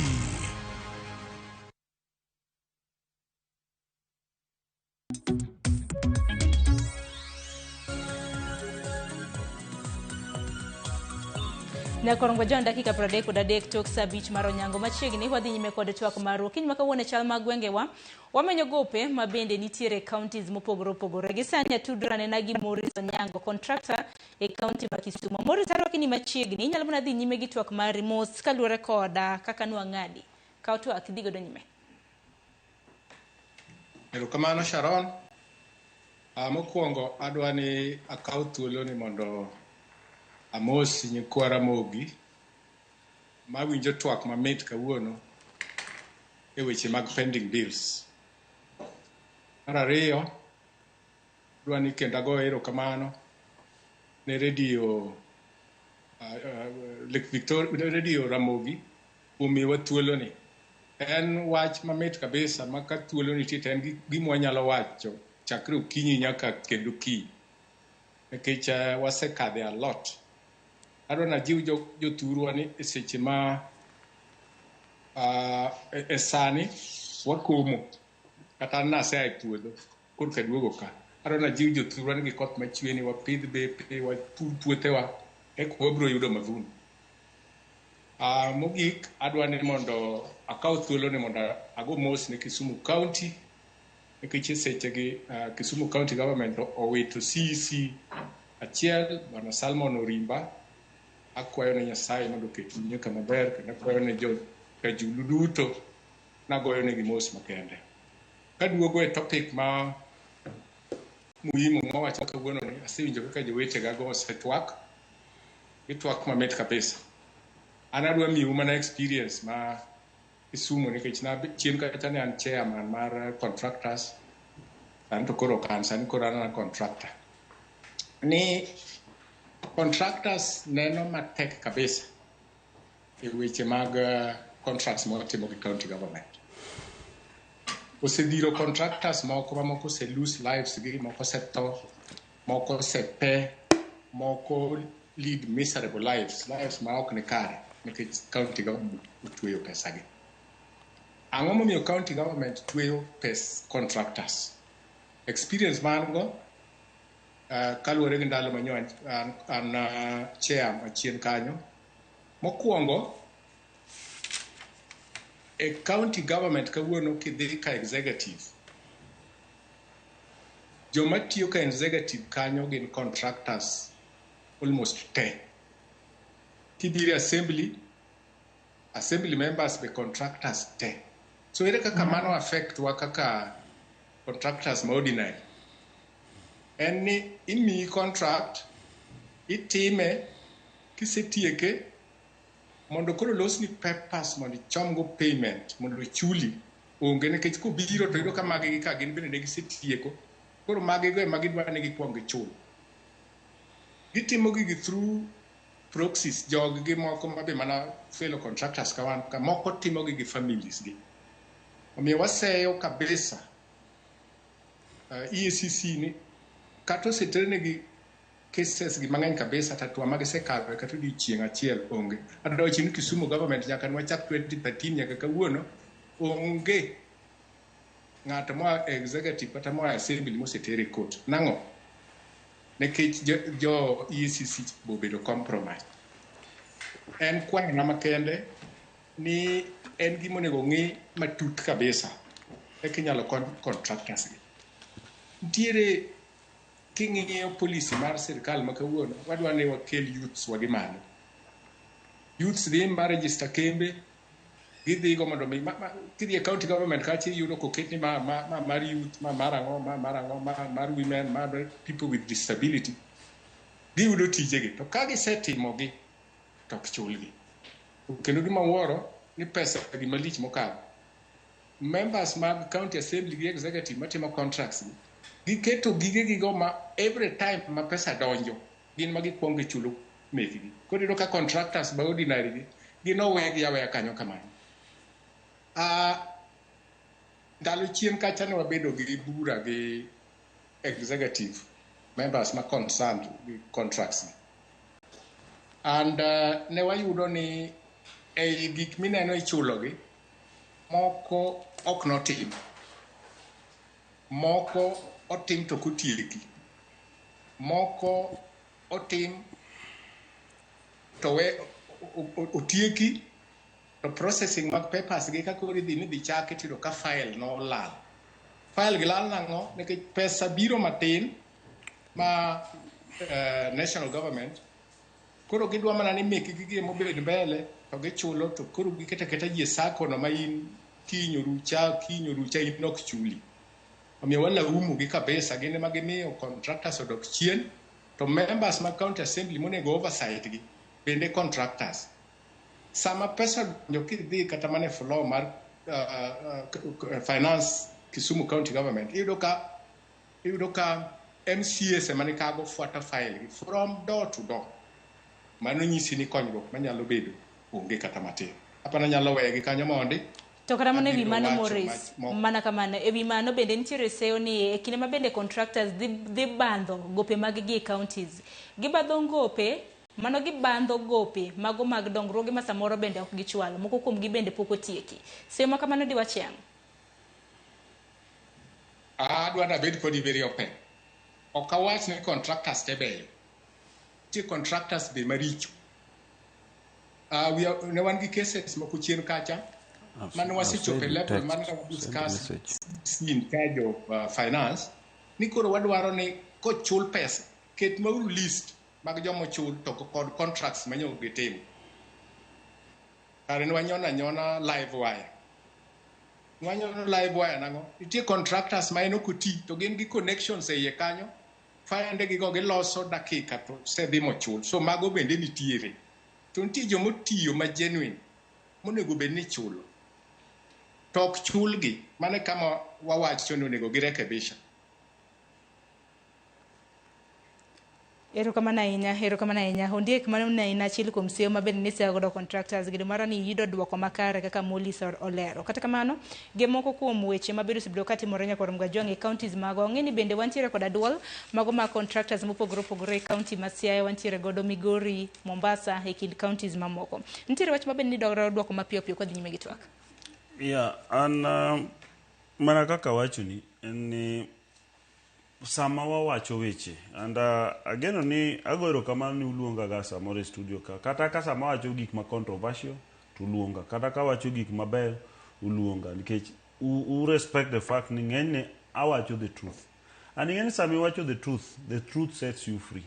Ologor for example is a good man, is a friend, en osiepna kabisa kendo ang'eyo ni kata through gik mineno timogi nitie wede ne moseketo mosendiki e sirikal. Nitie wede ni musekelo mo nyaka tenda. Ingeni ya olo mabe aba mabe. Weche makisumo. Koro wale salo weche mag pending bills. Nikech through these activities gi I build my point ka wacho ni I never lie. And aneno kata chairman, kiani secretary mar contractors o mabe omito. Oro na message kae ni en unfortunate. Gik ma wacho gi. Aduoke kanyo ni na kono nu chiw documents mondo gibed verified. Pok gitamore chiwo gi nyaka sani. Then sani winjo kolo wacho no wangi. Onge ng'ama nya ting'o documents mag tender to the wang. Mano is a lie, mano riambo. Yeah. To ka en gi evidence ni gik mano wango eko, gin gige contractors.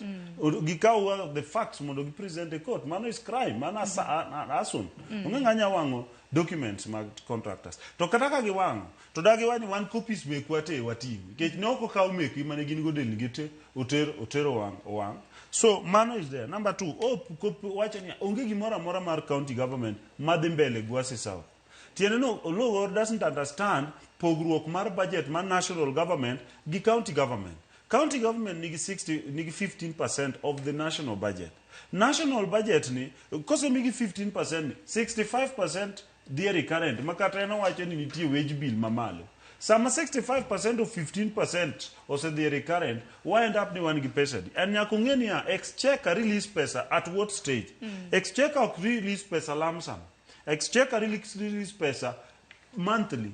Ongeni ya monthly gimo winjo kwa ni monthly exchequer release mar financial year makama nyaka makama enadi. Nikeche period mo wacho ni ochul a contractor 500,000. Anyisi Sharon. Kibedo kamipoge pesa mar county government sama pesa donjo kata ini nyalo bedo shocked because the exchequer does not release pesa mangeny or release kata 120 million in a month.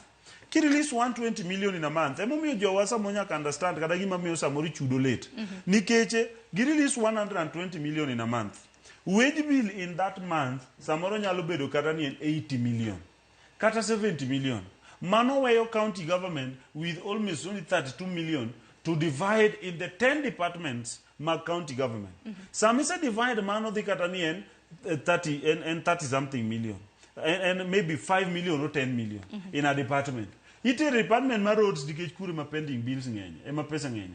He end up near kugike department be koka nigi 40 contractors. Ma bende dwaro chudo mane gitimo tich moko gidwano chulgi. Kipogo ne ngato moyudo 500,000 iwinjo ka ngano wacho ni tin. And then Samuchuli mo 500 ne mo wacho. Samuchuli 2 million tingeno gi wach. That's the main problem. Because ibro yoro is a fact. And ani gigin private interest ka wan kori kelo gi public tibiro penj contractor no wuon. Kedi biro luong nying gi. As ka ubiro tamo ani ok luong nying gi. Gini en private interest mo ala mangato go gi wadgi. Samose go ala gi wadgi ko chule ko winjo maber to nyiero to ling tiku mo nyiere kuchu. To samo yuak to dwani waduto wayuag kode. That is the main problem here. Our wacho Gwesi South. Kidi Gwesi South san, out of 163 high classrooms ma county government osegero. Mose tieki, kendo ntindo some. Nyasoti primary no gedie. Bunge primary no gedie. Gota dundo primary no gedie. Kigoto primary no gedie. Magu kendo kigoto ne mo wacho no ae. Kigoto no kone ka high classroom osegero. High classroom no onge dona mobiro gero. County government emo gere. Sama wuo kodni, odhi sindo water project ne county government osetimo. Kama wuego ni odhi sindo ring road county government ematimo wacho ok national government. So same wacho ni Gwesi South onge gima county government time nikech kigoto chung. Kigoto oko chung asach. Ngiyane Kenya mangima mondo nyisa niya ere kata national government man gi billions ere maize mill ma national government emarano. Tingeni bende kine mabende korwa dhi nyime gi twak marwa bende nyako ler na jopinya impact mago mag pending bills ne counties makamagi to gen magi achiedh nade mabende kelo koda gope makamagi.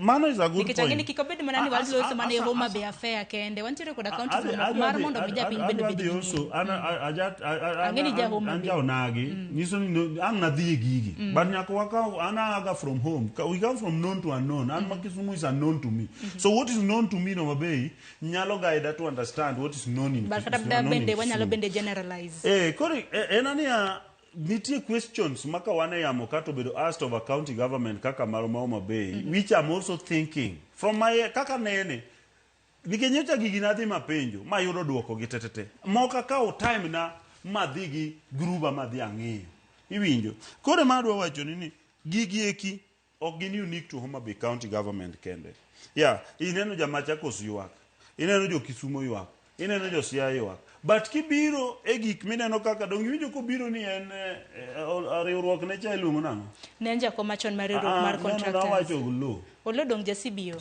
interface koro interface gigi adwa wacho no logini ni gibe gin giloko gigi machombo ngato madwaro gi gin gun for hire en ngat mitiyo godo sama ngato nigi problem oringo ti sama bo support kata county no embo wuon no at some stage even ti sama support dokeche nitiere ana zebedo kode ka ngiyo documents gi ma penjo ni yawa kititimo tenda ana contractor by the way Sharon ambe wawache yamoka jo one ngeni am also a contractor mane county mane ana enani saika in contractor and personal interest na donge ane mangiyo kuma tere interest nano kisene kichechi ni county government okango mi tenda to kitin okidhi man tenda in contractor e county mane ana timo contracts ga mekange kuonde matimo gi I'm not complaining an gi gope ga moko mabenda poda dayo nitiere tenders ga moko mabe based on my problems abe poko chula gi national government and regional authorities matimo godo. County government kiseng'eyo niya kaka owadwa nowacho niya ni ji matiyo county government gin contractors. Kiseng'eyo ni county government joma tiyo county government gin contractors, in tidhi dwaro contract kanyo how? Kisedhi nyumori e mach, then idwani wakonyi ywak kodi ka mach wangi. You see, nitie mistakes ma you don't make for yourself. Makoro te mocho ni koro Morris ginegi langi ok ne beni imiyo contract. Ichalo ng'at mong'e ni nyako ni en nyako ma ji osedeclare ni en nyako marach. Dongo nitie kwa winjo nena oganda e kaunti ma Migori ginto giwacho nang'o kaluwore koda gope magi kinde thuolo ma bende gino dhi bedo kodhi nyime gi twak mari. Kata kamano Nyakor Mgajwang' e kaunti ma Migori bende wawinjo nena ni ywak en ang'o ahinya nyaka luwore koda gope ma bende kaunti ma Migori nitiere godo. Ma en report mano mar George Juma. An Secretary General mar Migori County Contractors and Suppliers Association kendo an jagoro be maduong' mar Lake Region Block Contractors and Suppliers Association. Aparo na bro wuoyo status ma pending bills in Migori County because this is where I reside and most of my business magatimo Migori ka. So far we had a comprehensive list mar pending bills mar Migori County. Ne wa share gi finance department like 2 years ago and adira mar wa share ne osebedi gi chulogi ma sama wuyo godo ni part of the list most of it was chul. In my office atimo reconciliation to get to know ni mage mosechul to mage mapoko chul. It is true pending bills osebedo ka inyowa and then where mosebedo ka wero most of the time wakada wuoyo mang'eny nikech wasewacho mang'eny kaka contractors winjo gi kendo kaka contractors wasewito gi mang'eny tie joma osethon tie joma oseus gigegi. Dwa her mondo ayud a permanent solution to these matters pending bills. Manak manya Nyakor Mgajwang' mago chala mago mag gope e kaunti mano ma Migori ywak en mana macha e kaunti ma Kisumo bende ologor bende in bende achune ne thuolo bende mar loso kotende kod weche mopogore ma bende osebed ka iwacha inyenye weche mag contract ok ibed mana ni ene na seu bende moda mana bione kaunti achiel ng'eni nduto te wuok e kaunti mano ma Homa Bay kata kamano achiedh nade mamage bende neno kod mana e counties mamoko ologor. Ero kamano mokwongo nyaka bed gi ratiro mar reply e gik ma ondik owacho. Number 1 adwa nyise ni we are not gun for hire and gik mosebedo katimore watimo emomiyo gik moko kosebedo karach ahinya e county ma Homa Bay. Awacho chien kacha ni ne wan gondie kanyakla kendo ne watiyo kanyakla koro akia ni en be ne en gun for hire. Sani koro bedo haya dodoke kor sirikal. Awuoyo gwasi nikech mane thurwa. Anyiso ndiek maber niya e budget mokadho 10 million mar ndara pok olos nyaka kawuono. Akia gimomiyo chikore. En okwano na gik ma otim ECD and that year ne gin 4 kende 4 million.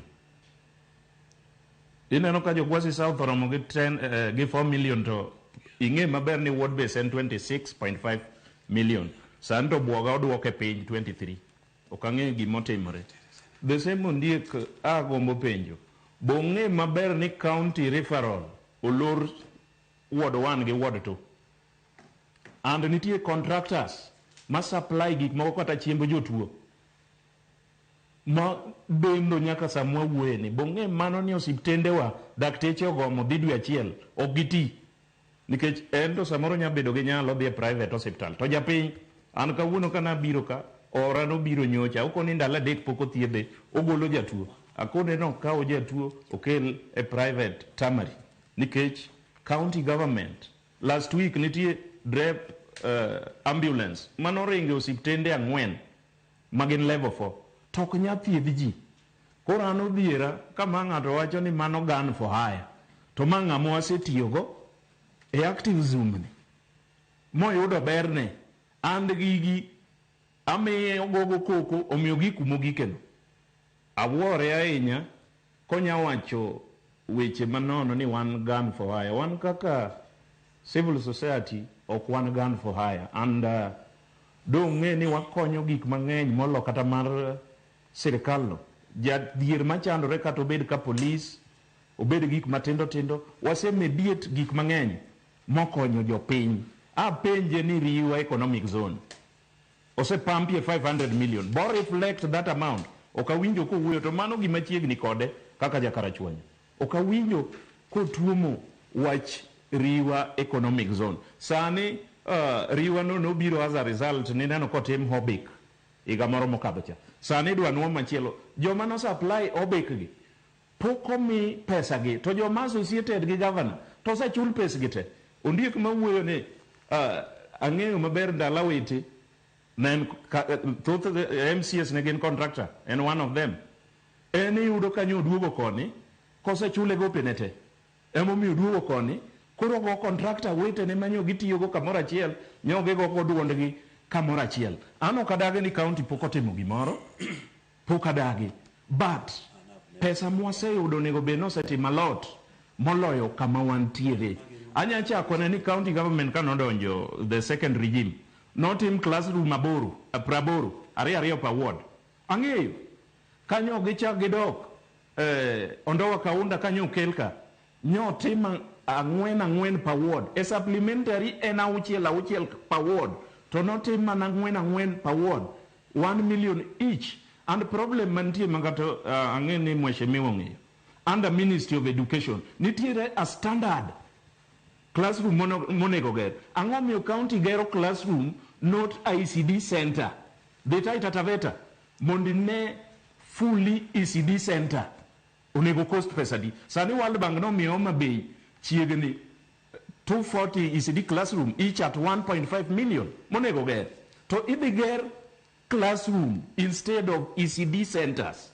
Maegi gik machandowa. Ang'o momiyo wagera classroom mok nya accommodate kata nyithindo 40 as per standard mar Ministry of Education. Na wuoyo gi Ministry of Education 2023-2024 manoger classroom 160 mowuoyo. Pedo primary e kama dake. An gi barua manya ndiko ne head teacher tandiko ne Minister mar Education mar Homabay County Government Mr. Honorable Opere. Ni wadwa ng'eyo gimomiyo head teacher no wuok to dhi withdraw cash 280,000 kasto tuoni omaye i town. Tokeno ministry boro 300,000 ochako dhi ogolo awe maber ministry under sub county director of education osekete ochulo 200,000 odong 100,000. An gi barupego an gi document to back up gik mawacho gi. Sani dwa ger machielo ECD gi no neno ko launch governor launch Rambo Sogo okwadagi ai kwagwaye pedo pokorumo ngere pesa neno chamno koruma neno ko chako kete list dwa gere magi gik manyaka wanon wawuoye chien kacha ne gikwamo to duogo mede gi pesa machalo mfano miyo school meba dala gi mweshe miyo ndiek milion achiel tidwa miyo mfangano milion bachiel to mfangano somo material idhe lori gi feri ka dhi loka iyudo ka gigo gin expensive mopogore opogore. Ang'o momiyo pedo pok otieki to ang'o miyo school pok ginene county government pok okawo action. Nochuna dhi ka director of education under national government to kona maber niya ing'eyo ni katiba wacho ni onego bed ni jogi tiyo kanyakla under corporate onego bed ni gitiyo kanyakla to tich otamore. Ministry of Education buok mana ni county gero classroom tok gi involve gi nikech gigo nego dhi as per chike mag Ministry of Education nikech skunde mwagedegi majority gin skunde mag Ministry of Education stand alone ECD center majority gin ma Homabay County to kadage ni gik moko pok otimore maber but akoni maber ni last financial year almost 4.5 billion mar development onge gima notimo to kanitie to ndiko pedh kanyo sani mondo wane. Erokamano ahinya. E kaunti ma Kisumu bende, erokamano ahinya Gora. E kaunti ma Kisumu bende Morris in bedo awinjo nda duondi nikech kinde mosekalo kata mana report ma bende samoro wajalando. Iyudo kata mana ka contractor ka ngima neno wuon kaluwore kod gope mobandho counties ma bende pok ochula. Akeni en yot mane samoro Morris kinyalo golo mano doke ito e nyise jopiny kaka contractor e county. Yot mar yudo tenders e county kanyakla kod yot mano mar chulo tenders makamagi e county social nade nikech kinde thuolo mosekalo en ywak makoni kod kocha winjo kata county ma Migori, county ma Machakos ma bende wasewinjo kanyo kaka jogi ywak kaluwore kod chudo mok chul e samu winjore. Adwa konga kwai mokwongo en ni in kaka referee balance wa out miwa airtime maromre tek kich aneno ka gini koro wa reduce to Homa Bay affair. Problems ma contractors nigo in general, they're cutting across all the counties. Adwa ni anyisi gimoro kamatin. Pending bills ochakore right from the time many county governments chake. Asewacho chien kacha, major causes mag pending bills and conflict of interest. Kidhie counties gi, nitiere contracts ma governor manyaka chiwo miyo joge. Kibiro tie mag CCEM manyaka chiwo miyo joge. Kibiro nitiere ma chief officer manyaka chiwo omiyo joge. Kidoke assembly the same. That is one major cause of pending bills gi. And magi go gi pes madongo, ok in pes matindo. Ma sami chudo kochulo achiel, iyudo ka joge governor gi en file achiel kene midwa chule en kata mana 73 million. Pero no biro 700 and something million. Ma midwa balance salary to mokidwa balance kia koni. So mano is one major cause of. And kiwacho aneno ga gazette pile even from the national government he advice ni mondo county governments of procure, which is their right. Procurement madhi mbele county governments as we speak today onge anadwa na nyisi openly enni ngane mima manje dek moko kowi kata nyi ok gichak gikelo system mar EGP onge gima okonyo en mana ni ng'ato nigi ng'ate kacha biom gini bitim kama matimna mane gima dhi mbele e county government ka. The other major cause matimo gigi ni waonge joma trained maber manyalo timo procurement. Nango nekech employment mag county opportunities mag counties gi employ wedegi. Kaen governor joge mokelo whether they qualified or not mage joge. Kaen CC joge mokelo. Kaen chief officer joge mokelo. Namna hiyo. So yudo kama okwa joma qualified manyalo handle this procurement process. Oket gi kuonde mopogore, the best they can do en gibet kanyo gijifanya ni nitie gima ging'eyo onge kwe mang'eny ka gikwale department ni tichak idhire department machielo ko kwalo kanyo tichak idhire department. That way county governments ok bi chopo kumone gichope. Machielo ok anyal blame national government at all. Moso nyaka nyo Ruto donji otemo kabisa mondo mi gichul giyor pesa ne counties. Problem ni kanye counties wa are over ambitious. Ng'ato ncha poki choko kata mana 1 billion. To ka chopo financial year tiwacho ni dwa dhi choko 3.4 idhi golo kanyo. It is not practical, it is not possible. So koro get a lie mana on mag county government mag national government kama kosekelo en yudo ka samoro oko hit kata mana 1 billion. To nyo chiwo 3.4 ni ema gitiyo go to procure. Nyisa gima dhi timore. Okero projects worth over 2 billion osemana donje pending bill. So mago problems mwaneno kagi and they are very serious problems maka ok nyal bedo addressed to pod one mabor kabisa. The other problem timore county governments gi any contractors wagi wawegi ok wan sincere nango ni ka ochopo kama koro wabet piny wadwani wa address problem ma affect contractors, wabet nyaka gi jok matiyo ne jotelo ka. So the best magitimo onge gima gi contribute gin tije gi ni orekodi odhi tero ir jatende kinyi tuoni contract ni namna hiyo namna. So it is up to contractors to sit down mondo giwuog gi accommod agenda maginyalo fight go corruption madhi mbele county government. The other thing matiko pes county government nikech en ma pes gole yot. Pes county government rumbe recurrent expenditure. Kidhi to recurrent no en ng'ato kenyo dhi kia wuoth kia kure, ng'ato kenyo event moro kenyo tim kia kanya. Gin gik ma fictitious maonge korgi. Magi kuonde ma giyude loophole ma gigolo go pes county government.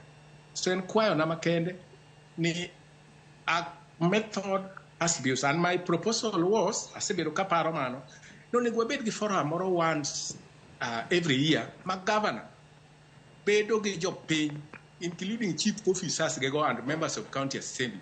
Gibiro nwa gi print of projects mano team that financial year. Mondo gisom ni jopiny mondo jopiny owinj. I want to tell you ni kaka en kawuono, kokel mano, to joma dhi ringa across the border kaudhi. Nikech nitie projects kago ma en, it is neither here nor there. So mago gik ma affect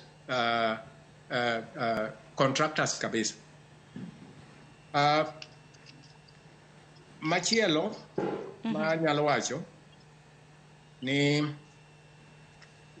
okawach ni jicho te kuonde mabe wapuoye county government gik magisetimo mabeyo beyo mwaneno.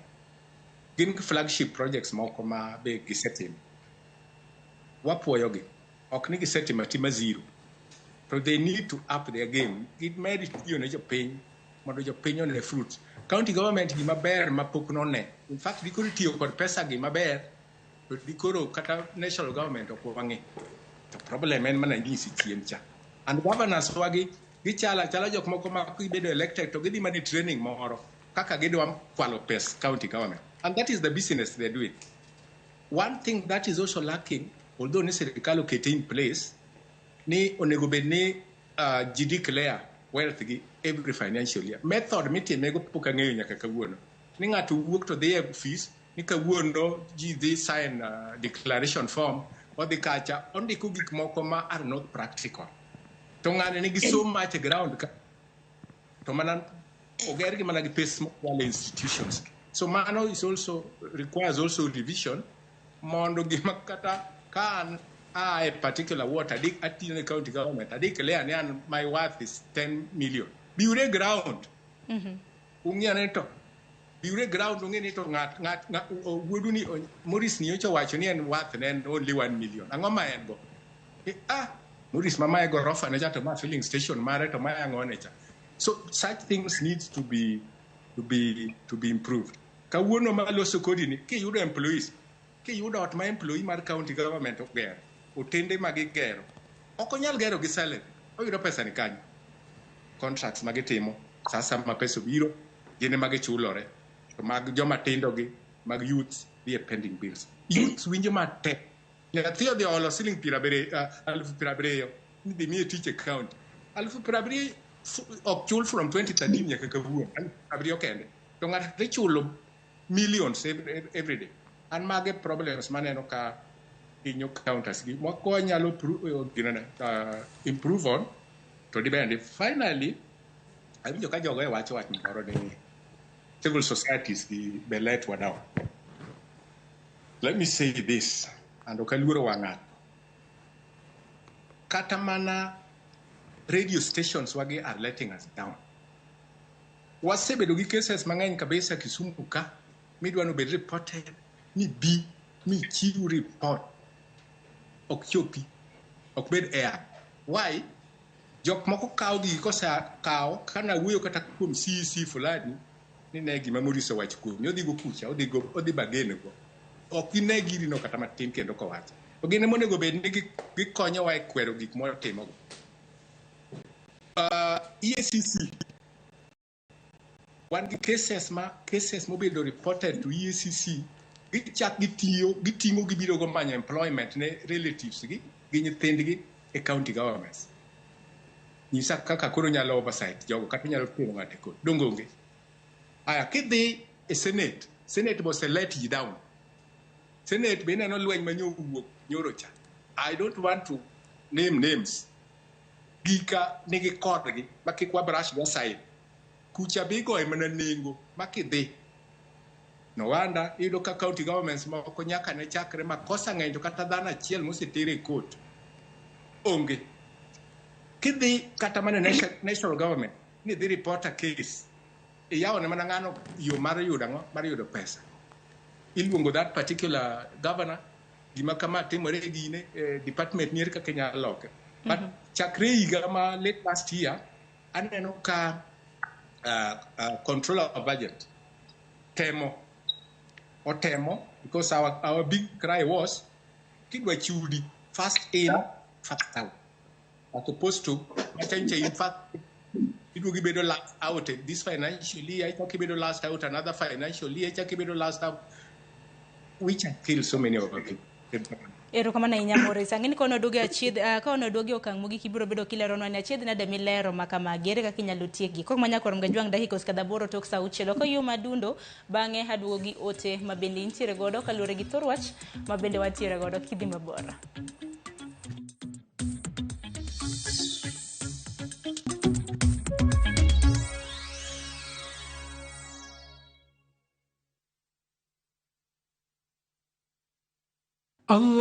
اللهم إنك عفو تحب العفو فاعف عني.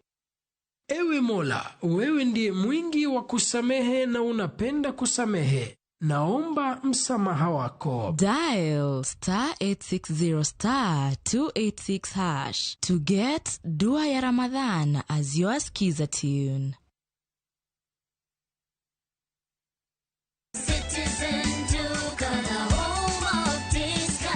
Citizen Duka inawatakia Ramadhan Mubarak. Tumia muda mchache sokoni na muda mwingi kwa mambo yenye umuhimu zaidi. Bidhaa muhimu na halisi tena za kuaminika kwa bei nafuu zikiletwa hadi mlangoni mwako. Fanya oda sasa kupitia Citizen Duka app ama kwenye tovuti ya citizenduka.com au tuma agizo lako kwa WhatsApp kupitia nambari 0710 487 487. Citizen Duka, the home of discount.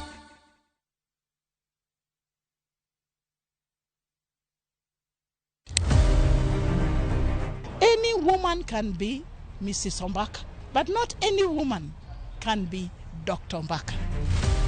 Gin mine mabende osebero ngima magi kabende gijiwo joma moko otim kamano. Wadwani mondo wajol joma mine, watieg joma mine mondo kwan joma mine mantie telo obed mang'eny. Gichiwore mar mako lwet jogo mawuok tokgi. Sa ochopo manyaka wan mon ok wanyal timo demonstration. Twanyalo timo sit in. Watemo wacho ne nyithindo manyiri ni kaber to konego bene oringa kende ka wiye bare ni to tina chom kanye ka nitie gima thage to yudo ng'ama miyo mosewuotho yor nieri to penjo wach mantiere. E chenro ni mar mine wacho wakelo mine mantiere gi lony mopogore opogore. Tudi koda juma ka juma tich ang'wen e chenro ni sa 3 mar otieno.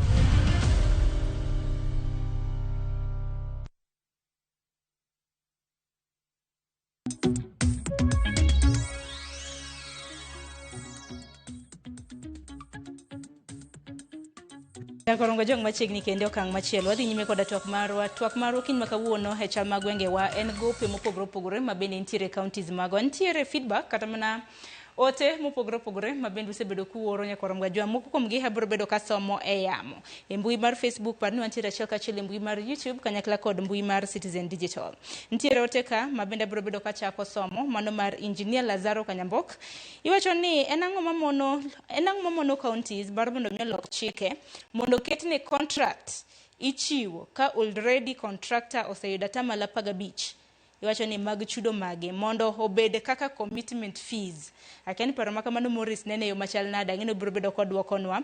Odhiambo Joseph Kombo Maralego Kagulu iwacho ni adira makende en ni tenda governors chiwo kaluwore koda ng'eruok. Iwacho ni gima timore en ni governors chiwo pesa matin ne contractors modong' to irwako e ufuku to pesa matin imiyo contractor ni bende ok chule te. Gima timore en mibadhi mane momiyo gitamore kata mana dhi e buche mag senators ma bende dwarogie. Imedo kanyo ni yudo tenda e county ok yot kata matin. Iwacho ni corruption otimone we counties magwa. Ruth Nyathi Ochieng iwacho ni weche tenda mag counties mibadhi oluoro moketo diere. En ni ong'eng'a to in gi ang'o. Jomoko imiyo tenda to karang'o bende moko kuom gi bende imiyo gi mos. Imedo ni counties emiyudo ka tenda mano mar higa mar 2024 pok otiek chul to dhieri nono. Iwacho ni gi advice ga mana tenda. Iwacho ni gi advertise gavana tenda go for formality. Kata manya korum ga jonga pok wadoge twak marwa gi welo mabende wantiere godo. Adar mar mondo mi wawinja na duond kata na vox pops mago oganda mabende nitiere e county ma Siaya. Wawinja ni contractors ma Siaya to yuaga ng'o ahinya nyaka luore kod gope mago mag counties mage. Ma e kaka na giloso gi jafwambo marwa e county ma Siaya mano Stephen Biko. Wasebedo kwa timo ohala Siaka kod migepe mek sirikal gi kata county government, but chudo sebedo ka chudo leo kabisa. And leo ma chudo ni kile no gimo milongo no pending bills. Pending bills ni en gimo wasetemo luwo kod jok mwatiyo kod mwatimo go ohala to pok obedo maber. Gitemo to pok obedo maber.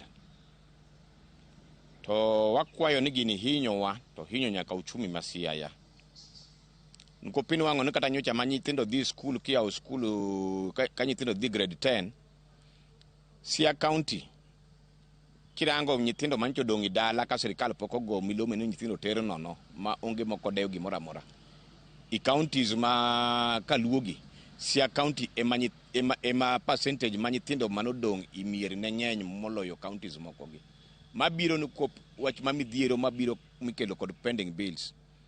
Pending bills wabende kaka wajo ohala ma contractors ma Siaya kochulwa eka pesa ni chopo ne jo hilni moko matindo tindo kod jo hilni madongo. To pesa ma ichulowa ni pesa maloso uchumi ma Siaya duto te. Koro pending bills okinywa ka contractor kende but hinyo oganda te ma Siaya. Koro wagombo kwayo MCS magwa ma Siaya ni kaka MCS onego bed ni tijgi gin law makers mekwa mag county. To konego bed ni giduoko wachien ni kwasetiyo to gigolo tiji budget. Samori tiyo to itiyo gi loan. Kogol tiji budget jo loan bo pay makata kane in gi lopi moro to lopi no dhi ichaki doki zero. At the same time okwanyal puonjo nyithindo nikech seche magigolo pesa I budget ni okochuli to ne in gi nyathini ma dhi e school chuni ni dogi bet gi nyathi e ot. Machielo gima be medo kelo pending bill en ni wages mag Siaya County dongo sana. Yudo ni Siaya County chulo wages ma up to 350 million. Matiende ni ondik jo mang'eny moloyo tich matire I county. Procurement department eka koro lando tenders. Wadhi last quarter. Jomoniki procurement kanyo kila department nego procurement officers ariyo moko ngu procurement officers adek. Gin gi procurement. Chakre dwe mara uchiel kose lor mashinde go onge gima jogi timo. Jogi nyalo mna lando tenders ani wani dwe mara ginene, wani dwe mara adek. Dwe mara adek ere wachope eka koro lando last tender. Samola tender dwe mara adek. Contractor dwa tiye nadi omi ot mar 10 million. Mage gik mimiyono ka pending bills donjo ondiki ji mang'eny gima gitiyo onge gima ginyalo tiyo. Korom ga joma gin seyo mopogore ne contractors ma bende nitiere county ma Siaya. Aya, county ma Siaya to bende winjo ywak mar gi ndie ken mage to ne wachango ngini mago ma bende selose ahinya. Ya atemo mana jiwo oganda wani gimokuongo winjruok bede kind ji ariyo. Ji ariyo sama chako wuoth nyaka gibed ni giwinjore ni gidwa wuotho nang'o. Jo Kenya ng'eny, jo contractors ok gin jo Kenya te. Sama ng'ato owuok mochako tije mar ohanda, sama yawo dukani, pok aneno jaduka mabiro lala mikanwa ni peremende ne mouso, ouso gowi to pok ochule. Koro ohala mar contract ni achiel en political. Mama endi nyaka awacha the truth. Nikeche kake yudogi in bigo tenda. Inoke goe because ikia kake goe. Ibiro ng'e kake goe in future. Kasebedo contractor. Kisebedo contractor. Nikeche sama iwuok ni idhi manyo tenda, idhi kiling ti. Kendo onge ng'ama dhi e TV kata radio kalando kako dhi manyo tenda. Mae gimoro madwa chiwo example natiyo go chieng' moro ka. Ng'ato samo manyo tich kata mar andika. Omanyo secretly odhi omiyo ng'ato pesa. Ma giwinjre gi ng'ano kaka giwinjore. Kama kosa osedhi otimore ng'ama winjore go chabo dhi kucho. Samoro dhi ofelo gicho timore. Pesa olal ka. Koro ichako gonwa koko. Chako nyisi ni na miyo ng'ane pesa mondo timna gima kama. Sama no timo gino mokwongo ng'e ni gino otime yo marach. Then kosetime yo marach, then odwago koko koro mondo wakonye. Koro iluongo ni human right. Iwinjo. Chal gi ng'at mokalo odhi e ba to dhi yudo nyako e ba mokwanyo kanyo to dhi room gitimo gik ma gitimo kigen. Then ka koro problem osewuok kucho tidwa manyi human right. Nitiere gik ma adwa nyisa jajo thurwa ni an kata na joma beigo adwa koni ni an napingo Gladys Wanga ananya ng'iyo bang' jowi kama napingo Gladys Wanga on grounds moko manawacho ka nabiro kae napenjo Gladys Wanga ni to ang'o momiyo pok ochul contractors donga penjo kadi ng'eny ka penjo kadi ng'eny to achaka penjo kora wuok adhi dala adhi bedo piny gi contractors adhi apenjogi ni to ere gimomiyo pok ochulu gimiya list mar kambe modhuro gi pesa modhuro rakoni no list ni kata nanya dhi ndiko miya uru kambi ni gi award letter ne contract agreement ne performance mare supervision record kako tim project ni mogik momiyo oko chule giwacho niya gigo kwa miyo ndiek to odhi ng'ado go deal odhi wuoyo go gi county government mondo miye pesa because gin in their mind gin corrupt from the word go koro gi believe ni jite are corrupt ka bedo kodgi ma kono gi nyaka ni senator marwa en Moses Kajwang' anyiso gi ni kinya dhi romo gi Moses Kajwang' adiera kao time ma dhir Moses Kajwang' dala gi ma bedo gi Moses wabedo 4 hours ka penjo Moses question by question Moses kona ni an senator kata an weche jo interest mari mano mari ne weche was of the people dong dalo cha napingo Gladys ma wacho ni Gladys kok nya chulo jowa to nyego gole sani to kori sire winji gimo mia sire is this and jowa must understand lo paro ni ngato chula I'm beyond being paid gi county government net worth na kata ni contractors ga paro so akono gini sawa samene na luongo gini an machulo bill mar gik mag kuonde magibedeo otende maromi kodgi I paid the bills they didn't even pay chiemo to gi chiemo magimetho so apenjogi ka penjo contract ni miaka mkambidi ogigol koro adhi apenjo Moses ma ndi adwa wacho makara senator ma Kisumu nyalo penjo professor Jenda nyalo penjo ni ka un gi pending bills kele u documentation maru en lawyer senator Masia nyalo penjo apenjo on behalf Moses kadhi abedo go senator wa he gave time mama kama nyaka waduok kero kamano ni senator he gave me time 4 hours kwa discuss what pending bill mokona ni ken gigi ok nyal moko nitie ma ok nyal chul jogi kwa luongo ni mondo gikel documents gi ok gikel gin gi film mana ni ji dhi bago gi gin gi film mana ni ji dhi tiyo gi gigi mondo ochiem go to gin gi wegi gine ma gitiyo gi gigi mondo gichiem go koro way forward and mane advice mabeni nyalo kada mnachiwo ni county yes achiwo advice an majo na gite nyaka winji ni gimiwancho ni pending bill en gir ohala ma jomoko dang ni godo kuonde gi nikeche iwinjo gimo nyango wachono ja Kisumu no jogi contractors gi association gi be giriwore ka to ng'ata achiel dhi to dolo nikech county government mar Homa Bay nodonjo agreement gi contractors ni chulo gi 30 million every month sama pesa ni dhi wuok contractors gi gore gi wegi mondo ng'ama ngoyie ni chulo ng'ato pesa ti magi end up na county end up dikoro yawa pesa dhi dok we have to pay gin magi gore gi wegi kin gi wegi because gin joma corrupt basically gin joma hati these contractors and karaka chieng moro gitamre support on anything I'm telling them the truth gin joma hati in Kisumu gin joma hati sia gin joma hati nikech ng'ato ka ng'ato odich gi bundiye gina wacho ni en private interest sama gibedo ka giwinjore kaka riwruok kar mondo gikaw formal documentation to gitene county government to winj ywak gi collectively tiyudo ni sama gitieko bura kaka jakisumu chowacho ng'ato seringo dhi ojipendekeza. Adwa advice jowa business en capital. Jomoko kuomwa samoro onge capital. Inyalo bedo ni onge capital idhi kaw from bank. Our government tije mondo supporti itim tich to yud your money. But challenges bedo iwinjo kowacho kata jakisumu no wacho ni gidhi gimiyi tich to koro mondo loso tese mondo chuli. Iwinjo that statement onego ring into your mind ni ji ariyo ka chako wuoth nyakubed ni winjoru. Kikaw contract momiyi mi sign nyakubed ni winjoru ni dhi time nang'o tichule nang'o. Mistake nyalo bedo in the process, but anadwa wacho ni the county government need a lot of things to deal with. King'iyo ng'ato wacho ni iwinjo ka jakisumu to yie ni bet nitie gik madhi mbele maber. Jowa ma political jakisumu ni okane ko donje weche mag siasa en ja ohala. To jowa moko madala kucho okaw contract to keto weche siasa. Koseketo weche siasa odhi office makama timiye tenda. Kose miye tenda to tenda ni bisa moro okotim odhi okaw ng'ato more momiyo otimo. En osekaw mare mathin. Koro nikech ng'ama no miyo timo charito chudo. Koro go koke streets nikech ng'acha koro dhi othung'e ni imiya gini to poko chula go koko mondo chula. Magi gik miwinja wacho. Wawinjo na Gor bende kentiere county ma Kisumu kapok ka yuyo mar saa 6:30 Gor bende koro kwa dhi nyime koro nikech koro nyaka koro wang'i anena ni going forward. Chudo kata mna gope makamagi kapo nono ni counties nyalo chulo. Nyalo chiero kata mna uchumi mantiere counties mago yo machal nade Gor.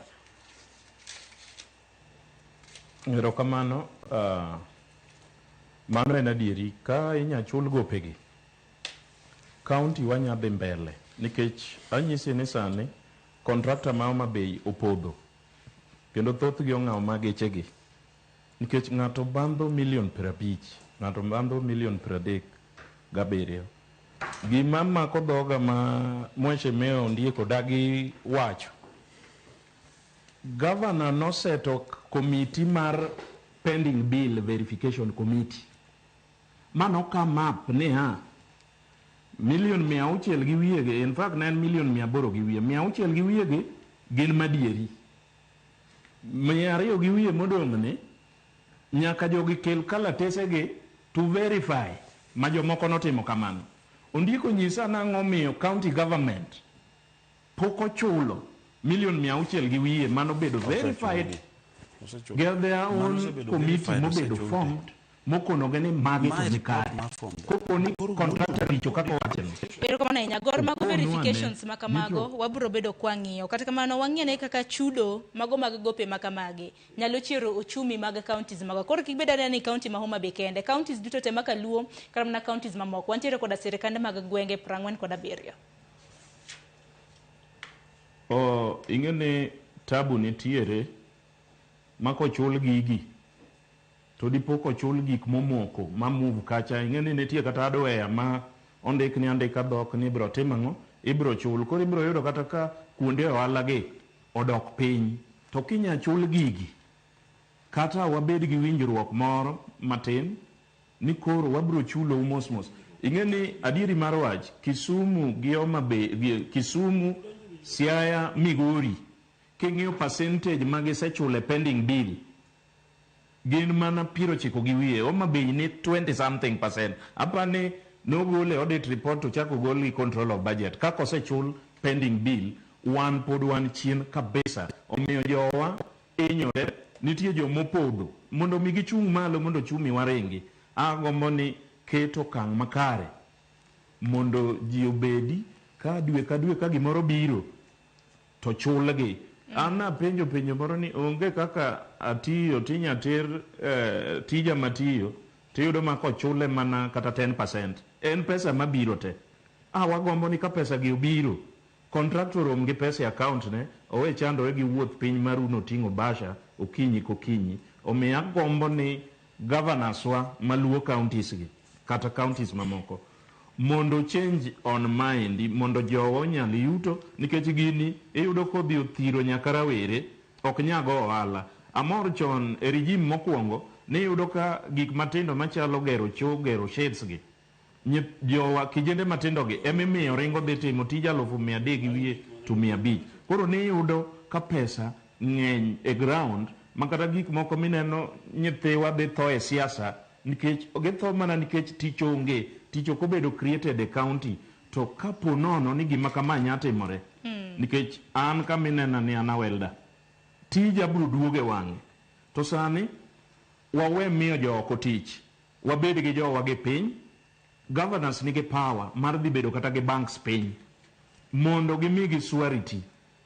Gine magi dhi kanyo kaka surety ni miuru jogi pesa mondo tim go tich mondo gia malo. Koro kata irito macha to nitie pesa moro e ground piny minya chako godo tich mondo ngima odhi mbele. Ng'eni ngima nyaka dhi mbele mana kaka isewacho, nitie jowa mosewito ngimagi ne weche mag pending bill koneno kaka bank ywa gigegi. Omiyo agombo ni governors wa oket twak malong'o gi engage jogi mano komono piny dhi mbele mondo wang'i kaka wadhi mbele.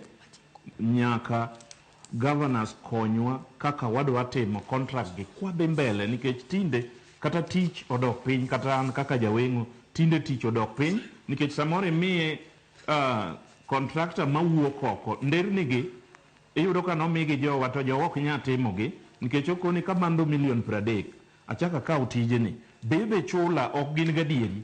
Agombo ni jotendwa oashwagi by dhi bedo piny gi bank gi go mbaka wawe keto ni bank iole mana pesa mar dhi chulo msara. Ing'eni CSE chik to dwaro ni pesa onego ol ka dhi e project. Olie pesa gi odhi e project mondo an kika bendi an ayud ma pesa e account na ma wabro dhi mbele. To moko mosedong' chien go manya nena kaka idwa chulgi mos. Winjruok to nobedo kaka wacho no to en mana ni sirikal samoro ok rit chike magiketo. Koro my problem ma wasebedo go. Omiyo an aj governors wate wachakuru wuoth manyien, wabeduru piny, wang'i kaka approach bank nikech gin gi pesa kendo pesa gimiyo uchulo go kata msara.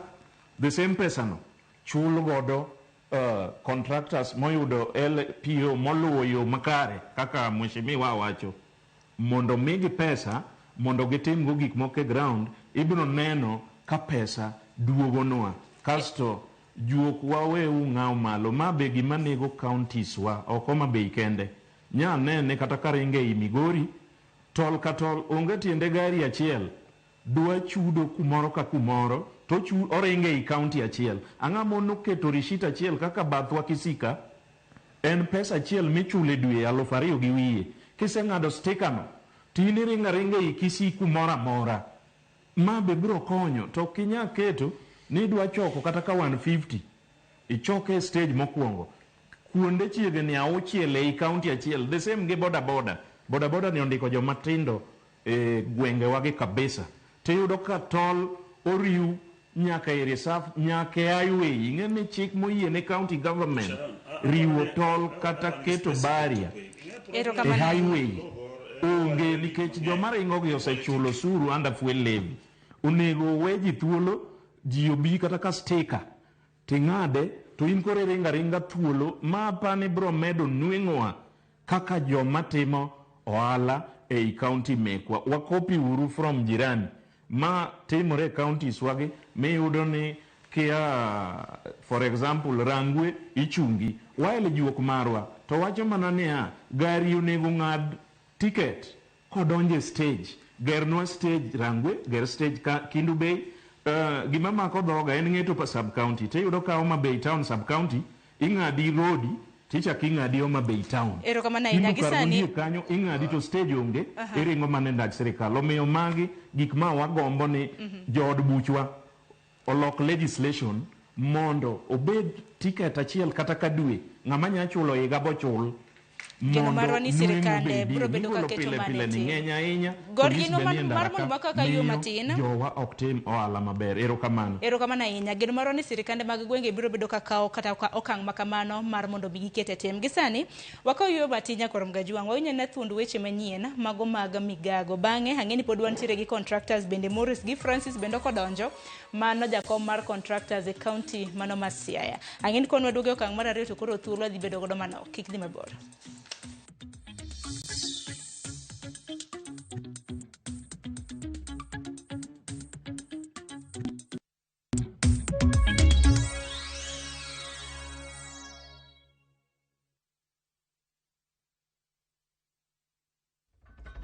Imagine life yako ni kama siso Side moja iko na trophies na medals. Side ingine imelemewa.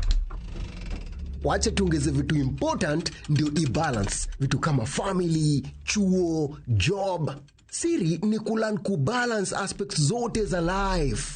Wekelea responsibly. Mjanja ndio mshindi. Gaming is addictive. Play responsibly. Not for persons under the age of 18. Shabiki.com is authorized and regulated by BCLB. License number BK 0001080.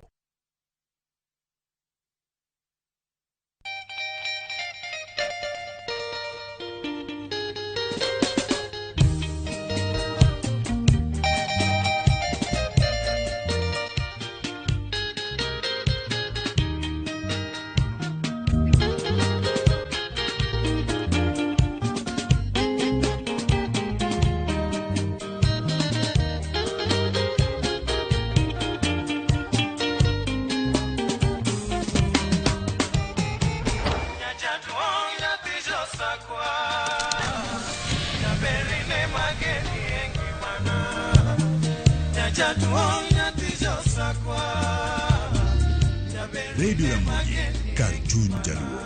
Radio Ramogi.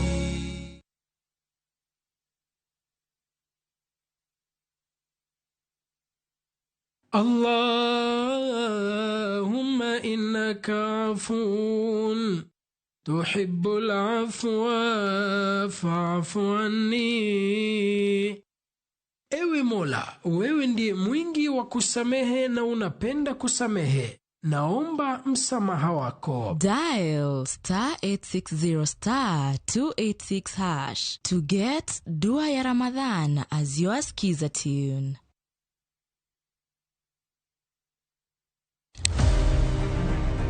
Any woman can be Mrs. Ombaka, but not any woman can be Dr. Ombaka. Gin mine ma bende osebero ngima magi ka bende gijiwo joma moko otim kamano. Wadwani mondo wajol joma mine, watieg joma mine, mondo kwan joma mine mantie telo obed mang'eny. Gichiwore mar mako lwet jogo mawuok tokgi. Sa ochopo manyaka wan mon ok wanyal timo demonstration. Twanyalo timo sit in. Wate mwacho na nyithindo manyiri ni kaber to konego bene oringa kende ka wiye bare ni to tina chom kanye ka nitie gima thage to yudo ng'ama miyo mosewuotho yor nieri to penjo wach mantiere. E chenro ni mar mine wacho wakelo mine mantiere gi lony mopogore opogore. Tudi koda juma ka juma tich ang'wen e chenro ni sa 3 mar otieno.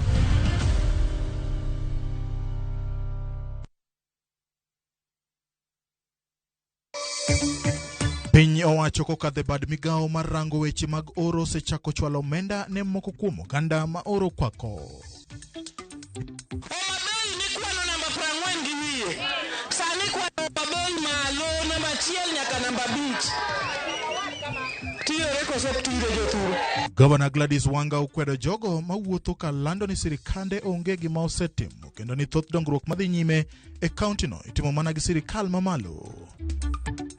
There are some schools that have very few students, very few students. And we are worried that these schools can be closed because they don't have enrollment that is needed by the ministry. Luoro nitiere ni sikunde mag Ogalko Baringo South kideklor kaluore kod kwan mapiny mag jopuonjre mag grade 10 madonjo sikunde go.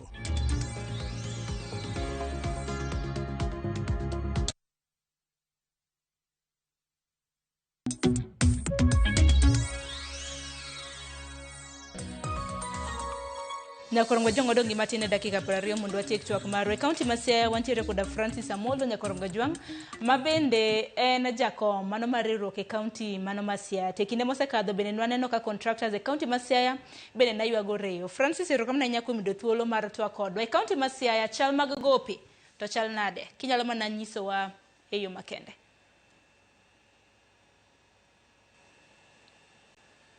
Francis kinyalo mana winjo inyalo mana dhi nyime.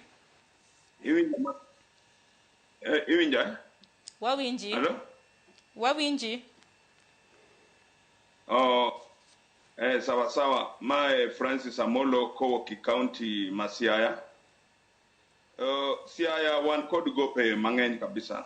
Monego bed ni county government ma Siaya chulo. To mondo mi chulgi tek, sani nyocha ne gichudo matin sani kendo koro gimute ogichud kigoyo simu no CEO finance okokaw kitemo manyeg message okoduoko to magi timre nikech sama indiko jogi tich jomoko indiko tich kalure kod nepotism jomoko indiko tich kalure kod gino wade jotelogi koro gik ma jogi kwongo chulo sana magidilgo sana gini tenders ma usika kodgi alafu gimaduong' kabisa ma medo gimiluongo ni pending bills eno gimiluongo ni lando tich moleo awinjo ka ng'ato wacho ni jogi ndiko wadegi to gindiko nyaka jomok nyal tich sama wuoyo kodi ni procurement masiakore ka lando tije menigo en dwe mar 2 wadhi dwe mar 3 ka lando tije butime evaluation obro bedo dwe mar 3 karumo kami dhano tasa en dwe mar 4 dwe mar 4 no mi ECD mar 4 million okinyal tiye nikech lab kende dwaro ni ti karibu 21 days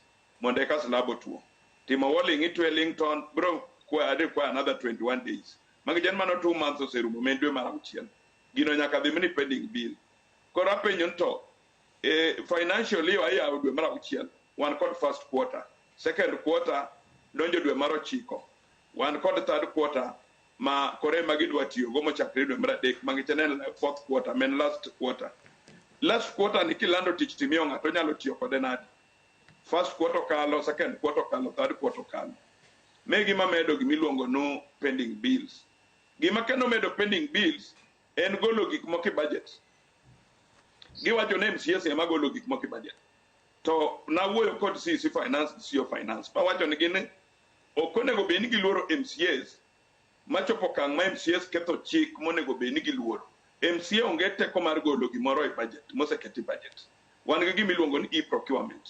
e-procurement sani kosemi eleso mangejen pesa no nitie gi commit pesa no chiko koyien gi golo gik ma onge kelo gik ma onge budget ni gimiyo jopiny men chik mane no kethre chon man nene dhano supply to ng'ato chiko kana 5 years koro serikal no kelo gimiluongo ni e-procurement to chik ni kore ka jogi ketho chuth e-procurement ka imi tich to ini site kikelo certificate iwinjo ni pesa no segol ana won an jakom an gi tija moro mane no beti education department almost 8 months ni pesa no goli budget ngamo golo pesa ni biogidwa nyisi malongo sama gini bet 8 months inni holo pesa silo 300,000 terum toki mema kore neno ka jo mang'enyo luoro tiyo tije ma county government kijendo luor mini luor nyaka rangondi luor jo county ge molokre rangonde koro tije rangonde go begin magitiyo kore ka 300,000 to nyuolo 30% mangeja no nyuolo 30,000 onyuolo gimoro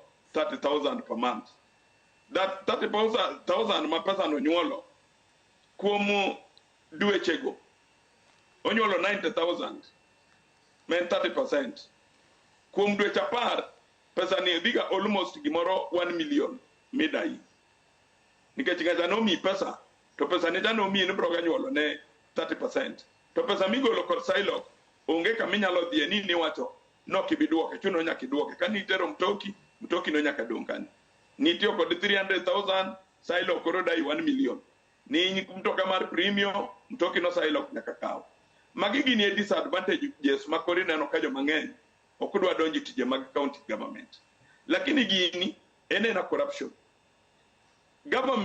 county government nonego bedni bedo kod office mar chairman mar contractors to nonego bedni kete chik ma kila contractor mutiyo nonego bedni weyo kata na 2% office no mondo jogi mong'e kaka imiyo gi tich tijo miji pa sub county jogi bedo noseng'eyo no migi freedom mar kawo tijegi gima jogi timo tije mag 100+ million gimiyo osiepegi sama gimiyo osiepegi tije mag 100+ million sama pesa biro 680 million to jogi dwaro ni mondo chulo osiepegi ka to tije mag gimiyo osiepegi go bing'eno krum nikech tije mag 100 million go inwang'o ka i financial year gin kata na tije 20 kata na tije 30 magin tije madongo koro sama ichulo jogi tije krum koro gima nende wakwayo no king'iyo katiba ma Kenya wacho ni recognize the community to manage their own affairs and further their development community emo onego bed ni pango gigi through chair mar contractors obed kod office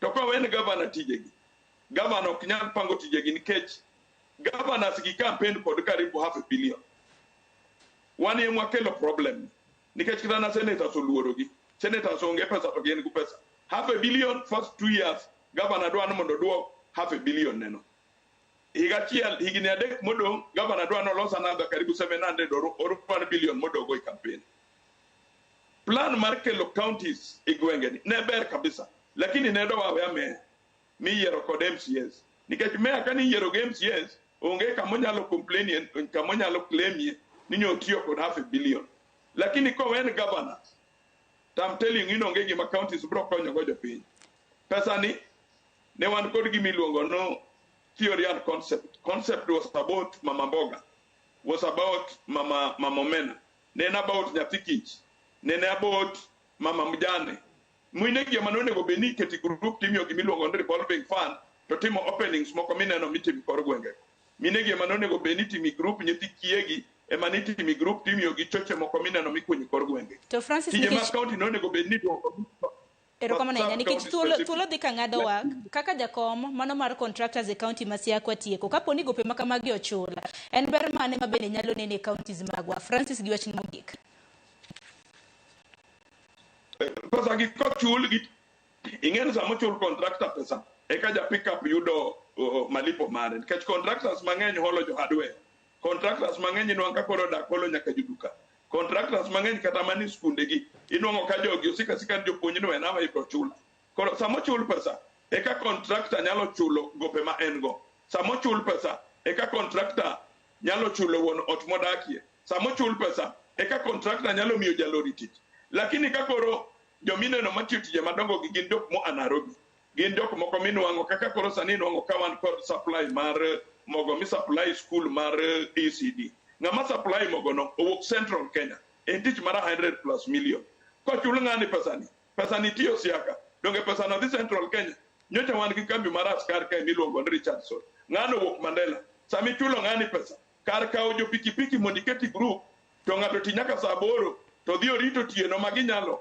imigi revolving fund nyithindo gi mondo manage tijno inikawo tijno idhi miyo ng'ama owuok Mandela gini kapok oduok gini lwet jopiny mong'i kaka iketo gini lwet jopiny onge gima jopiny benefit governors gi chat senators oluorogi jo anti corruption gi keto ofuko oluorogi nitie cases Siaka ma ok inyal kwano ma ochakre nyaka ndalo rasanga nyaka kawuono onge moseteri court kata chiel isika ka gigo sim to ka gibiro nitie kaka itiyo kodgi to gidok jogi nyaka walok na chik an asendiko chik mara mabiro tero Bomas kopo ni gini en Bomas erokamano ahinya chuno ni nyaka governor bucket mayor erokamano ahinya Francis kuom yudo thuolo mar twak kodwa Morris bende e bwo dakika achiel in bende wach ni mogik ne nitiere paro ma bende nochwal kod achiel kuom joneno magwa mane injinia Lazaro nowacho ni ber kiloko chike mondo ketni contract kichiwo to contractor yud data malo 15 mare kapok ochako tich akene en wach misiro e kinde ma bende watieko twak marwa okiny makawuono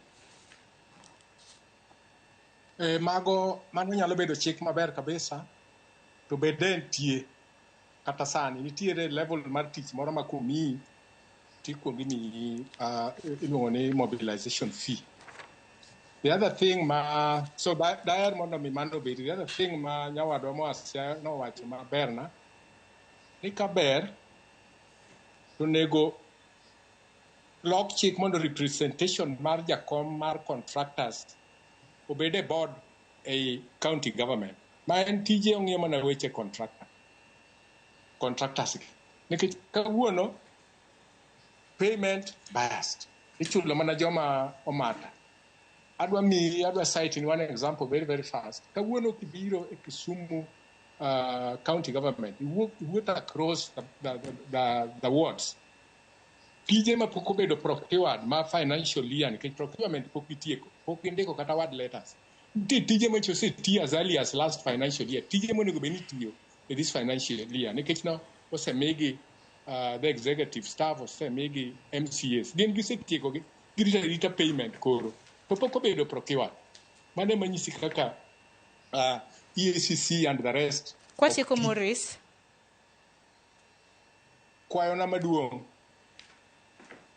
giwe nego raia dwano chul fees raia ni social life mare manyaka embe otim raia bedo matuo nyaka odhi osiptal. Raia nigi gik mang'eny mokonyo, onego dag e ngima moro maber kaluwore gi gimotimo. To ok ginyal dak e ngima maber nikech olornegi gi joma ne giyiero matiyo monego bed ni serve interest mag raia. Gin ma giwinjo maber to raia odong' piny ka. So gitim gik moko maber manyalo konyo raia to gi stop gik moko mineno mwawachogi. Competence onego bedi. Erokamano ahinya kuom yudo thuolo mar twak kodwa okinyi ma kawuono. Kapok awinjo wach mogik mar ondiek kanyakla kod Gor kantiere kaunti ma Kisumu. Winjo ne jodak e kaunti ma Mombasa bende nawacho ang'o? Ahinya nyaka luwore kod gope mag counties e kaunti ma Mombasa. Ne watiyo ne Mombasa County higa 2023 dwe mar 8 ma tijno nwatieko bang' dweche adek to tijno noserumo. Nonego chulwa pesa immediately. Mano bedo promise ni bang' dwe achiel chudo wane nitie. Ma nochunowa mwadhi mwadwaro pesa, mwadhi nyaka ka jobank mamiyo ji loan, mano miyowa loan mondo wati tijno in time kaka nidware ka El Nino ne pok otimore. Ma watieko tijni in time.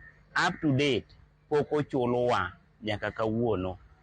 Tijni nogol kokale bo waziri mane county manyinge to kabi ulo, lakini ne gimiyowa tich ma watieko ma engineers mage nodhi e site mo approve ni tijno timore maber to their standard. Koro makosa mantie momiyo pok ochulwa ok wang'e nyaka sani. Wakwayo ni kantie yo munyalo konyowago mondo ayud chudo wane dwaduoknu erokamano. Erokamano, an John Abura Oucho mwaneno Mombasa ka e yore mag county government kaluwore gi tije mag miyo jopiny. Ji mang'eny ywak to ok ni pesa onge, gichudo selectively. Nitie joma oyier matiyo atiya kata omiyo amiya tich to pok ochako gisechule. To nitie joma kotiyo to chalo gimotiyo ne sirikal nono ma ok chul. Mano e pogruok mantie. Nitie joma oyudo tenda ni to osechul. Koro sani Mombasa ka ema duoko pesa higa ka higa ni pesa odong' duoko. To jomoko to ok ochul pesa. Gisiko mana ni process itimo. Koro kaje kama ywak nitiere ne joma ng'eny Mombasa ka. Nyakorom go jang chal mag gope e kaunti ma Mombasa. Kopogore gi mana tiere kaunti ma Kisumu. Gor bende bwo dakika achiel kaluwore gi thoro wach mane walose. Wach ni mogik de bedang'. Erokamano. Wachna mogik agombo ni wachenj kaka wasebedo ka watimo, to akwayo contractors. Nyocha ne CS National Treasury okelo wach moni onego bed ni watimo tender under digital manyasani.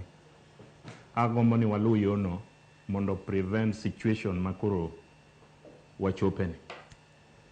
To mogik akwayo Honorable Ondiek ni oduoga wati kaka nwatiyo. Diere mane entie ne wadhi maber nikech en gi network malach.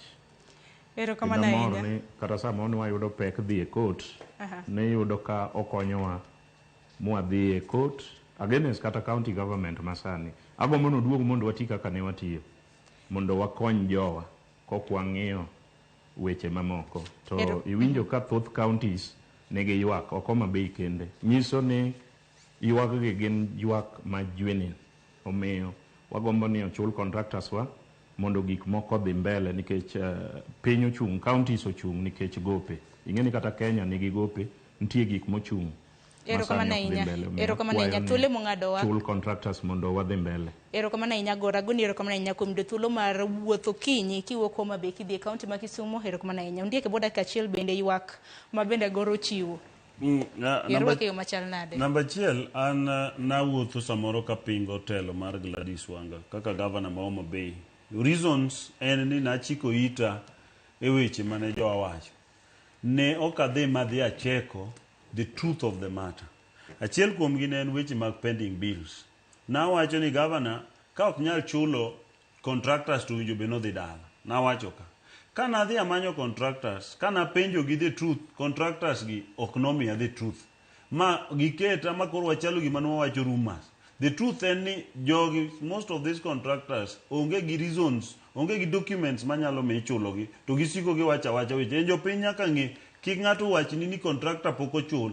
contractors ichulo ma ok chul ni mana gi problem mar contract ne owuon mowinjo bed ne dhi obedo piny gi minister ma finance county government kata chief officer ma finance county government to gi solve their matter on their own ok en gimi dhi ge political rally go koko goro koyo mar mondo uti kendo mara machielo gor nyalo dwaro ni mondo wati kanyakla e kolo weche tadwa koni jowa jomriambo iwinjo kata sani goro wuono seriambo kani onge gima county government timo Gwasi South while ineno from the county government nitie gik mosetim Gwasi South koro an ka ne giwachona ni gimitimo onge nadhi acheko ne giwacho ni dispensaries moko onge nyicha keto kata video na moro e Facebook kadhi hospital mane iwachona ni onge yedhi kandiege level hospital adieri nadhi maonge notice mapacha nadwa donjo kar yath nayudo ka yedho dhuro yedhe ma samoro onge gin mana specialized drugs ema samoro ok inyal store in a facility moro amora kidhi yudo magiwach anotwona nyaka nowachna nyaka ni buk moro ma registering hospital ka onge adhiyudo ka nitie buge mokalo 4,000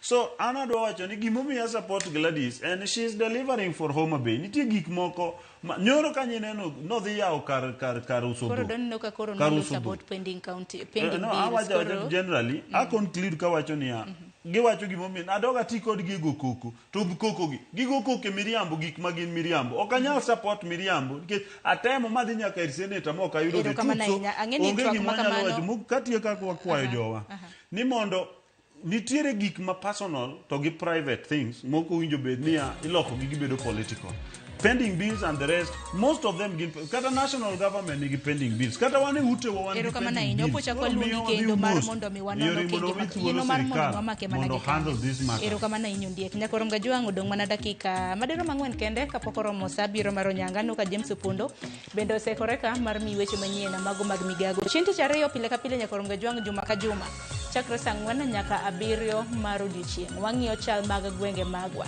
chieng tich ariyo mar juma mabiro bende wantiere gi thor wach mopogore koro ikete mana TV mar Ramogi oritru masani bed kod odiochieng makare nyinga Sharon Ong'aw.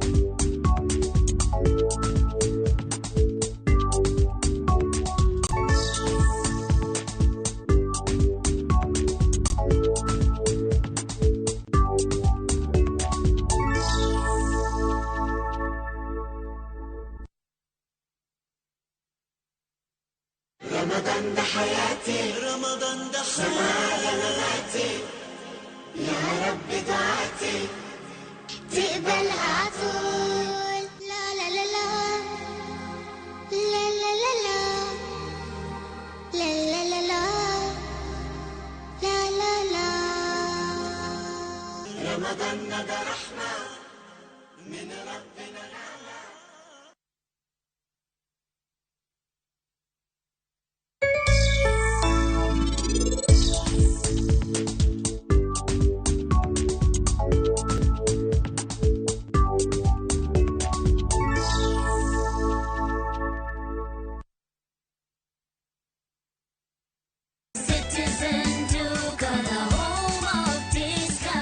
Citizen Duka inawatakia Ramadhan Mubarak.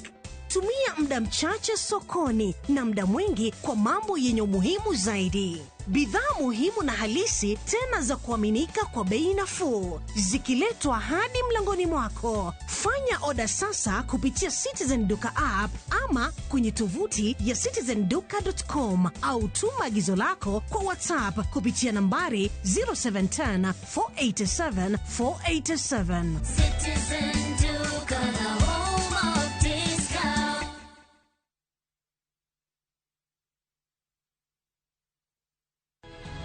Nyikwa Ramogi bedi her mar loko puothi obed ohala madhi maber kendo med yuto mari. Ober nikech en crop manyalo miyo ipidh kata gwen, pidh dhok yo mayot. Wakelo ni chenro mar pur gi ohala. Chakre ikolo nyaka geng'o kute machamo pithwa.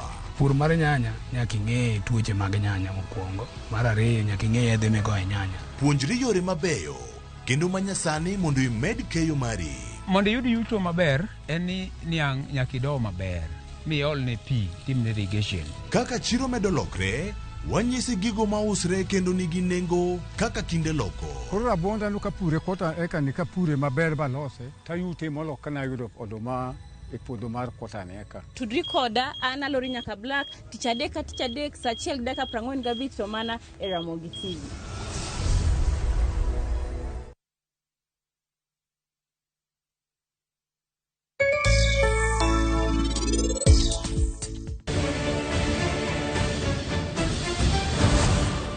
Mayie yawa, kore nang'o ma niti dwa timo? Kapone ni niti bro tero pari kuma Vishal nitie, gimoro amora bro kethre. Vishal ushinde!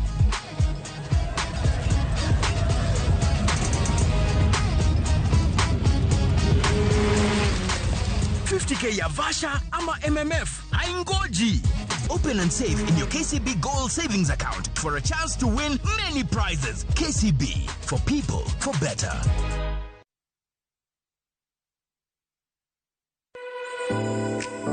Chiemo ok en mana gima wachamo kende, en sigana. Tim mapile, nyasi mar nyiso ni wan ng'agini. Mit chiemo en ang'o? Kitungu. Ber mar chiemo mar fry en ka kitungu nene. Wanono kido mag tedo e alworawa duto. Wafwenyo yore mag tedo mopondo, timbe anyuola, koda hera mamiyo kit chiemo moro amora bedo gi ngima. Chiemo ichamo ga wang'. Koro nyaka ikete maler koka obedo gimoro ma wang'i nyalo kelo miluma mar chak. Ma ok en mana tedo kende, en kit ngima mar oganda michiwo e mesa. Tedo gi chiemo kod jailieta tich adek saa 2 okinyi, kik bai.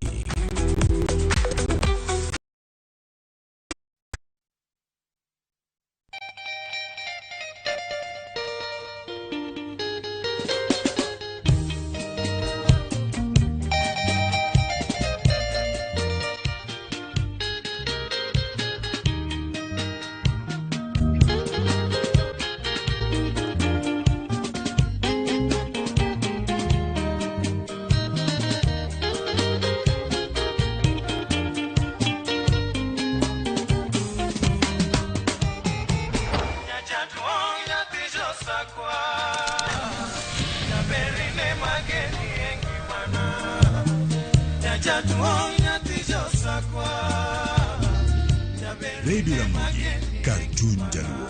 Radio Ramogi.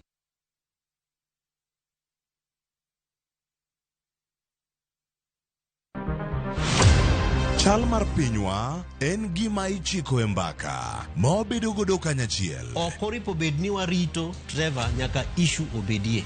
Nikech leadership is not just felt in a crisis. Chakre wach yuto nyaka somo, wach telo nyaka ngima mapile.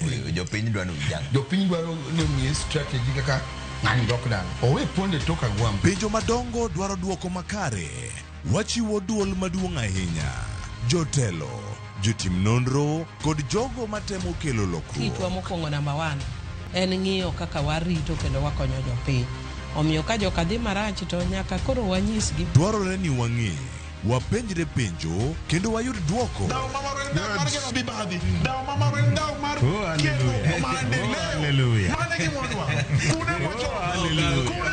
Riuri kod Trevor Ombija, tich adek, saa 3 otieno, mana e Ramogi TV.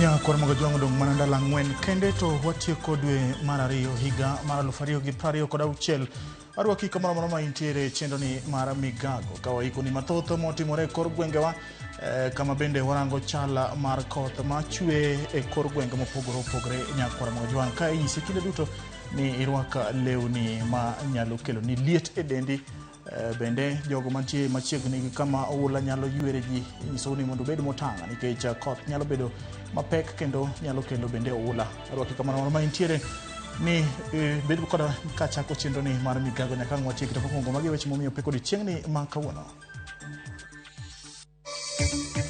Piny owacho kokadhe bad migao mar rango weche mag oro sechako chwalo omenda ne moko kuom oganda ma oro kwako.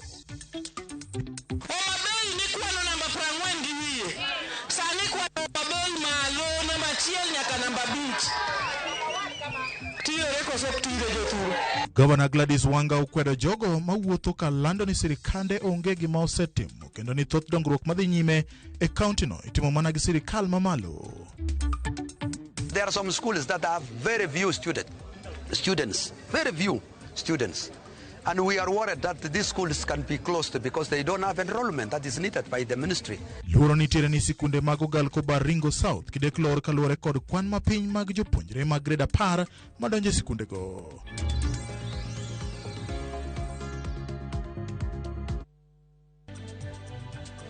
Machiegni nya koromogo jongi nyalo tudri kodwa e namba mar 23600 kabende wantiere achiel kachiel kokalo mbui mar Facebook ka achiel gi YouTube. Machiegni nyinga en James Opondo. Wui majahigni 14 oula oywayo e kaunti ma Migori ka luoro kod koth mapek mamedo chwe gwenge mapacho ka. Julius Awuor ma en apisa ma ochung'ne weche alwora kod masich e kaunti ma Migori ne oyango mae ka bende olero ni daraja ma tudo Nyarongi kod korwa e kar od chung' bura ma Suna East bende oula mapek no oyweyo.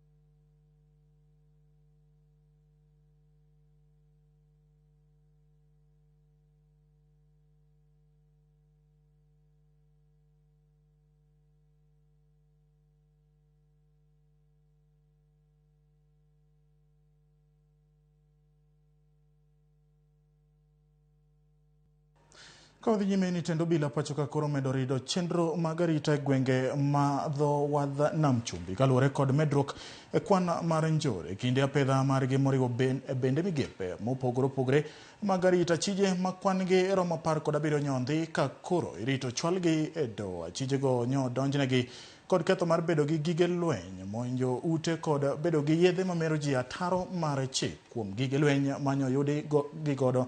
Obila nofwenyo bunde kido mar AK-47 lisase 12 kilo 35 mar yedhe mamero ji moko yange kod simbe ong'we yamo maromo 40 kod laine mag simu kaachiel kod uniform mar obila.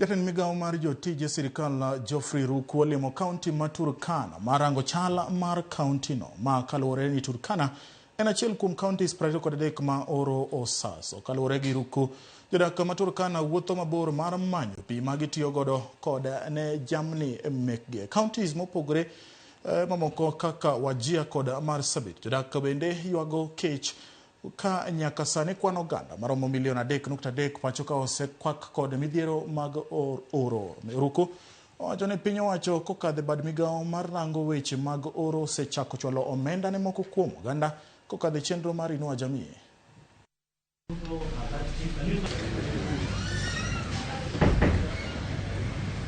And we are putting all these interventions as a government to ensure that 3.3 million people affected, the arrive route is sustained, the arrive route is not severely affected, and they are not sleeping hungry because of lack of food.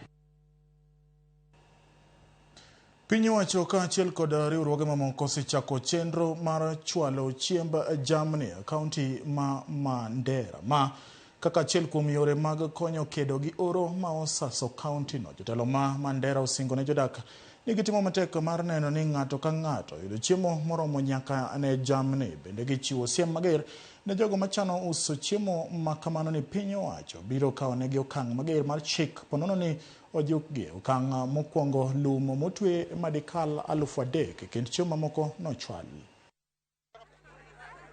Tumekubaliana tulete chakula ya mfugo ambaye watu wakinunua na bei rahisi, na kuna program ingine under the special program tuko na zaidi ya 90,000 yani 90,000 ya bells ambayo itakuwa distributed free across all the sub counties. Hiyo pia tutaanza under the same special program. Tuko na kitu naitwa chakula ingine ambayo iko kwa gunia wanaita pellets, karibu 8,552. That is under special program na wataendelea kuongeza inshallah. Kuna hii ambayo pia imekuja ili kuweza kusupplement ile ambayo ni ya free ya subsidized fodder, ambapo watu watakuwa wanapeana pesa kidogo, wanapata chakula ya kulisha mifugo ili tusipoteze mifugo yetu wakati huu wa ukame. Mambo ya ukame katika ya Mandera iko njaa mingi sana, upande ya mifugo, upande ya binadamu. Vitu kama watoto wadogo wale wazee mbeleni ilikuwa naishi huko kwa kichaka huko kwa badia. Shida yao kwanza, hawa iko na shida mingi sana, upande ya maji, upande ya chakula, upande ya mifugo. Sasa tumeshukuru vile tumetuletea leo launching hapa County Commissioner na Governor yetu Mohamed Adan Khalif, tumeshukuru. Doho mamalo chungo duol mar Kentrako dhi nyime kod yango jokanyo mag board nyaka chop bura winji mondo doho chiw ng'eto mare. Ote mare doho chiwo chik ni goyo chapa oboke mora mora mar sirikal ewi yango jokanyo chungi nyaka chop bura no winji kendo. Jang'ad bura wacho ni bura no onego winji kuom ndalo 20. Chik makamano biro bang' ja Kenya manyinge Benjamin Okumu chwalo ng'uro e doho koseyo board mar Kentrako kod directors mage dhi ataro mar chik mapacho ka ewi okenge mag neno ni oganda e kidienje duto oyudo thuolo mag tije ahinya mag sirikal e kembe mag piny owacho.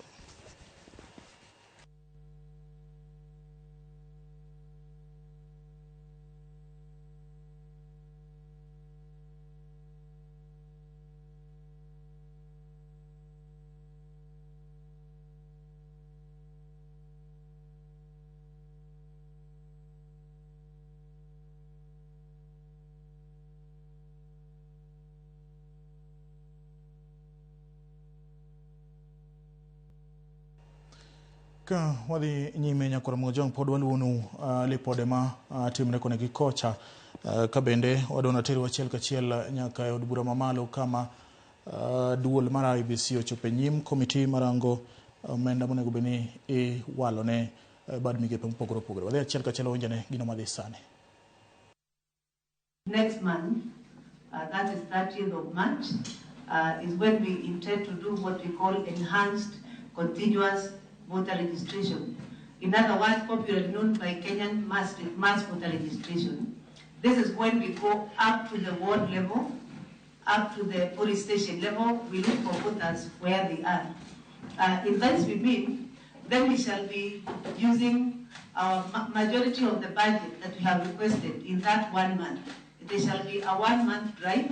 Indeed, we could have wanted it to be 2 months, but due to the limitation of funds, that's why we are putting it only 30 days. And that's where the majority of our money will be consumed.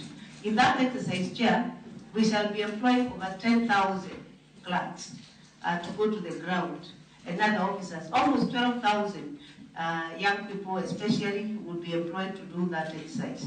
And the majority of that budget goes to wages, payment of those 10,000, over 10,000 clerks. And that's why you see when we say 3 billion for voter registration, really, and we have already used some through ECBR, including printing of materials, including a movement of those particular clerks, then that's why we say that we shall use that kind of money.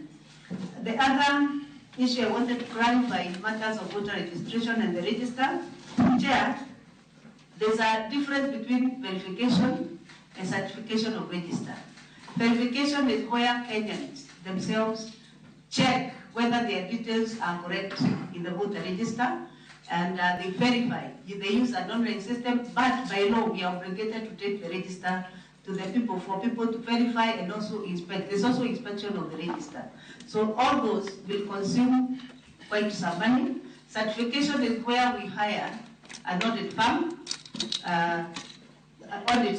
Audit is where we hire an audit firm to come and audit the register and ensure that all that Mheshimiwa was talking about, removal of dead voters and removal of particulars that are not adding up, to clean up the register and recommend to the Commission what to do. That also takes some money, and after that, after a register has been audited, that's when certification of that register then happens. So those are different processes that happen, and they all require some money. So in terms of the money allocated for voter registration, we expect to have mass voter registration, then we clean up. Our proposal is that we keep cleaning up the register. Once we do the mass voter registration, then we audit the register, look at the errors, and we continue cleaning up the register on our way towards the general election before we really certify and publish the register before the next general election. The question of mobile registration centers is very, very important to us. We take cognizance that Kenya is not homogeneous, that there are areas in this country where reaching voter registration centers may be a problem. And a case in point is where the pastoralist community, we must follow them where they are, we must follow their maps, where they are taking their livestock, and then we aim to register them. So that is part of the budget, that we must create mobile registration centers as we go from one place to another and one village to another, so that we are all to give equal rights to all Kenyans. In terms of the polling station and where they shall be, the polling stations are determined by the registered voters. The first thing is that we have already mapped actually extra polling registration centers. It is those registration centers, if they get people who get registered and they meet the requirement, then we translate them into polling stations. If they don't, we drop them at that level because they have not gotten numbers. So we are soon going to gazette extra 3,000 plus registration centers where Kenyans will choose to go and register. We have mapped distances, we have mapped new emergence of our populations where they were not there, new movement and all that.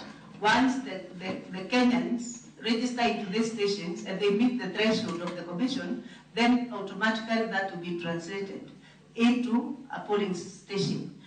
Therefore, not all registration centers end up being polling stations, because some of them do not meet the threshold as required. You may float their police station and nobody registered, or only one person registers, so it cannot become a police station because it has to meet the threshold. So that's why we say the issue of voter registration is very critical, because a good register is the foundation of a credible election. So the issues of registration are very close to our hearts. I think those are the issues I wanted to respond. Chair, for clarity, as you clarify, it's just not the population, the distance also. Yes, distance is part of it. Distance is part of it. Yes. If there are 30 people, but they have to walk 8-10 kilometers, yes, without complete the mass. Yes. So, Chair, for clarity, I want to get from the Commission. The polling centers have not been identified. What we are going to do, they will be determined by the registration centers. Yes. The numbers that will be acquired at the registration. Very true. There shall even be review of the existing polling station. You find actually after 5 years, maybe a population have moved. That no longer is a polling station. But no, a polling station, yes. We don't want to hear that you're going to register some. No, we are not registering. Because they are gazetted. We are not registering. Don't register. So yeah, we can only add. Yeah.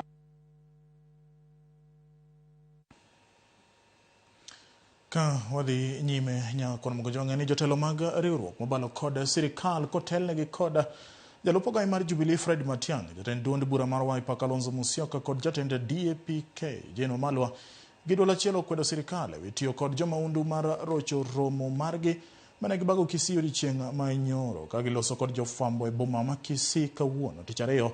Jotelogo kwedo jatend migawo mar arita Kipchumba Murkomen ewi gima giwacho ni oro obila mondo oketh romo magi kod jotelo mamoko mag siasa pacho ka gisingo mar medo dhiro ote margi ne jopiny mondo okwed tend William Ruto. Jotelogo gie sani romo kod jopiny e Nyamira odiochieng' mar ariyo e counties ma Kisii gi Nyamira. Of political intimidation and so on. Some of my colleagues are going to again talk about that in some level of detail, but we have to condemn this. This is lower than primitive. 6 decades after independence, we cannot lose lives because we are trying to help certain people survive in their political offices as it is. We need every life. One life is one life too many. Please let the police do their work. We had an attack in SEK with Tima Church in Othaya. The file is ready. 12 officers have been identified with evidence, and CS Murkomen is refusing the police to hand over the file to DPP for them to be prosecuted. The only good thing is that the criminal activities have no time limit. That file is ready. Those officers must know that when a new president is sworn in, 10 hours after, they will be arrested and taken to court. We know that Vodafone is a very reputable British organization, but they also know that if they are dealing with a rogue administration, which is trying to dispossess Kenyans of their birthright. Loro nitiere ni sikunde mag ogalko e kar chung'od bura ma Baringo South kidek lor kaluwore kod kwan mapiny mag jopuonjre mag grade mar 10 modonjo e sikundego. Jokanyo e sekta mar somo e kar chung'od burano koro dwaro mondo olok chike matayo kepo e sikunde mondo sikul ka sikul oyud jopuonjre moromo tayo chenro mag somo. Simfroso Kinda gi ler mathoth. Sudo geno medo duono ne skunde mag ogalko mag Sifo manyaka sani ni kod kwan matin ahinya ma jopuonjre. Gino makoro kelo luoro ni skunde go kidek lor ni wach girem chopo kare kwan jopuonjre madorore e tayo skunde. Jokanya sekta mar somo ka chung'od bura ma Baringo South koro ywak ni nyaka sani thoth skunde makono ni kod kwan mapiny mar jopuonjre gima miyo ginyalo yudo omenda maromo tayo skunde go. There are some schools that have very few students, very few students. And we are worried that these schools can be closed because they don't have enrollment that is needed by the ministry. You know, there is a specific number that at least they should have almost more than 50 students. So when you get anything less than 50, that means that school is good as closed. We don't want to see our schools closed. Kagilosero mano kelo kanyakla jokanye sekta mar somo mano bagi Marigat, jotend skunde ywak ni chenro mitiyo gode tero jopuonjre skunde mag senior onedo nyakonchiel kendo yenyo skunde mag C4. Kuangalia hiyo system ina favor C1 schools na C2 schools na pengine C3 schools wachache, lakini C4 schools kwa ile system unaona kuwa wamepewa wanafunzi 2 ama wanafunzi 3 ama wanafunzi 10, na kwa hao wanafunzi 10 pengine 8 wanaenda mashule zingine, 2 wanakuja shule. So unakuta kuwa mashule zetu hawana wanafunzi, na tukinyamaza namna hiyo pengine mwaka 4 tutafunga mashule karibu 3/4. Na sisi tukiwa Baringo South nafikiri hatutakubali namna hiyo. Lazima sisi wote tuongee pamoja. Mheshimiwa tuko na yeye hapa, kama itawezekana wabadilishe hiyo policy katika bunge ili mashule yote ikuwe sawa wakati ya admission. A school like Senetwa has around 600. A school like Kipcherere has 1,600 students. Is it 1,600 or even almost 3,000 students? Kipcherere. So one school in North Baringo, Kipcherere, inamaliza hii mashule yetu yote ya Marigat. So ile like bwana mheshimiwa, tunakuheshimu sana, but there is something wrong. There is something wrong. Some people may not be telling you the truth. There must be something wrong. There is a disconnect between the principals and the leaders. We don't sit as a family and discuss issues facing us. Kakayumata mmedo kwanjo punje skundego, jawarbuna wa Baringo South Charles Kamuren, Orlando Kauting chutho mag jopunjre dute skunde mag C4, okang mogero ni medo kwan mag jopunjre skundego. The challenge that they have is that they don't have money to run the school. And you know, capitation money comes as per their soul, by the enrollment. So it has been a big challenge. That is what brought us to reason together as Baringo South stakeholders, education stakeholders, and say why we are not performing. It's because there is no money in the schools and there is no student in the schools. All these reasons is because school fees. We have resorted now to pay school fees for scholars in these schools, that is the C4 schools. When we are paying them, obviously they will now get new enrollments.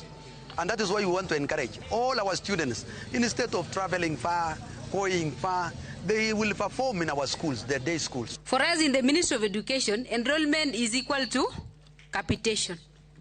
So if you have few learners, what is the amount of money you receive? Little money. So that is why we are so happy today, because of the bursary for our day schools, so that our learners get free education and they get access to education. Dwe mokalo, jatend migao masomo Julius Ogamba nosingo bagorome wigi mebiro timne skunde ma ok oyudo kwan moromo mag jopuonjre. Simfrozo Kinda, Ramogi TV.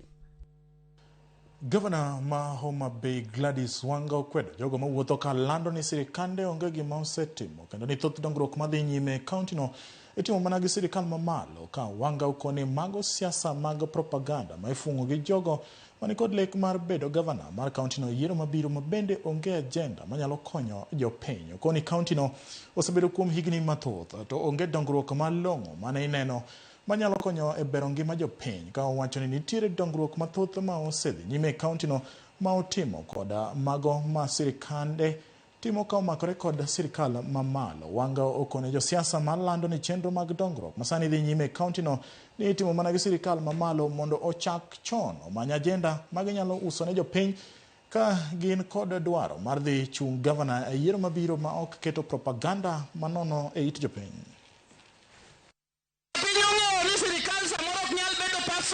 Lakini serikali wote amechoro ni teach tema ko gi lweti adi ariyo. Homa Bay ni kwano namba 40 gi wiye.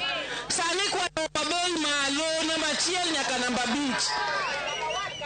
Tiyore koso tire joturo. Jomoko be wacho ni tije mosetiyore Homa Bay gin mag national government. Ung'eni an nuyiera mbunge higni 10 katiye bunge madhi abedo chairman mar finance committee. Samara tiyo no kaninde class natimo gi miluongo ni networking. Kabira bedo governor ang'e dot miduongo mondo gik moko timre nade obi. Sirikal mamalo koro chano riwo lwedo kod mago mag counties bero chenro mag kunyo mwandu ma ebolo kaka yor medo yuto margi koloso e kaunti ma Tharaka Nithi. Jatend migawo mar mwandu ma e bwo lowo Hassan Joho owacho ni migawo mare ni kod lipot makare manyiso kit mwandu ma e counties mopogore opogore pacho ka. Kalore gi Joho, lipot ma kamano konyo gi yango yore mag bero chal kunyo mwandugo, chal mabiro konyo e bero yuto mar counties kod sirikal mamalo bende.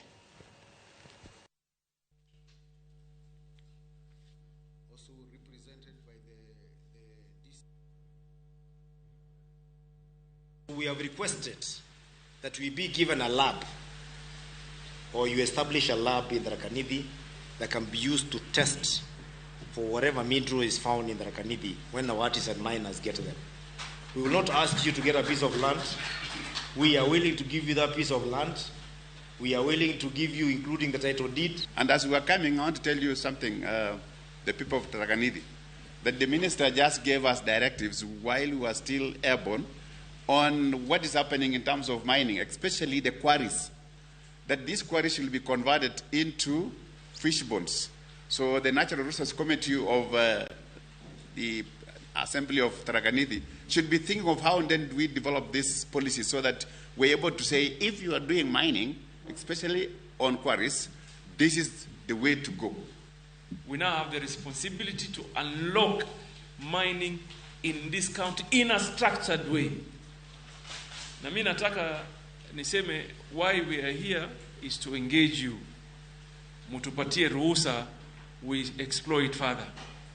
And then we now invite proper investment. Proper investment. Jaod bura ma Malindi Amina Mnyazi koro dwaro tend duond bura mar ODM mondo bed gi twak kod moko kuom jokanyo ma wachore ni obalo gi duond bura no kaka achiel kuom yore mag kedo kod pogruok mantiere e duond bura mar ODM ka olose kinde ya wayanga kar nindo e sikund sekondar ma Jilore.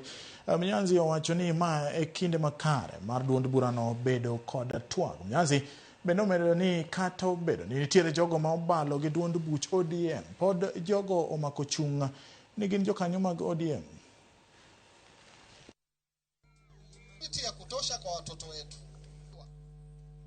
lakini mwakilishi wa board yale ambao mnaona ambao yanaendelea huwa ni kawaida katika siasa, wala lisio ni jambo la kushtua. Jambo la kwanza, fractions zote mbili ambazo zinavutana, wanasema wanavutana, lakini uzuri ni kwamba wote hawajatoka ODM. Hakuna mtu ambaye mmemsikia kwamba ametoka katika chama cha ODM. So hata kama unaona kuna choche za maneno za hapa na pale, watu wanarushana hapa na pale, but kitu cha kwanza ni kwamba all of them identify themselves as ODM. Jambo la pili ni kwamba ni kuwahusia wenzangu wa ODM tusikubali kugawanyika, hususan na external forces. Tusikubali kabisa. Ka wadhi nyime eni jotelo mag Kenya Kwanza e county ma Trans Nzoia olando dwaro mar bago romo od buche 25 mag county no mar kao pach jopiny wi chenro mag dongruok. Chenro no geto loso agenda motelo ne jatend piny William Ruto timo limbe e gwenge makono dwe mabiro kane giloso e kar chung od bura ma Sitatunga. Jotelogo wacho ni romono dhi chiwo thuolo ne jodak mar golo pachgi kotenore kod dongruok sectors mag thieth, somo kod pur. Bende ne gitiyo kod thuolono mar kwayo jopiny mondo oti machiegni gi jotelo mar neno ni dongruok ochwal e sama jatend piny dhi timo limbe mare kono. Rais ambaye ni sharp sana 2 weeks ago alipigia MD wa Kenya Seed akamwambia apunguze mbegu na yeye atatoa subsidy ili watu wetu waweze kupata mbegu kwa bei nafuu. Kura tunaenda. Rais anapoongea mambo ya kwenda Singapore anamaanisha ile anachosema. Na rais kwenda kutupeleka Singapore lazima pia muangalie viongozi wenye akili, mashujaa, wenye maono, wenye mipango, ili kwamba rais aweze kwenda mbele kupeleka Singapore. Singapore inaanzia hapa mashinani. Nimeona kuna watu sasa wamechukua mbolea kutoka NCPB na wameanza kuharibu na wanauza bei kali. Mimi nataka kuwaomba wakulima muhakikishe mnachukua mbolea ambayo William Ruto amerudisha bei chini 2,500. Ningependa kuwaomba zile miradi ambazo mmeomba Mheshimiwa Rais anazileta hapa. Na wacha niwaambie, Mugala muwe, lakini haki yake mupe, ama namna gani? Kwa hivyo ningependa kuomba wanastatunga, simameni na Rais, simameni na hii agenda ya tutam, kwa sababu nikiangalia wale wengine hawana agenda yao ni moja tu, ati one term. Nya korom gojonga da kawo yweyo ma adundo kapo kodhi yweyo matin Ochieng kawuok Ruya wacho ni oneno migago ka en gi Patroba Nyawara kawuok Kalendu koda mama ne nyale wacho na mos ne Pastor Silpa Magambo kawuok Kabonyo. Kamano matindo mo TV no malayara mano Mike ka Sigomre kamano kuom kete. Anliz Nyarawasi Boda wacho ni an gima wuoro ni jomoko oro nego jomoko to aora nego jok moko to pi bende daro jok moko ka bende odiochieng' ma oro bro biro pi bro bedo maonge. Paro ni ojiwo okenge monego beni keto mar kano pi mondo konyi e kinde mag oro. Adwa kawo yweyo ma adundo pod wan gi weche mathoth. Jo Manchester United nindo gi wuoche nyaka higa mara 2026 chakre. Director mara Lindsay wacho ni the great Manchester United maitayo gi kocha Michael Carrick sani dhi maber, kik dhi mabor.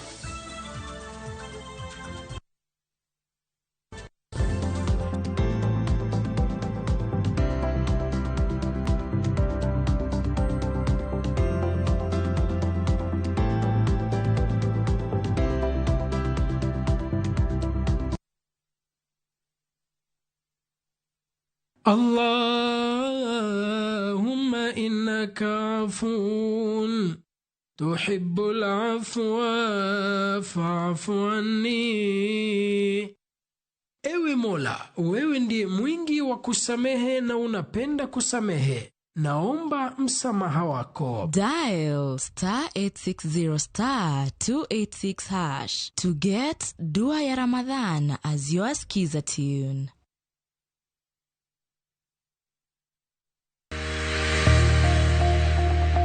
Ng'ato ka ng'ato nigi gima ber mohero. En mich. Gima wamadhe gi art. Onge ng'at mabobiro to yudi kuma intiere to kawi gi kanyo. En tije madhi ming'eri. Mae en chenro ma ji nigi nyalo mar timo gik moko e yore mopogore opogore. An ma design tani ma arango quality mar gino kapok owuok. Moro ka moro kuom gik matimore e ngima ng'ato en gima duong'. Tije lwedogi nigi pesa sana, kikutegemea tije andika. Nikech duong' ok en gima iwacho gi duol maduong' seche moko, to en gima itimo gi lwedo. Mi pok nino teko. Time seche te. Pok opogore. Tich Ang'wen, saa 2 okinyi.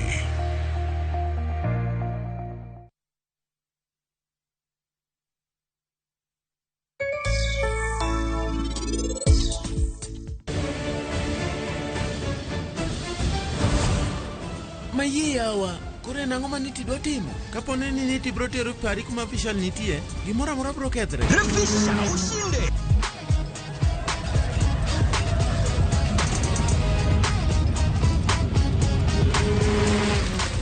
$50K ya Vasha ama MMF. Haingoji. Open and save in your KCB Gold Savings account for a chance to win many prizes. KCB, for people, for better.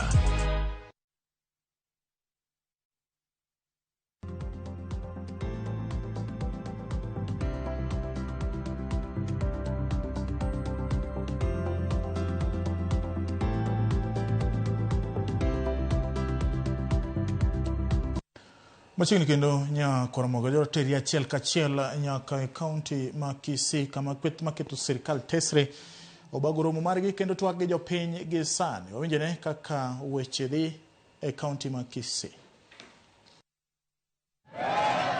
Hapa kunaitwaje? Mnasemaje? Ati? Hapa ni waita? Harambee! Wewe Ruto! Wewe Kasongo, wewe Kaongo, wewe Zakayo, wewe mwizi, wewe mtu ya Singapore. Kasongo anasiende, Wangapi wanasema Kasongo aende Kasongo? Sasa mafunzo, mimi nauliza. Jana tumekuwa na sherehe ya maana sana katika jamii ya Obugusi. Wazee wakiongozwa na mzee Matundura na wengine wameconsult jamii ya Obugusi wakaamua Nyakura mgojong mano Rigathi Gachagua kotwak gi jopiny county ma Kisii wacho ni agenda margi gibro yango ne jopiny kendo magi duto wabro kelo ni chenro marwa mabiro koromo saa achiel gi saa adek. Kadhi nyime ni jatend duond bura mar United Green Movement UGM David Maraga oseyo sirkal kuom gino ma wacho ni en nyayo mibadhi kokalo kuom jotelo mamoko koloso e boma Voi mayudore county ma Taita Taveta. Maraga wacho ni lala mar omenda mar shillings bilion 11 mar gero lap tuke ma Talanta en ranyisi moromo ni sirkal pok ochiwore moromo mar kedo gi mibadhi pacho ka. Bende wacho ni obiro dhi nyime gi bago rombe e counties mopogore opogore mar jiwo jopiny ndikore kaka jogo ombulu.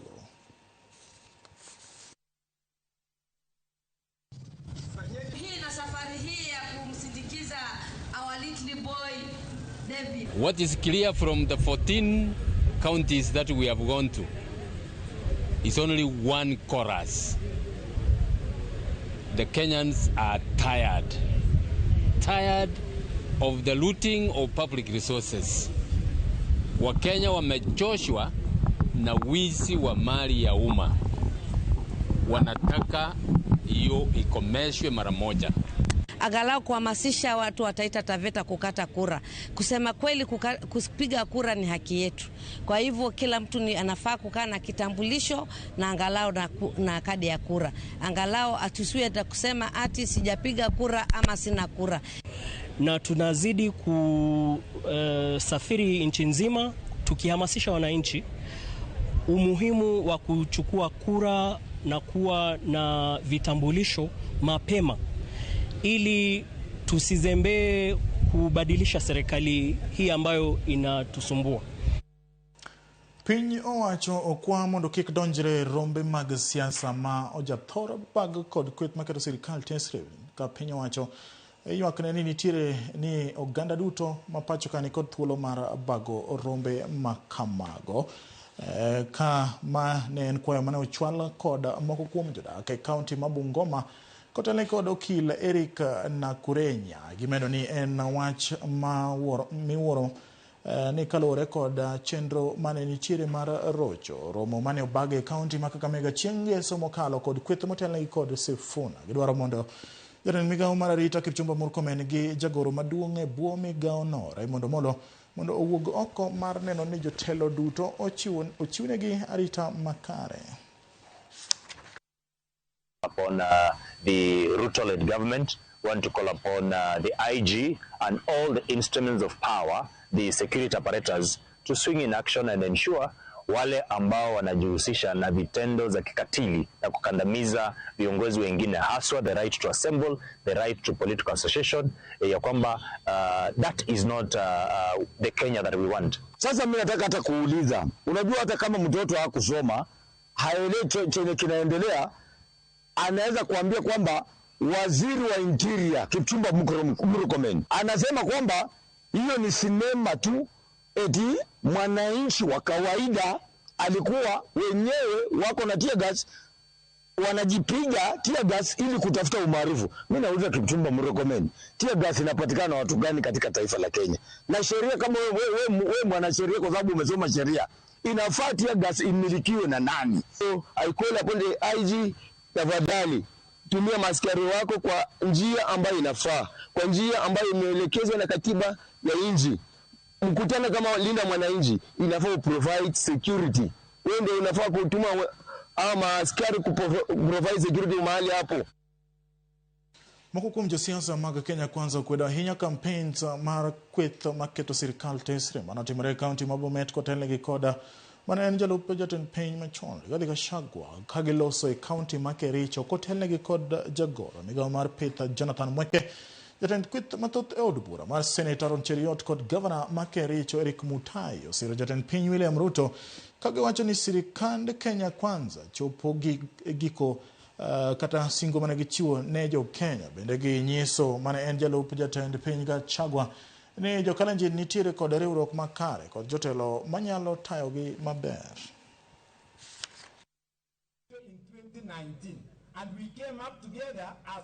By the way, I led the motion to impeach you in the Senate and I have no regrets whatsoever. If that motion was to come again, I will impeach you again. Because you are a terrible human being who should never have the opportunity to serve anywhere. Mtu ambaye anabagua Wakenya wengine kwa msingi wa kikabila. Mtu ambaye anaona kama sehemu zingine hazifai. Mtu ambaye anaona watoto wa watu wengine sio watu. Alafu leo unajifanya ati sasa wewe umejua Kenya. Umejua Kenya kutoka siku gani? Pambana na maneno yako ile wewe ulifukuzwa kazi, wacha kuja kutuambia maneno ya hadithi ati oh hii imefanyika hii imefanyika. Sisi tunajua ile contract tulipatia rais ni ya miaka 5. Wakati miaka 5 itaisha, tutaketi chini na yeye na tumwambie asante kwa hii na kwa nini hii imechelewa, tueleze na tusonge mbele. Actually, they want to take us back. They cannot take us forward. And that is why we are supporting President William Ruto. Not because he's a candidate, but because of what he's doing. Gachagua, Kalonzo, na wale timu wote ambao wameandamana Bomet, ya kwamba tuko na sauti tosha, tuko na wanaume tosha ambao wanaweza tetea wananchi na ambao wanaleta maendeleo huku kwetu. Tukiongea sahihi, tumeleta kula.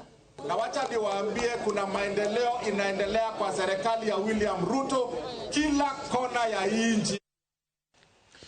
Migao mar somo ogolo siem mager ne jopuonj ma ok opodho kod duol mandiko jopuonj TSC mar donjo sikunde kendo chiwo puonj moramora ne jopuonjre ka moting'o puonjo tuke kod drama ma en okang' mar keto arita makare ne puonj kod jopuonjre e sikunde. Director mar somo e kaunti ma Nandi Harrison Muriuke wacho ni thoth sikunde osebedo ka tiyo kod jopuonj mawuok oko ma ok gidewo chike moketi kod TSC. Olero ni okang' makamano ketho chike matayo chenro mag somo kendo ng'iko somo mag jopuonjre iyudo. Tend somo e kaunti no koro dwaro mondo jotend sikunde ne ni jalony moramora mikelo e sikulno mondo opuonj tuke kata drama opuodhi. Engage coaches from outside, na tungetaka walimu wenyewe wale wameandikwa na TSC wa present hizo team kwa michezo, ndio tuwe na nidhamu na tusiwe na vurugu katika michezo yetu hapa Nandi County. At times schools engage non-teachers to train students in co-curricular activities. These non-teachers are not well equipped on how to handle students, particularly on discipline matters. So when teachers are recognized by the employer, then it means that it's an appreciation. Kaluwore gi kwan mathoth mag nyiri ma osebedo kirocho ratichgi kadho wadh nam chumbi, riwruok midendo ni Crew sani owuok oko mar tiego nyirigo ma bende moko kuomgi osebedo ka kale akweda. Joseph Oloch ma achiel kuom apisas manie riwruokno ma bende temo reso nyithindo ma nyiri michuno gi keny momondo koni tiegruok mag tije lwedo ma gichiwonegi geto, chiwonegi thuolo mag tije to chutho timo ohala. E romono mane obagi to nonoka ma bende ne okelo kanyakla nyiri duto matiegore e bwo chenrono. Nyirigo ne okoni lek margi en neno ni giyawo ohelni ma gibiro tayo gin giwegi. Kuom gi ka iyudo nitie nyathi moro ma nodonje keny kok nong'eyo gimomiyo nodonje keny. Nitie moro modonje keny nikech jonyuol ne onge, koro dong' othagore, oneno kodhi ir wuowi moro dhi mokende, koro nyalo chako ngimane obed maber. Then buda matindo bilo ni ngima mane oparo no ok ngima mobete kacha. En nyako ma pod en jahigni 23 koni kendo wuowi ni osemedo ne dhako, en gi nyieke, koro maisha modak gi age mare oneno ka en mar thagruok. Kikwayo pesa en goch, to en ratiro mari mondo mibitwe mi pesa kaka nyithindo nyalo konyre.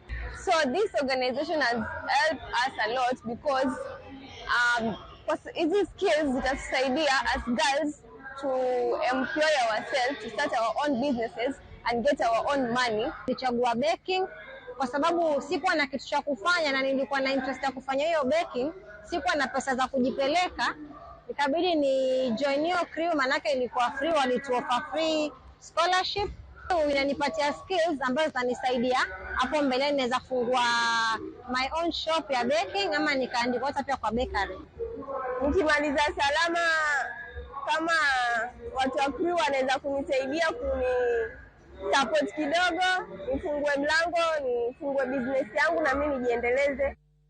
Nyime eni jotuo mag kansa e kaunti ma Kwale ywagore kaluwore koda nengo mamalo mag thieth ka giwacho ni moko kuom pim ma ojathor timnegi ok chul e bwo okumba thieth mar SHA. Gidwaro mondo piny owacho ogolnegi ting' mapek ma gisebedo ka gikalie ka giloso bang' romo mag jothoro bedo godo higa ka higa. Grup mong'ere kaka Keep Hope Alive mantiere kod jokanyo 201 gi jotuo 35 madhi nyime kod thieth yango ni SHA ok osebedo ka konyogi kaka winjore, ahinya to ne thieth mar kansa. Gidwaro mondo piny owacho omed jolony mathiedho kansa kendo ket chenro mag thieth makamago machiegni gi jopiny ma osebedo ka timo wuodhe maboyo ne thieth mar kansa.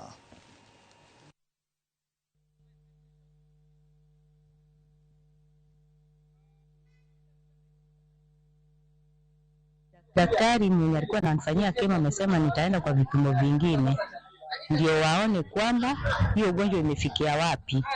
Imeenda mahali pengine imeenda mahali pengine, ama bado iko tu hapo imeisha, ama bado iko hapo, inaweza hata hilo titi laweza kukatwa. Sasa hizo vipimo amesema ziko so expensive kwa sababu vile alikuwa na estimate, alikuwa anasema zinaweza kuwa roughly 78,000. Na hiyo 78,000 sioni mbele wala nyuma mahali zaweza tokea. Na unapata kuna watu ambao wengine wanafanya, kuna kemo wengine wanafanya ya 204,000 per every 3 weeks.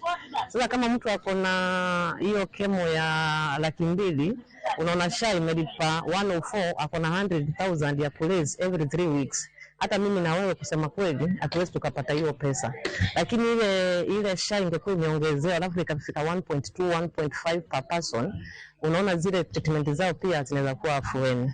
Madaktari waongezewe walio na ufahamu, maana tunaona wale wachache tuko nao wanajitoa na kuwa exhaust, maana inafika kiwango cha kutembelea hata wagonjwa manyumbani, unapata ndao ni mchache. Kwa hivyo tuongezewe.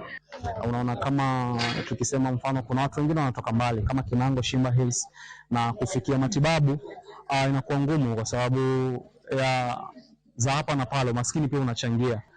Kwa hiyo sisi kama shirika huwa tunajaribu tuwafikie ili tuweze kuwasaidia.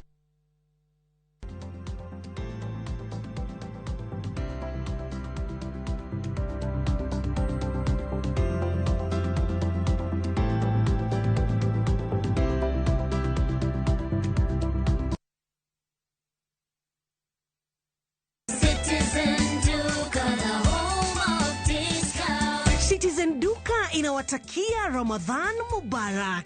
Tumia muda mchache sokoni na muda mwingi kwa mambo yenye umuhimu zaidi. Bidhaa muhimu na halisi tena za kuaminika kwa bei nafuu, zikiletwa hadi mlangoni mwako. Fanya oda sasa kupitia Citizen Duka app ama kwenye tovuti ya citizenduka.com au tuma agizo lako kwa WhatsApp kupitia nambari 0710 487 487. Citizen Duka, the home of discount.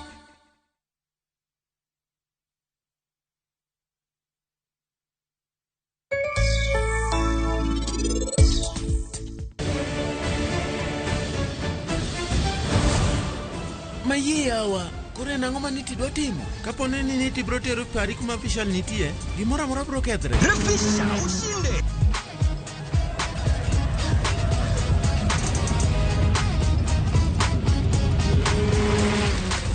50K ya Vasha ama MMF haingoji. Open and save in your KCB Gold Savings Account for a chance to win many prizes. KCB, for people, for better.